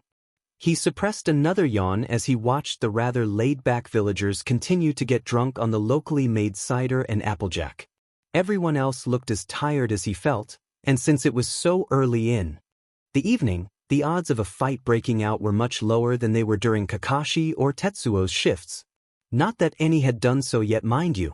In fact, the guys he was watching were more likely to pass out in their drinks like that one guy was doing right now.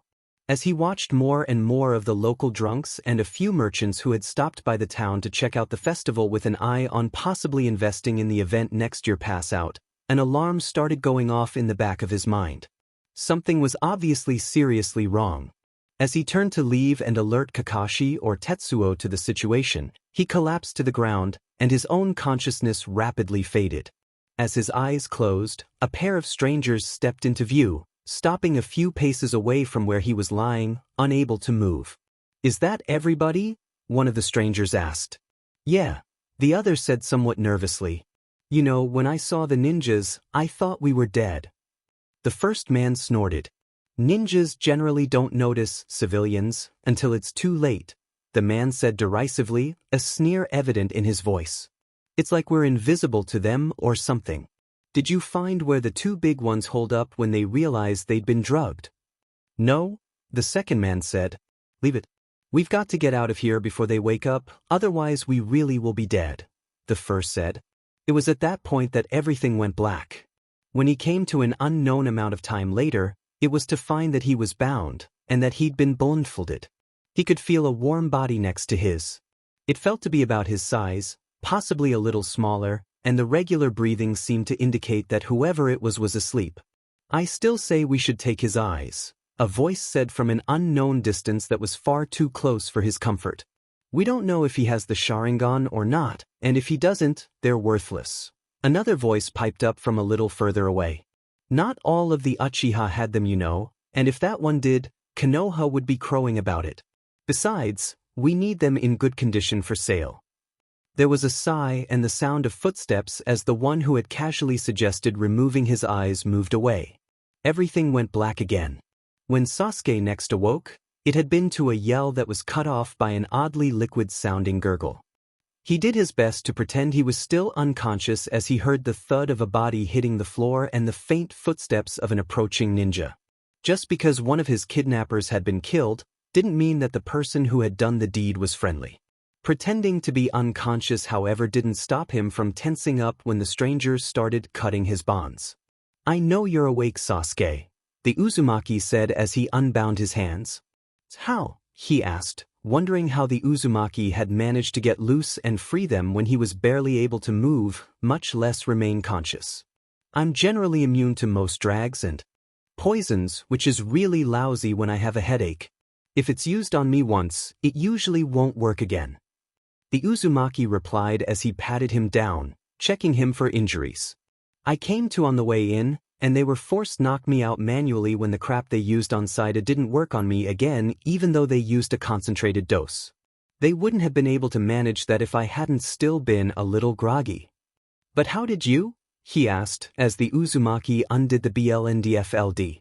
"Caused a distraction and slipped out," the Uzumaki said as he displayed a storage seal that was inside the rolled-up sleeve of his jacket.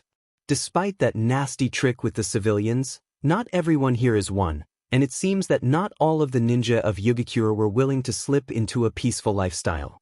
After I saw what I was up against, I went for help."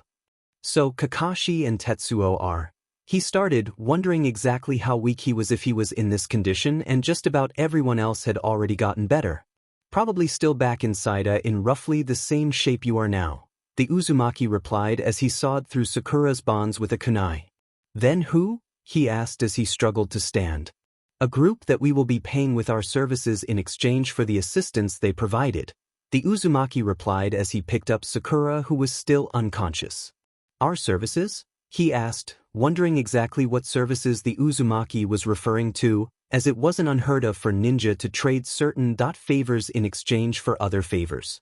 Usually, it was Kunoichi who did that sort of thing, but they're going to raid these BSTRDS main base over in hot water country, and they need a little backup in case things go south.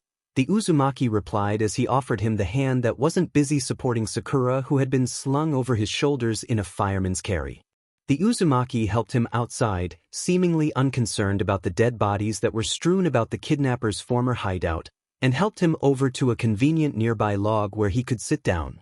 As soon as he was seated, the Uzumaki gently set Sakura down at his feet and moved over to the wall of the building that he and Sakura had been held in and started writing on it with a marker he had pulled out of a storage seal that had been stitched into the inside of one of his sandals.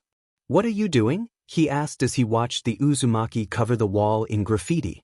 "Leaving Tetsuo-sensei a note so he knows what's going on and not to attack the help," the Uzumaki replied.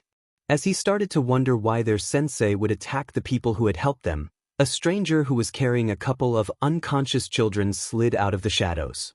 Despite the fact that the man was a shinobi, he had never seen the man before in his life, and upon further examination, he knew why that was. The metal plate on the man's hitate, which glinted faintly in the light coming from the building they had just exited, bore the symbol of Kirigakure. "Is this the help you're offering?" The masked man, who was bare-chested except for a belt on which a massive sword had been hung, said. "They're just a couple of weak-looking brats." "Chill," the Uzumaki said. "Sasuke's a solid chunin in everything but actual rank, and Sakura's a genius. Besides, we've got 2 jounin on the way, and I might be able to secure you a bit of extra pay for rescuing that lardest children." "You walk yet, Sasuke?" The Uzumaki turned and asked him after placating the stranger. "We need to get the hell out of here before these guys' buddies come around wondering why they haven't kept in contact." He stood back up and staggered in a rough circle. He was still a bit wobbly, but he could walk. He was apparently too slow though, because the masked man frowned and muttered something that he was reasonably certain was uncomplimentary before signing something to someone who was behind him. He didn't know what the sign was because it was in Kiri, but he quickly figured out the meaning when a stranger picked him up and slung him over his shoulder. As he tried to struggle out of the man's grip, a man in a cloak picked up Sakura. "Don't struggle, Sasuke," the Uzumaki said as he tried to get back to the ground. "It'll only waste time we don't have and increase our chances of getting killed when these guys' buddies show up and find out what we did to them." Growling at the indignity of it all, and the fact that he was so weak that he had to be carried like a little baby, he stopped fighting the man who was carrying him. As soon as the man who was holding him was sure of his grip, the group departed, taking to the trees, and weaving through a circuitous route that frequently doubled back on itself. "You know," the Uzumaki said after a while, "I know a little trick that'll get trackers off our tail and hurry this along." The masked man snorted at this. Though he couldn't see it, he could hear a number of the Uzumaki's shadow clones burst into existence, shadow clones which the Uzumaki was famous for throughout Konoha for some strange reason. He didn't know what the big deal about them was. He'd had a cousin who could make 5 of the things but was otherwise unremarkable. Based on the noise the man who was carrying him made, the Uzumaki had done something that he considered to be amazingly impressive. Their route became a bit more straightforward after that, with occasional pauses for the Uzumaki to summon even more shadow clones, before it eventually ended in a seaside cave whose entrance had been disguised.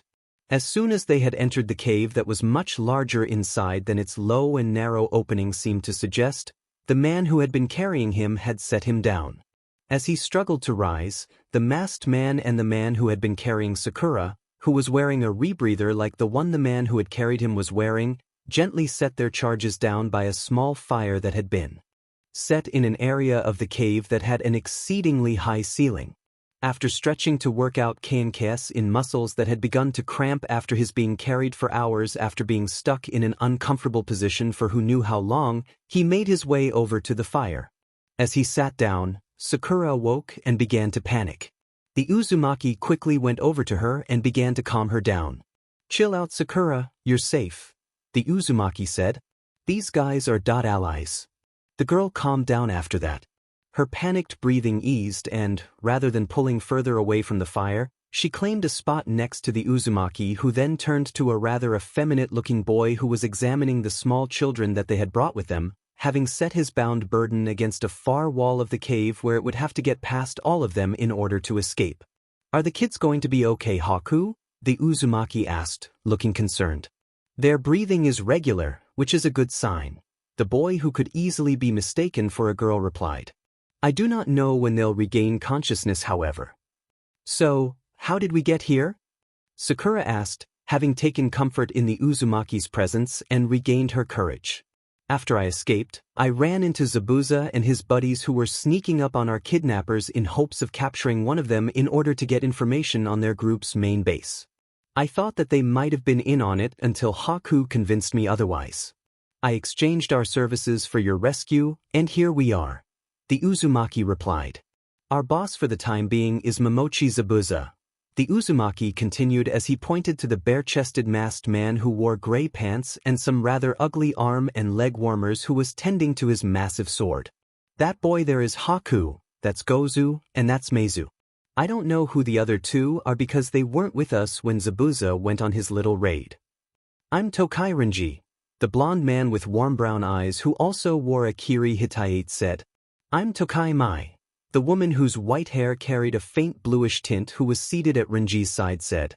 "It's nice to meet you," Sakura said, relaxing some more. He himself wasn't nearly as happy about meeting this group, and he sure as hell wasn't going to relax around them. Right now, he knew very little about them aside from the fact that they were presumably from Kiri, and that there was nothing to stop them from overpowering the Uzumaki and selling him like his previous captors had been talking about doing. That, and if they were on the up and up about their motives regarding him and his team, the situation seemed somewhat shady. On a mission like this, they should be able to call home for reinforcements, and should have already done so. Just what had the Uzumaki gotten him involved in? As the sun rose over the horizon, Kakashi did a quick kata in order to gauge his current speed and reflexes. He was currently a little slow due to the drag, which hadn't yet been flushed entirely from his system, but he couldn't afford to wait around until he recovered. Just about anything could be happening to Naruto right now if he wasn't already dead. If his current condition was all he had to work with, it was all he had to work with. He just hoped that it would be enough. "You up to summoning your dogs?" Shimura asked from where he too was checking his condition. "Yes," he replied before summoning his best and swiftest trackers, and pulling one of Naruto's undershirts from his bag. "You know," Shimura said, gesturing at the shirt, "if I didn't know about the dogs, I'd think that that was kinda creepy." He didn't deign to give that a response as he set the dogs on Minato-sensei's son's trail, hoping and praying that he hadn't failed him just like he had failed Obito, Rin, and Minato-sensei. Eventually, after about an hour, he came upon a clearing that contained a couple buildings and a number of corpses, shinobi and civilian alike. As he bent to examine one of the corpses, which was barely recognizable as such as it had been ripped apart, Shimura, who had gone to investigate the buildings, started laughing. "I hope you've got something of Sasuke's or Sakura's as well, because Naruto have used one of his favorite tricks to confound trackers, and he's going to need us to help him pay off a rather steep bill for services rendered," Shimura said when he came over to see what was so funny. Tetsuo ran, trailing behind Kakashi. With each mile, it became slightly easier to move as the drag that had knocked him, Kakashi, and the entire town of Saida out and killed a couple infants and toddlers cleared from his system. While he knew that Naruto had been alright and had not been riding under duress, and that his teammates had still been alive the night before, he still worried. The people that Naruto and his teammates had left with were missing Nin, and he had seen the state of the bodies they had left behind. Both Naruto and Sasuke were exceedingly valuable, and the missing Nin could try to sell them if they decided they could get more out of them that way than whatever they thought their assistance was worth. With each passing minute, the worry he felt for his students grew greater. While Hot Water Country was small and narrow, there were a million places to hide, and it was entirely possible that Naruto's companions had turned on him just a little further up the trail and used a different trick to cover their tracks afterwards, a trick that would confound even Kakashi's dogs. The group that Naruto was traveling with outnumbered them, and there was no telling what level of skill they had, as they had taken out both civilians and shinobi who had looked to be at least Chunin level alike. It was also entirely possible that, rather than planning on double-crossing and selling Naruto and Sasuke, they were using Naruto to reel Kakashi in order to kill him and take his Sharingan and the bounty that was on his head. If they chose to do so, they would have the advantage, both in numbers and in the fact that Naruto, Sasuke, and Sakura had just become liabilities. Liabilities that could be used or sold after he and Kakashi were defeated, if they weren't killed during the struggle that was. There was another worry about what would happen if Naruto were put up for sale as well, a worry about what he would have to do if he was placed in that position. If it came down to it, he would have to do what it took to make sure that Konoha's enemies didn't get their hands on the Kyuubi, no matter how much it would kill him to do so. So, what's going on? Sakura asked Naruto, who was snacking on some cooked fish as he studied a map that Rinji had unrolled before them, as she was handed breakfast by the boy Haku, who looked to be a couple years older than her. Some retired ninja who fancies himself to be a crime boss has been running some sort of kidnapping for ransom ring, and he took the wrong kid this time. Naruto replied as he pointed to a spot on the map and signed something to Rinji, who frowned and signed something back. They made the usual threat to kill the kid if the guy went running to one of the ninja villages. Rather than paying up like everyone else did, however, this guy hired a group of missing nin and paid a little extra for them to make an example of the stupid kidnappers. We got dragged into it when the bunch of morons who took us got a little greedy and decided to do business with a wealthy merchant who had gone to Saida for the festival. The munchkins in Haku's sleeping bag were the reason for the mass drugging. Missing nin? Missing an in. Naruto had them doing business with missing nin. If they survived this, they could get arrested for dealing with missing nin, or worse. Every last one of them were criminals and traitors to their villages, and dealing with them rather than turning them in made you the same. Naruto, are you crazy? She yelled, about to launch into an explanation of why what they were doing was so far beyond wrong that it wasn't even funny. Yes. Naruto replied, that doesn't change the fact that they were our best chance of survival at the time, and still are at the moment. As long as we hold up our end of the bargain, everything should be fine. She almost said something else, something to explain to the boy who was being far too trusting that everything wasn't fine, and wouldn't be, but something about the look in the boy's eyes stopped her. It was then that she knew that Naruto knew exactly how much trouble they were in, and that he was doing his best to hold everything together in order to keep them alive long enough for help to arrive. He was going along with this in order to keep these people who were basically their captors placated. As long as they were placated, they were less likely to be violent. She'd heard about something like this back in the academy when they had briefly discussed what you should do if you were captured by the enemy in her kunoichi classes, but this was the first time she had seen it in action. By offering the sort of service that made them useful, but didn't harm Konoha, Naruto was protecting them from being used in another, less pleasant, manner. As long as the enemy, who was apparently in some sort of bind because they were short on manpower, saw them as being something approaching comrades, they would be far less likely to treat them as prisoners. Naruto was counting on that, and he needed her to go along with it long enough for them to be able to properly plan their escape. I hope you know what you're doing, she finally said before turning to the breakfast that Haku had provided her with and started eating. Your friend is very brave, Haku said as he handed the dark-haired boy his breakfast. He had marked the dark-haired boy who wore the mark of the now-defunct Uchiha clan as the biggest threat of the three. Naruto, whom he'd recognized from that time he'd met him in Kiri, understood the situation he was in full well and was determined to do what it took to get his team out of it alive. The pink-haired girl was weak and seemed to be content to follow Naruto's lead for now. The dark-haired boy, however, was a different story. He had kept silent practically the entire time he'd been here, and considering how carefully he kept his expressions and body language under control, there was no way of knowing exactly what he was thinking. If the dark-haired boy acted, Naruto, who was the strongest of the three by far, and an almost completely unknown element who was capable of creating shadow clones at a rate that would kill an ordinary ninja several times over, would be forced to protect his teammate. In that situation, just about anything could happen, and any one of them could be killed. The boy just grunted in response to his statement and practically snatched the food he was giving him out of his hand, clearly still not in the mood for conversation. Gozu and Meizu had tried to engage him earlier only to receive a cold shoulder in return. He sighed and turned to leave and eat his own breakfast before the children woke up. At some point during the night, they had gone from unconsciousness to sleep, and it was only a matter of time before they did. "He's not my friend," the dark-haired boy said behind him. "What?" he asked, sure that he'd misheard the boy. "He's not my friend," the dark-haired boy repeated. "Strange," he said eventually. "I apparently incorrectly assumed that he was." "Why?" the dark-haired boy asked sarcastically. "Because we come from the same village we must be friends?"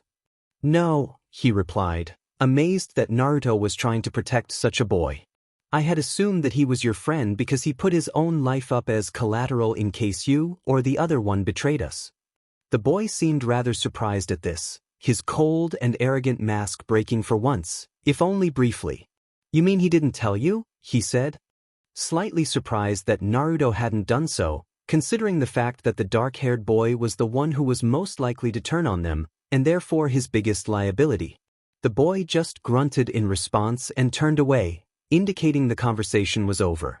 Sighing, he got up and went over to get his own breakfast, wondering once more why Naruto protected the other boy who apparently wasn't appreciative of what he'd done for him. Even Zabuza-sama, who had repeatedly told him and the others that they were just tools to further his plans, had shown appreciation for what he and the others did for him at times. As the feminine-looking boy left, Sasuke found his mind reeling. If what the boy had said was true, the Uzumaki had offered up his own life for a chance to rescue him. Sure, as a result of that rescue, they were little more than prisoners, but they were alive, out of the clutches of their kidnappers, and had a chance at surviving the situation they were in without him being sold off to the highest bidder as long as the group they were with saw him as a potentially valuable asset to the team. Something that the Uzumaki had been making an effort at doing while he had rather unwisely alienated himself from the group. He could see and hear the Uzumaki helping plan the attack that the group was going to carry out against the criminals who had kidnapped him, criminals who employed an unknown number of ninja with an unknown level of skill. For some reason, he was engaging Sakura in the discussion, getting her to parrot lines from useless passages of the academy texts which she pretty much had memorized. He kept bringing him and his skill in taijutsu and ninjutsu up, as well as the fact that Kakashi and Tetsuo were due to arrive at any minute, and that they would be helping with the attack, in order to keep these facts fresh in the missing nin's minds. This little show seemed to be keeping Gozu, Meizu, Renji, and Mai entertained, and he noticed a slight relaxing of their guard around his teammates, especially around the Uzumaki whom two of them had already fought alongside and started to see as a comrade. If he didn't find a way to be seen as a comrade or at least not a threat, they wouldn't relax their guard around him like they did the others, and that would further reduce his chances of escape. That, and if he wasn't seen as useful to the team, they would be more than likely to cut him loose in a way that would benefit them. Missing nin tended to travel light because they had to, and any dead weight would be gotten rid of quickly. If he didn't want to be seen as being dead weight, he would have to be seen as being useful as something other than potential breeding stock, despite the fact that he was disinclined to cooperate with people who were basically his captors. He cast his eye around for anything he could use, especially after he'd established himself as being decidedly unfriendly and, worst of all, uncooperative. His eyes landed on the rather bruised prisoner who was restrained at the back of the cave. He felt a smirk begin to form as he realized that he could kill two birds with one stone if he played his cards right, and get his revenge on the man. Wiping the smirk off of his face, he got up and walked over to the leader of the group who was sitting leaned against the wall with his massive sword at his side, watching everything that was going on in an almost bored fashion. "What do you want, kid?" the man asked when he reached him. "I was wondering if I could help you interrogate the prisoner," he replied. "And what would you know about interrogating prisoners?" the man asked, raising a non-existent brow. "My father might have mentioned a few methods. he said, brutally suppressing the stab of pain he'd felt at the mere mention of his father. And what would your father have known about interrogating prisoners? The man asked. He gave the man a look that practically said, "Are you kidding me?" Despite the fact that he wasn't as confident as he was trying to appear, and the fact that thinking about his father in anything other than general terms was hurting. My father was the chief of the Konoha military police force before he died. He replied in what he hoped was an almost offhand manner that didn't betray his emotions because showing weakness in front of this man would be the worst thing he could do. "I'll think about it, kid," the man said, chuckling as he reached out to touch him. He dodged, only to find the man standing behind him. As he moved to back away, the man reached over and ruffled his hair as if he were a small and adorable child, rather than a ninja. He clenched his fists and walked off when the man moved aside to let him pass, trying not to react to what had just happened. The last time anyone had done that to him, it had been one of his uncles who was actually a close cousin on the day it had happened.